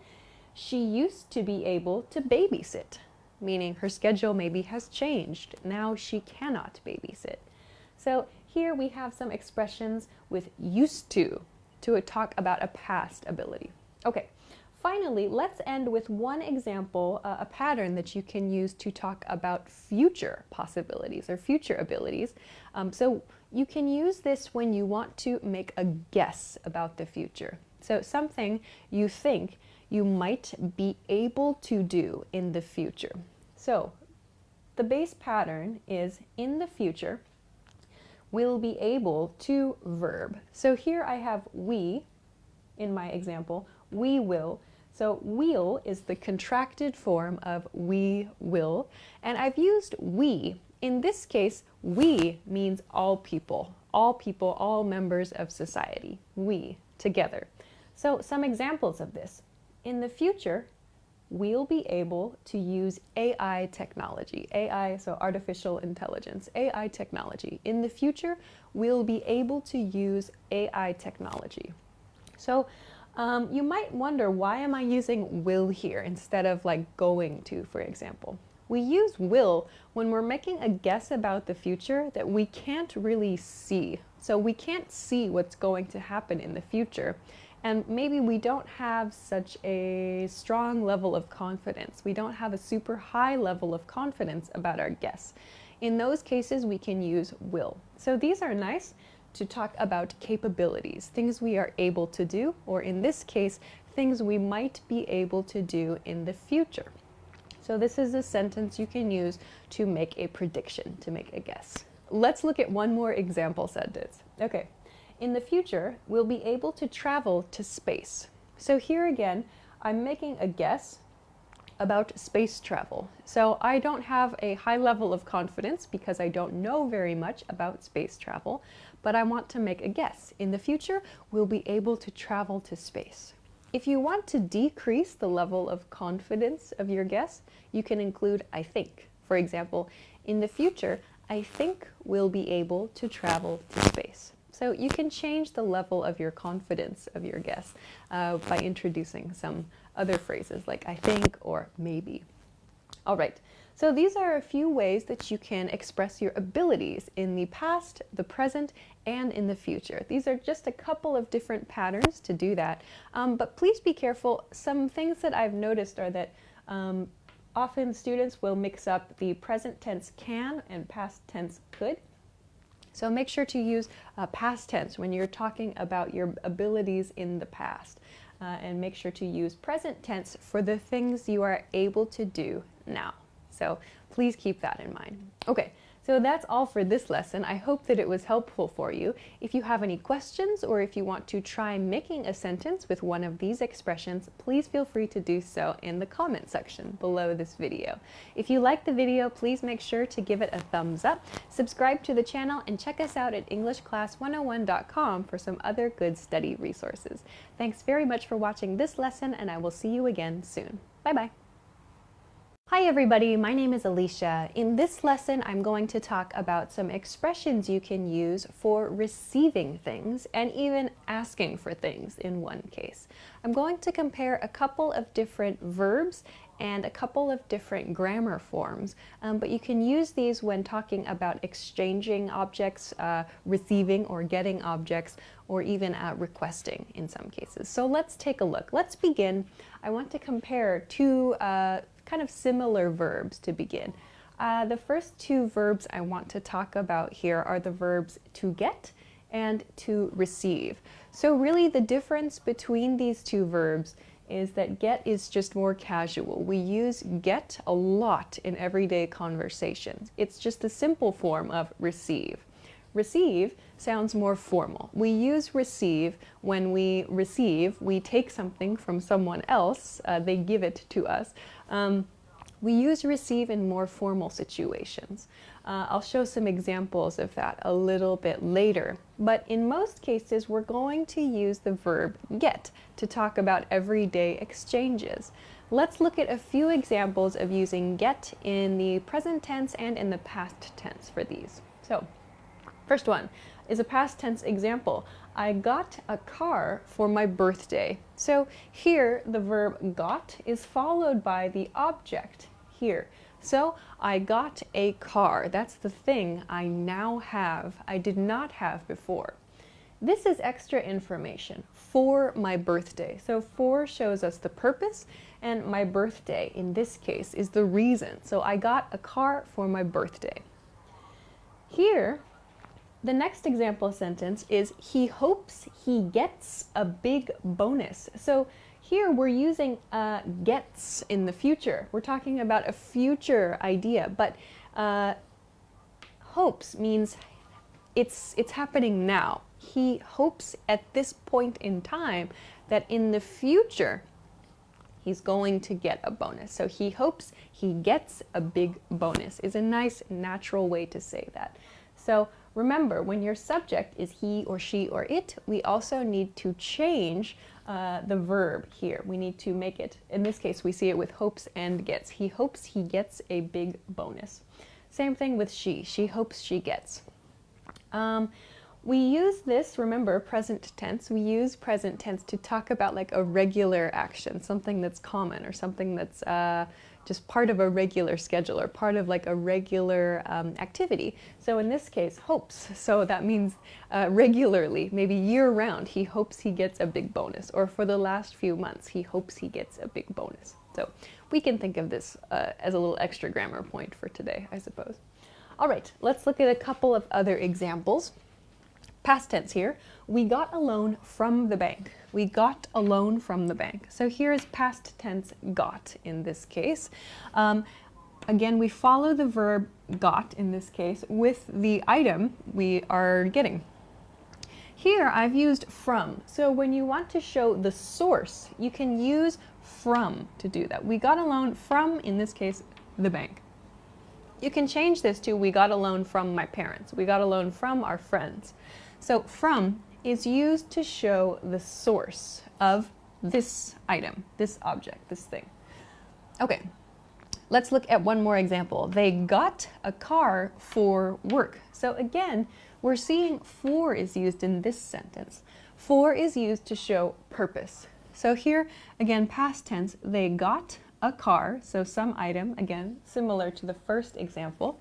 Here, we're seeing the purpose is work. So they got a car for work is slightly different than I got a car for my birthday. So this is showing the reason the person received the car.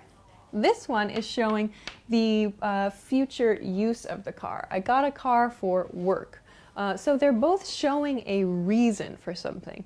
But is it past tense? Is it future tense? You kind of have to look at the situation to understand that part. So those are a few examples with the verb get, or past tense got in this case. We'll go on to some more complex examples later.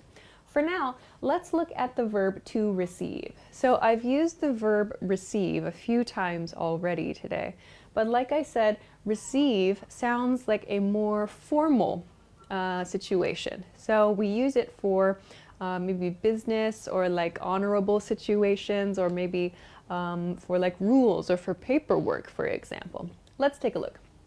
Here, it's an honor to receive this award. So in this case, someone is accepting an award. It's probably a formal situation. So we use the verb receive. You could use the verb get here. For example, it's an honor to get this award, but get sounds too casual for something like an award ceremony. So receive sounds much, much better here. It's an honor to receive this award. Let's look at another one. This one is phrased as a question. So here, have you received your passport? So this might come from a government office, for example, an inquiry, a question about someone's paperwork. Have you received? Have you received? So here we're seeing a present perfect tense question. Have you received your passport? We can use it in this way too.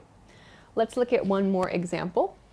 I received an email from my boss. So just as we saw with we got a loan from the bank, we can use from to show the source. So here, I received an email from my boss. If we need to maybe make an explanation in a formal situation, we can use received instead of got here. In this sentence, I got an email from my boss. It's fine also. If maybe you're speaking just very casually, if you're making a presentation, or if you're sharing some key information in a formal situation, though, received might be a better choice. Let's take a look then at the next pattern I want to talk about, which is something something gave me. So here I'm looking at the past tense gave. The present tense form is give. So I'll explain a little bit more some uses of give in the present tense. For now, let's just look at the past tense gave. We use this pattern to show an exchange at the beginning of the sentence. So let's look at an example first, and then I'll explain. First example, my mom gave me the keys to the car. So here we have my mom to begin the expression. My mom gave me the keys to the car. So here we're showing the keys started with the speaker's mother, with the speaker's mom, and the mom passed the keys to the speaker. So we're showing an exchange of an object, an exchange of an item. We could use a verb like this, like I got the car keys from my mom, if you want. But here, we're putting my mom at the beginning of the sentence. My mom gave me the keys to the car. So kind of the nuance of the sentence changes. If we say, I got the car keys from my mom, or my mom gave me the car keys, the meaning is really the same. It's just sort of the focus of your attention is a little bit different. Like, my mom gave me something. Maybe sounds like there's a little more emphasis on my mom, as opposed to, I got the car, or I got the car keys from my mom. It sounds more like the focus is on me. So depending on the kind of nuance you want to communicate, you can choose one of these different patterns. Let's look at a different one. The manager gave us free drinks. Okay, here, so the manager gave us in this case, so I've changed me to us here. The manager gave us and free drinks. So this is the item that was exchanged from the manager to us in this case. So remember, we need to follow the verb gave in this case with the person who is getting the item, the person who is receiving the item. All right, let's look at one more. Okay, a very different example here. That dinner gave me a stomach bug. So here, it's kind of a strange sentence. The subject is that dinner. That dinner. So a dinner is not a person. How can it give something? Gave me to communicate an exchange, yes, but we can also use it to mean like passing something along. So in this case, that dinner gave me a stomach bug. Stomach bug is a different way of saying sick. In other words, that dinner made me sick. So here, we're using gave me to show a cause. So the dinner gave me a stomach bug. The dinner caused me to become sick, in other words. So bug is a different way of saying germ. So the dinner gave me a germ that made my stomach sick. So the dinner is not an actual person that can give things at all, but instead here we're seeing gave used to communicate the cause of something. So you may also see it used in this way. So not an actual person, but something that causes something else, or an object that passes something else to the speaker. So please keep this in mind when you see this kind of sentence. Okay, let's look at a different grammar point. At something something was given, the passive voice, or something something has been given will be present perfect tense. So let's take a look at a couple of example sentences with this. First, our new product has been given many positive reviews. So here, our new product is the focus of the sentence. Our new product. Here is our subject. And then we have has been given. So here, because we're using the present perfect tense, has been given, we're showing that the reviews began in the past and have continued to the present. Our new product has been given many positive reviews online. Also, in this sentence, we see that there's no action. Who is giving the reviews? We don't know. That's one of the benefits of using this grammar. So who is doing this? It's not important or it's unknown. We can use was given in the past passive tense to do the same thing.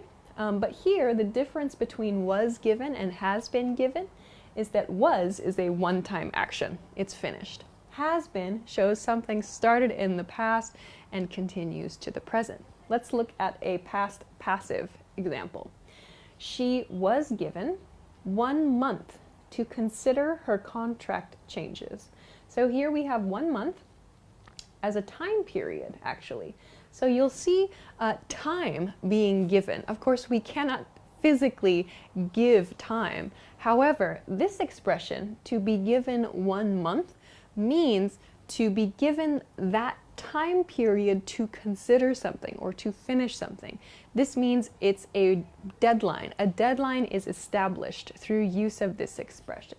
So she was given 1 month, meaning from this discussion, perhaps, she has 1 month until she needs to make a decision about her contract. So here, because we're using the passive voice, was given, because we're using this, we don't need to share the person who gave her this time. So maybe it's her boss or her supervisor or the CEO of the company. We don't know. So we don't know, or it's not important to explain that in the sentence. So we can omit that. We can remove that here. This is the key information. She has 1 month to consider her contract changes. All right, so if you want to remove the person doing the action or the person giving the thing, you can use one of these patterns to do so. Okay, finally, I said I would talk a little bit about give, the expression give. So when we're requesting something, when we want to receive something, when we want to get something, we can use the verb give. So we'll use give me to request something, but keep in mind that this is a very casual way of making a request. So give me a drink or give me a minute. We can ask for time in this way. However, we often contract give me to gimme. So not give me a minute, but gimme a minute, gimme a minute. So give me contracts to gimme. So you can use this with your friends and with your family, but if you use this at work or with someone in a position higher than you, it can sound rather rude. So you can use this to request something from someone, like, hey, can you give me that file? Or can you give me a pen, for example? So please give me something. You're making a request from the other person. So these are a few expressions that you can use when you want to talk about receiving something, getting something, or even making a very casual request for something. So please keep these in mind the next time you're thinking about how to explain receiving or getting a thing. If you have any questions or if you want to try to make a sentence, please feel free to do so in the comment section below this video. If you like the video, please make sure to give it a thumbs up, subscribe to the channel if you haven't already, and check us out at EnglishClass101.com for some other good stuff. Thanks very much for watching this lesson, and I will see you again soon. Bye-bye. Hi everybody, my name is Alicia. In this lesson, I'm going to talk about common suffixes. We're going to talk about what suffixes are, and we're going to talk about a few examples of suffixes. Let's get started. Okay, first point for this lesson is what is a suffix? Suffix, that's our key word for this lesson. So suffix. A suffix refers to the letters that come at the end of a word. These can be like 2 letters, maybe 3 or 4 letters. It's like a short group of letters at the end of a word. Suffixes can change how a word is used. By this I mean it can change like the grammar of the word. So meaning changing a word from an adjective or changing a word from a verb into a noun, for example, or into like the comparative form of an adjective. So these can change how a word is used in terms of grammar. Suffixes can also show meaning. So we're going to see some examples where the suffix, the group of letters at the end of the word, give us a hint. It gives us a hint about the meaning of the word. So there are 2 kind of focuses I want to look at for this lesson. In this lesson also, I'm going to introduce just a few suffixes. There are a lot more than these, but these are a few common ones. So let's take a look. First, I want to focus on some suffixes that really change grammatically how we use the word. So if you've watched these videos, maybe you've seen lessons about making the comparative form of adjectives. So in that video, we saw that we use ER or IER endings to make the comparative form of adjectives. Let's look at some examples. So first one, small. The adjective small becomes the comparative form smaller by adding ER. So ER is our suffix here. It creates the comparative form of the adjective. Same thing with the adjective big. By adding ER, the suffix ER, we create the comparative form, bigger. Happy is another example. Happy ends in Y. So when we make the comparative form, we remove the Y sound and use IER. This is irregular for adjectives that end in Y. So ER and IER are suffixes. They change adjectives to a comparative adjective form. Let's look at another similar example then. When we want to make the superlative form of an adjective, remember superlative means the most extreme. This can be the most extreme in terms of like the best or the top or the most of something, or the other extreme, so the worst, the least good of something. So when we want to talk about the most extreme versions of adjectives, we use the superlative form. To make the superlative form, we use EST or IEST. IEST, like we saw here, is used for adjectives which end in Y. Let's look at some examples. Same words as we used here.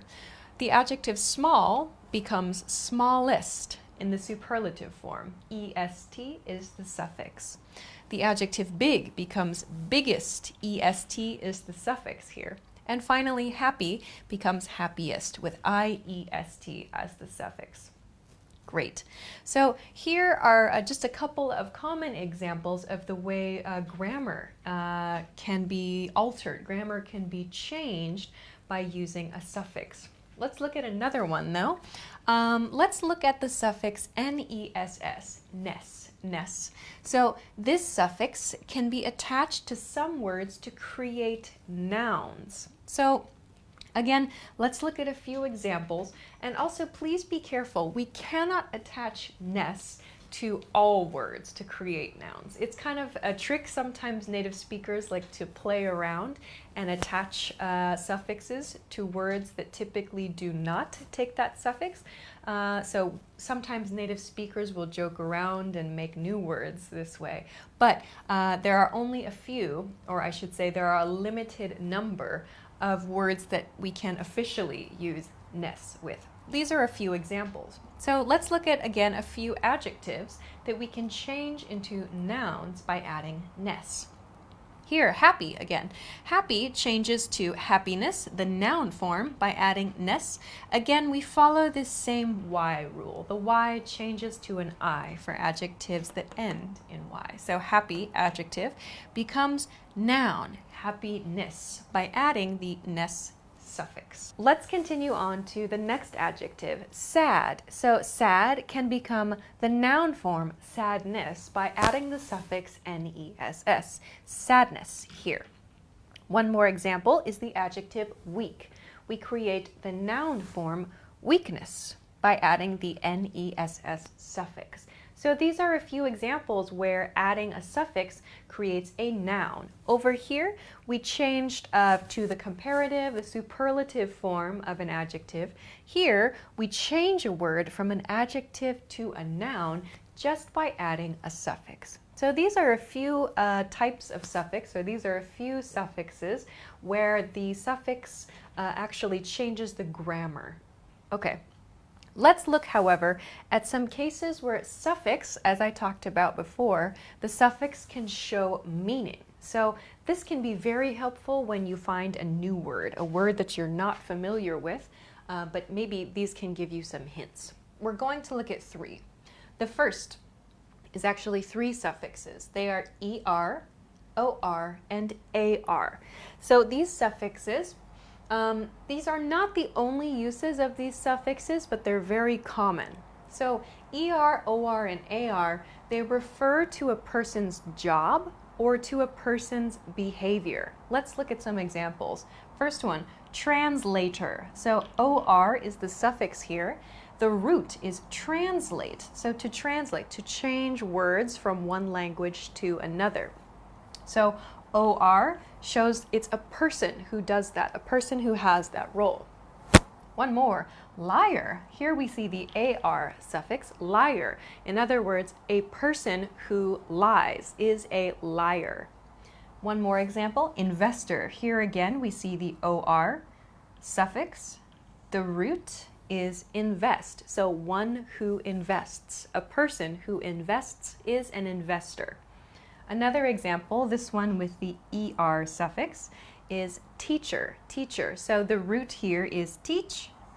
Teacher shows us it is one who teaches. A person who teaches is a teacher.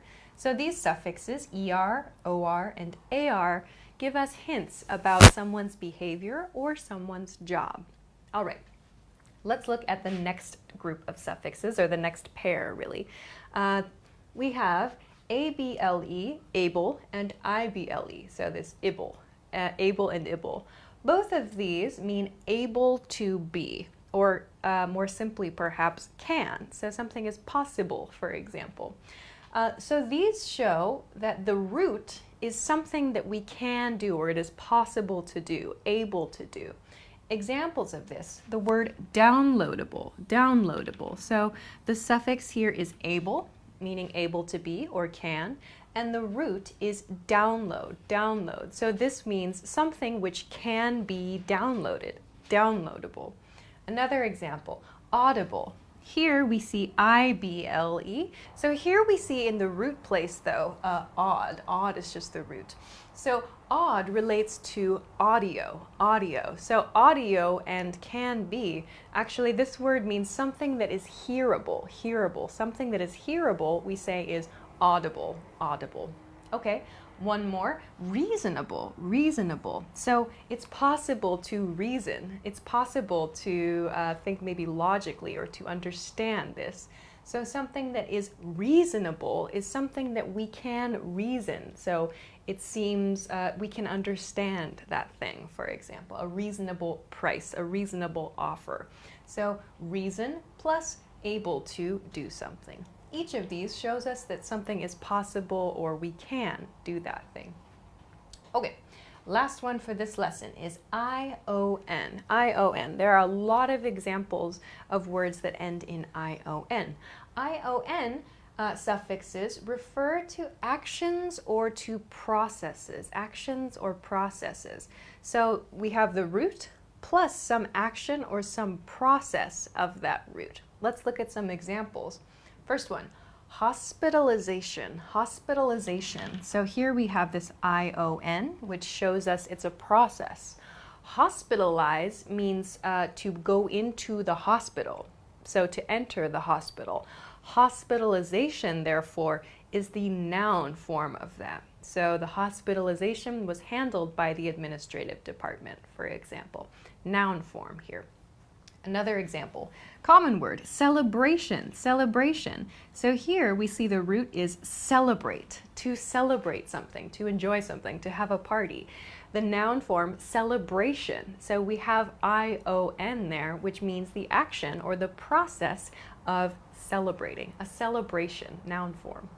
Finally, identification. Identification, we have this ION at the ending, and here we see in the root identify, identify. So the process or the action of identifying something. We use this for like an identification card, which allows us to identify other people. Identification is a noun though. So we use ION to refer to actions or to processes, and they relate to the root of the word. So these are just a few examples of the many, many suffixes we can find in English.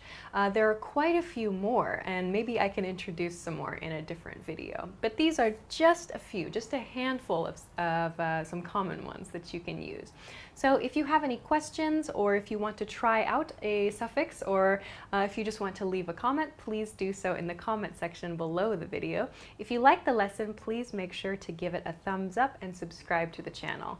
Also, you can check us out at EnglishClass101.com for some other good resources. Thanks very much for watching this lesson, and I will see you again soon. Bye-bye. Hi everybody, my name is Alicia. In this lesson, we're going to talk about an introduction to email writing. So I have email writing here, but this is email writing especially for business or for other formal situations.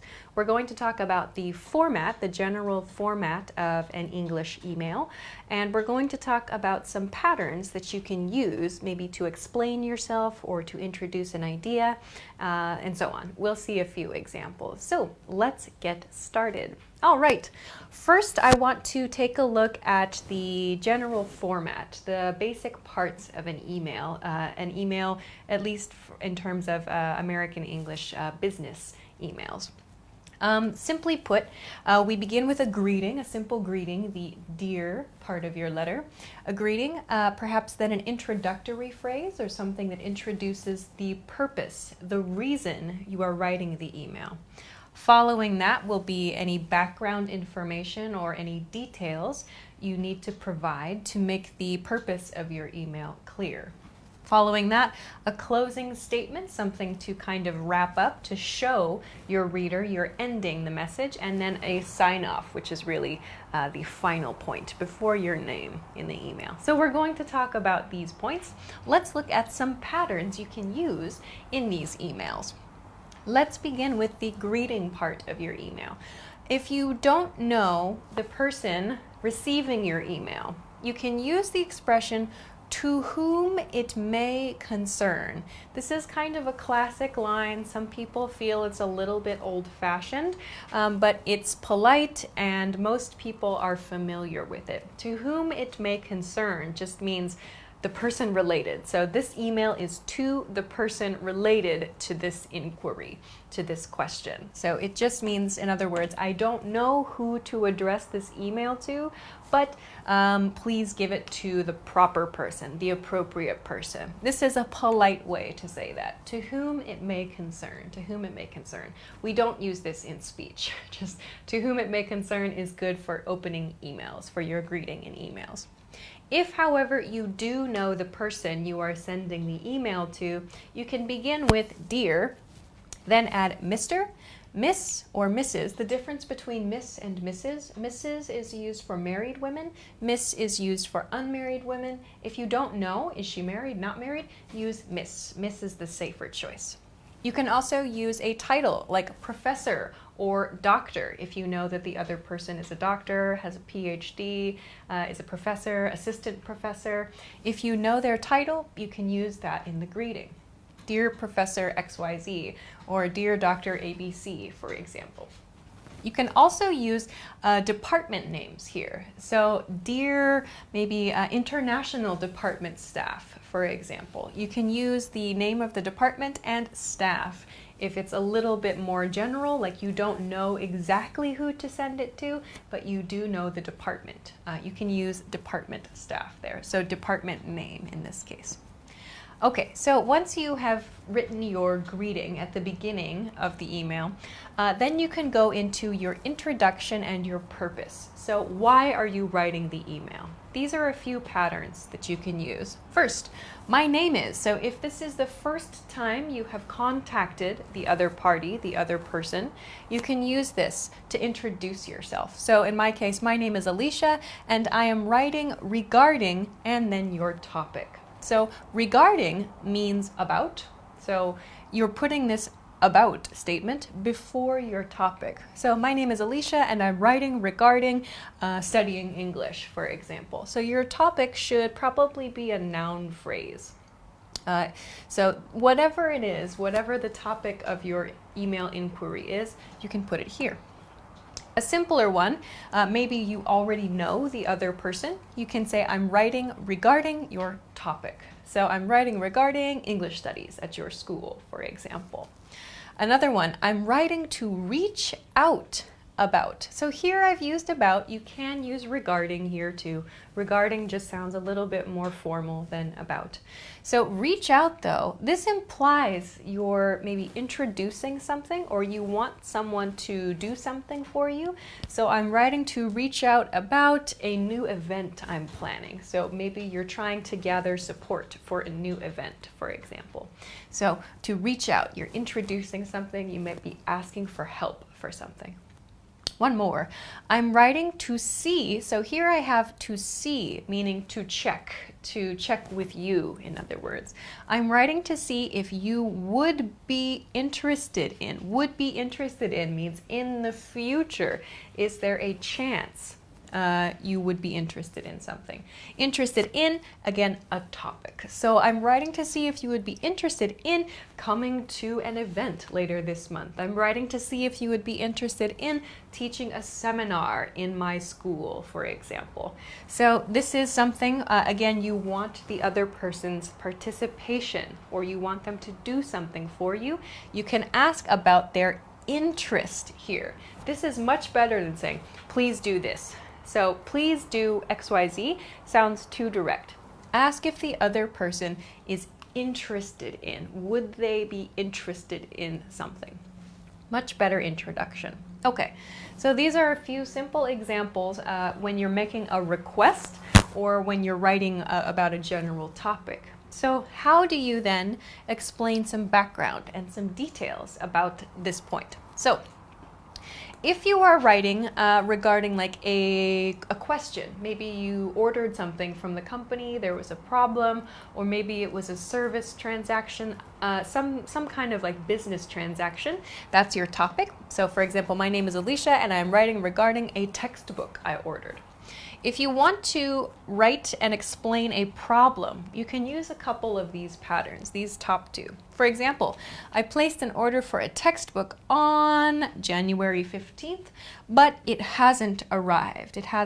So here, the product I ordered, the date of my order, and maybe an order number would be good too. So after this statement, you can explain the problem. So for example, the textbook I received was wet, or the textbook was the wrong textbook. So you can explain the problem after this expression. So these are perhaps for orders or maybe a service situation. Let's look at the second pair here. If you're looking for someone to do a job for you, or if you want someone's participation in something, you can try using one of these patterns. Let's look at the first one. We're looking for someone to plus your task. So we're looking for someone to help us with data entry. We're looking for someone to teach English lessons on the internet.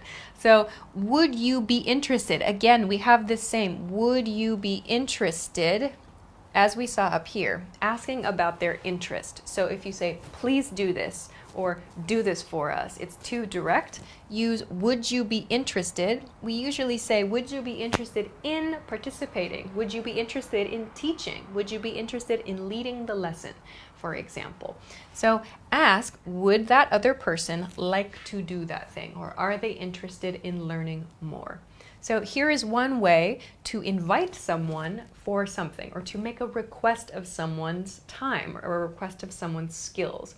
So here's one pattern. Another one. We're planning an event and would like to extend an invitation. To extend an invitation is a formal expression, which means we want to invite you. So this is our official invitation. To extend an invitation means to invite someone to something, but this is a formal expression we use. To extend means like to put something out, so like to make something longer. Imagine your arm coming out. To extend an invitation, like here on our hand. So we are planning a seminar and would like to extend an invitation to you, perhaps, as well. So this is for an event invitation, or maybe there's something else you would like to invite this person to. Like we're planning a conference and would like to extend an invitation to you to give a speech at the conference, for example. So there are many ways we can change this sentence to invite someone to participate in something. All right. Let's move on then to some closing messages. So after you've explained the background and the details, and you've kind of asked the key question or explained the problem, then we can show the reader that the email is finished by including one of these expressions. These are just a few examples, but they're quite general. So first, thank you for your time. So this is good for maybe a simple inquiry, or if you're explaining a problem perhaps, and you just want to express your appreciation. Thank you for your time. That's a nice one. Another one, I look forward to hearing from you soon. I look forward to hearing from you soon shows you expect a reply from the other person. So it's a little bit of a push in this case. So I look forward to hearing from you soon. I look forward to receiving a reply from you soon. You're expecting a reply in a timely fashion. You're expecting a reply in a reasonable amount of time.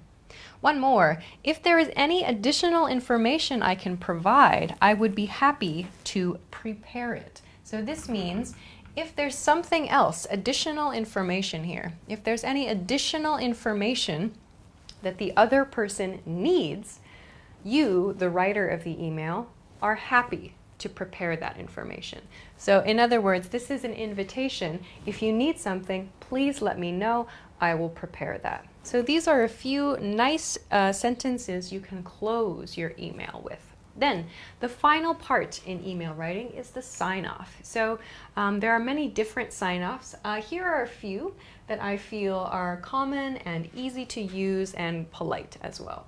Sincerely is good. Sincerely is quite basic. You can use that in most situations without trouble. It just sounds quite, I guess, quite typical. It doesn't sound so warm, I suppose, but it's fine to use. Another one, I personally like to use best. So best shows, this is short. This is kind of an abbreviated expression of my best, or I wish you the best, but kind of short and a little more professional, I feel, best. Another popular one is warm regards, warm regards. So in other words, my warm feelings, or like I mean this in the best way possible. I mean my email to be warmly received. Another one I've seen is kindly, kindly. So this one is in like a request or just perhaps an information related email, kindly. So meaning I intend this email to be read with kindness. So please don't mean that like I'm angry or anything. Kindly, kindly. Sometimes I see people use yours or sincerely yours. Those are too intimate. They are personal. So using yours implies that you have a personal relationship with the person reading the email, or it could be an intimate relationship. So yours is something I typically avoid in professional emails. Don't use love in professional emails either, or like my love or anything like that. Don't use that in your emails either. But stick with one of these and you should be just fine in most cases. So please just be careful. Don't use yours, don't use love as well. All right, but that's just a quick introduction to email writing, especially professional and business related emails. I hope that that was helpful for you. If you have any questions, or if you want to try one of these patterns, or if you have a different pattern you like to use in your emails, let us know in the comment section below the video. If you liked the video, please make sure to give it a thumbs up, subscribe to the channel, and check us out at EnglishClass101.com for some other good resources. Thanks very much for watching this lesson, and I will see you again soon. Bye! Hi everybody, my name is Alicia. In this lesson, we're going to talk about relative clauses and relative pronouns. I'm going to give kind of an introduction to this grammar point and how to use it. There are some more advanced points relating to this grammar, but I'm not going to talk so much about those today. This lesson is going to be an introduction to this grammar and some ways that you can use it, hopefully right away. So let's get started. All right, first of all, what is a relative clause? So relative clause is one of two key points that I want to talk about today. So a relative clause, for grammar, a relative clause is like a phrase or a group of words that's like a long adjective. So remember, we use adjectives to modify nouns. We can think of a relative clause like a long adjective, a group of words, not just one word. So relative clauses like a long adjective. We use relative clauses to give extra information about a noun or a noun phrase. So if you want to give more information, if you want to describe something more deeply, you can use a relative clause to do that. So let's look at one simple example first. Okay, example sentence. So my apartment, which is small, is a little old. So this sentence includes a relative clause. Here I'm talking about my apartment, but I have a couple of details about my apartment. I have my apartment, which is small. So this is my extra information here. So I'll explain a little later how to find the extra information point. But here is my relative clause. So my apartment, which is small, is a little old. This is the relative clause, the extra information about my apartment. So here, I know one of the reasons that I know that this is my relative clause is because this clause begins with what's called a relative pronoun. Here I've used which in this case. So this is the second point that I want to talk about for this lesson, relative pronouns. So relative pronouns are used at the beginning of a relative clause, as we see here. So here's my relative clause. Here's my relative pronoun at the very beginning. The first space or the first point in the clause is my relative pronoun. So there are some cases where it's okay to drop a relative pronoun, but I'm not going to talk about those in this lesson. I'm just going to focus on making basic sentences with relative pronouns and relative clauses. But in this case, I've used which as my relative pronoun.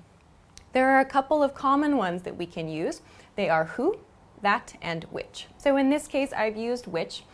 We can use which and that to refer to objects. So in this case, in my initial example, I used apartment. So apartment is not a person. Apartment is an object. It's something that doesn't move. It's not alive. So I need to use the correct relative pronoun. For today's lesson, we can use that and which to refer to objects. The difference for today's lesson, the difference is that will be used to sound a little bit more casual, which will be used in more formal, I guess, or more polite sounding examples. So here, this sounds like kind of a polite introduction to some features of my apartment. If, however, you are interested in learning a little bit more about relative clauses and when to use that and which, you can check out, you can Google, or if you like, restrictive and non-restrictive clauses. This is one of the key differences between when to use that and when to use which. So if you'd like more information, this is the grammar point that gives more in-depth information about the differences between these two. So, but the other relative pronoun that I want to introduce for today is who, which we use for people. You'll also notice, as I'll talk about later, some people like to use who with pets. It kind of shows that like it's sort of a cute relationship, a familiar relationship. So we can use who sometimes to refer to our pets, like they're members of our family. So it's kind of cute. Okay, so we're going to look at how to use these today. Let's take a look then at some more example sentences and a couple of tips. So each of these sentences uses a relative clause. Let's look at the first example. Here, my teacher, who is from the US, has brown hair. Okay, so here we can find the relative clause. There are a couple different ways to do this. First, by identifying the relative pronoun. In this case, who is the relative pronoun because it's referring to my teacher. So my teacher, that's a person, so I need to choose a relative pronoun that refers to people. We can use that in some kind of casual situations, but for this lesson I want to introduce who as being maybe the best and clearest choice for people. So my teacher, who is from the US, has brown hair. So again, the relative clause is here. So in this lesson, a quick and easy way to find the relative clause is by checking for the commas. So I'm using commas around the relative clauses for this lesson. If you know the more advanced grammar point, that means that these are all non-restrictive clauses. Okay, let's look at another example though. Next one, our office, which is in LA, gets really hot in summer. So again, just as I did with my first example sentence, I've used the relative pronoun which here. So relative pronoun which begins my clause, and using the commas as a hint, I can find where the clause finishes. So our office, which is in LA, gets really hot in summer. So maybe you can see one of the things that you can do to check to see if you have found the relative clause or not is to remove that part of the sentence from the sentence altogether. So for example, up here, my teacher who is from the US has brown hair. If I remove this part of the sentence, it becomes my teacher has brown hair. The sentence that remains is grammatically correct. So I know, okay, yes, this is the relative clause. It's the extra information. In other words, I don't need this information to make a grammatically correct sentence. We can do the same thing here. Our office, which is in LA, gets really hot in summer. If I remove the relative clause, Our office gets really hot in summer. This is a grammatically correct sentence, so I know that I've found the correct spot for the relative clause. All right, let's look at a couple of other examples then. Next one, my neighbors, who are really noisy, host barbecues every summer. So here I wrote BBQs, but barbecues. So my neighbors, you'll notice though I've got the word neighbors in the plural form, my neighbors, but I've used the singular who. That's okay, actually. So we can use who in this case. It's fine. You'll hear native speakers do it. Don't worry about it. So my neighbors who are really noisy, again, watching for those commas in this case, my neighbors who are really noisy host barbecues every summer. So again, to check that I have the correct information as the relative clause, I can remove it from the sentence. My neighbors host barbecues every summer. It's grammatically correct, so I know that this part is the relative clause. Okay, last one then.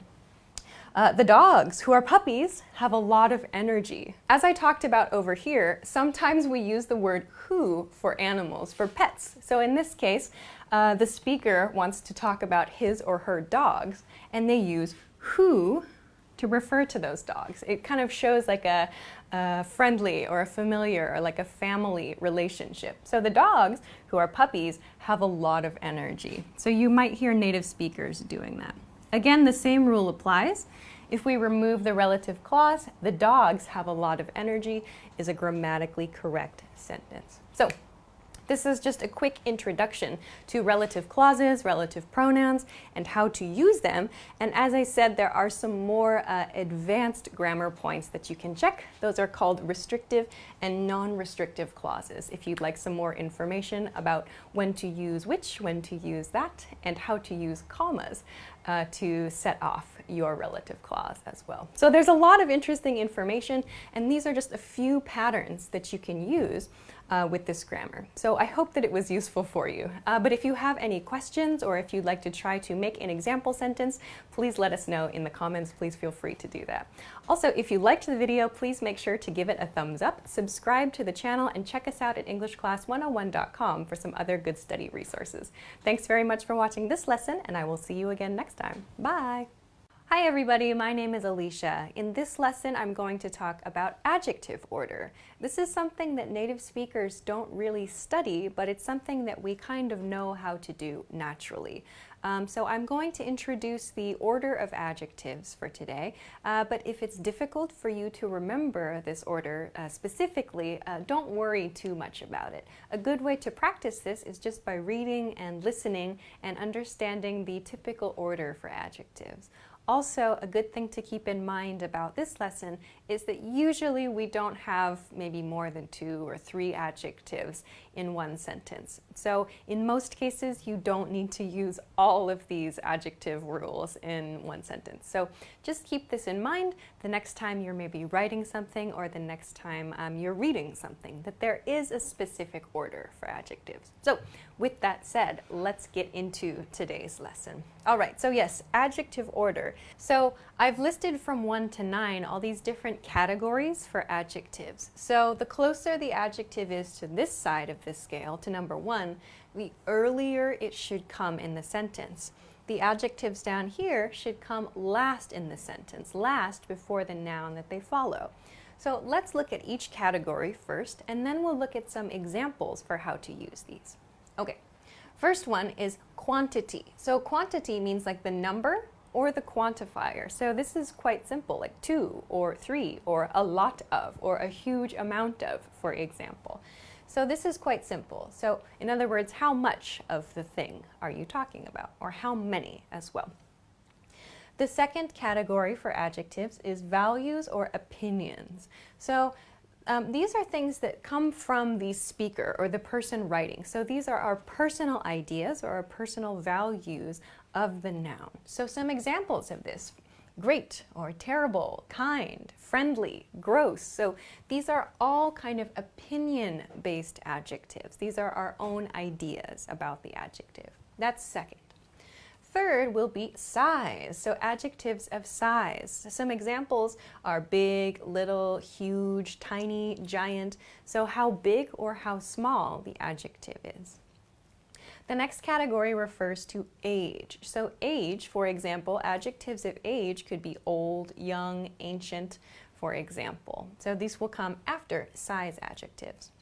The next one would be shape. So shape doesn't only mean like a square or a triangle, for example, or in the adjective form, triangular. We can also use these shape adjectives in terms of like people's bodies, for example, like fat or skinny. We can also use them to talk about like objects. So it's a round table, for example, or a square table as well. So these are some examples of shape adjectives. Color is pretty clear, I think. So color, for example, blue, green, red, or yellow. The color of the item you are describing is next. The next category is origin. So origin here means where did the noun come from? Where is it from? So for example, Chinese or West African or Thai, for example. The next category, material. So material can mean many different things. In other words, what is the noun made of? What is the noun made of? So we can talk about the material. And finally, number 9 is purpose. The purpose means what is the noun used to do, or why do you need this noun? So what is the purpose of the noun? So as I said, this is not a point. This is not a grammar point or a language point that native speakers study officially, at least to my knowledge. Native speakers don't study this in many schools, but it's something that we learn through practice. So let's take a look at some examples of how these can be applied to make sentences. Okay, first one, my brother. So my noun here is my brother. My brother is a smart, funny American guy. Here I have 3 adjectives in this sentence. My brother is smart, funny, American. So my first 2 adjectives here are smart and funny. So smart and funny, actually, they're both opinion adjectives, like here. These are value or opinion words, smart and funny, my ideas of my brother. So because these words come from the same category, I can use them in any order I choose. Here I've said my brother is a smart, funny American guy. I could say my brother is a funny, smart American guy. That's fine because these adjectives, smart and funny, come from the same category. In these cases, then, we can use a comma to separate the adjectives. So smart and funny, or funny and smart. If you can mix the adjectives, meaning you can change the order of the adjectives, you can separate them with a comma. However, the third adjective I used here is American. So American is an adjective relating to his origin. Where is he from? He's from America, so I use American to refer to his origin. So I can't use a comma here because American as an origin adjective comes after an opinion adjective. So I just need to put the adjective just before the noun in this case. So this is my last adjective in the sentence. I'm not including any like material points about what my brother is made of. I'm not including any sort of purpose information. My last adjective is here, so I don't need to use any comma. So my brother is a smart, funny American guy. 2 opinion adjectives and 1 origin adjective here. Okay, let's look at another example sentence. Here, my neighbor in this case. So my neighbor is a quiet, friendly old man. So again, we see this similar quiet, friendly old man 3 adjective pattern here. Quiet and friendly, again, are opinion words. So I can separate these with a comma, quiet and friendly. However, here I've used old. So old relates to age. So that still means, though, that this adjective needs to come after the opinion adjective. So my neighbor is a quiet, friendly old man is the correct order for these adjectives. Okay, let's change it up a little bit. Your coworker sounds like a thoughtful young woman. Again, I'm using an opinion adjective and an age adjective here. So thoughtful and young are my 2 adjectives. In this case, I'm using only 2 adjectives, and I can't change the order of adjectives. It sounds strange if I say, your coworker sounds like a young, thoughtful woman. It sounds strange because young should come after the opinion adjective. So I can't change the order of these two adjectives. They have to be thoughtful first, young second, so I can't use a comma in this case. All right, great. So that's a quick introduction to some very common sentence patterns using adjectives, multiple adjectives.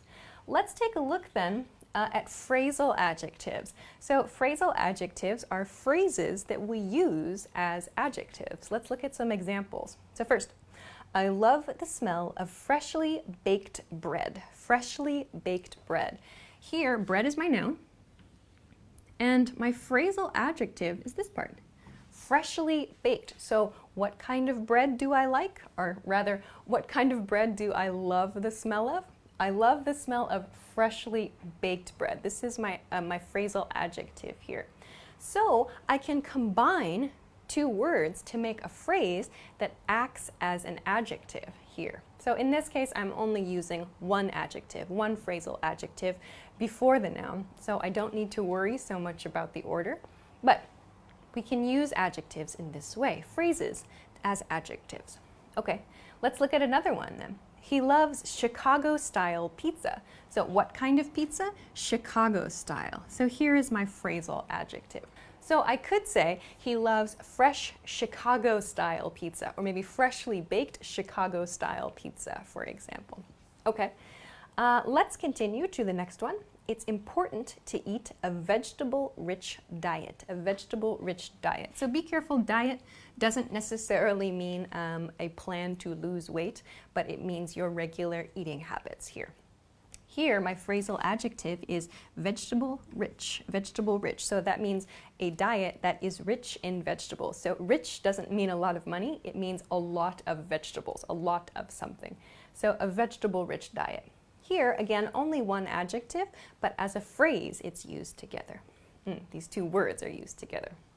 Okay, but another point that I want to talk about is using phrasal adjectives with time expressions, because this is a point that I've noticed many people struggle with. First, let's look at an example. First example, simple, a 2-month-old child. So here, we're describing the age of the child, but we're using months to do it.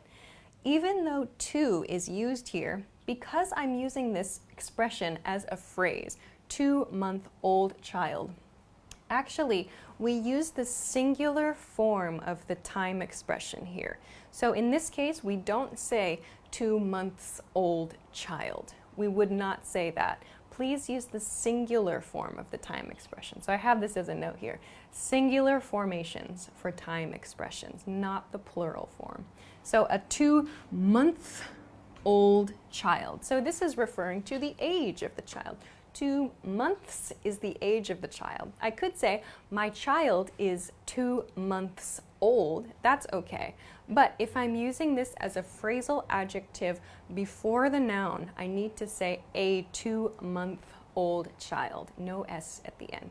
Let's look at another example. Here I have 4-day business trip. Actually, there are 2 points to talk about here. So 4-day is my time expression. And then I have business here. This is the purpose in this case.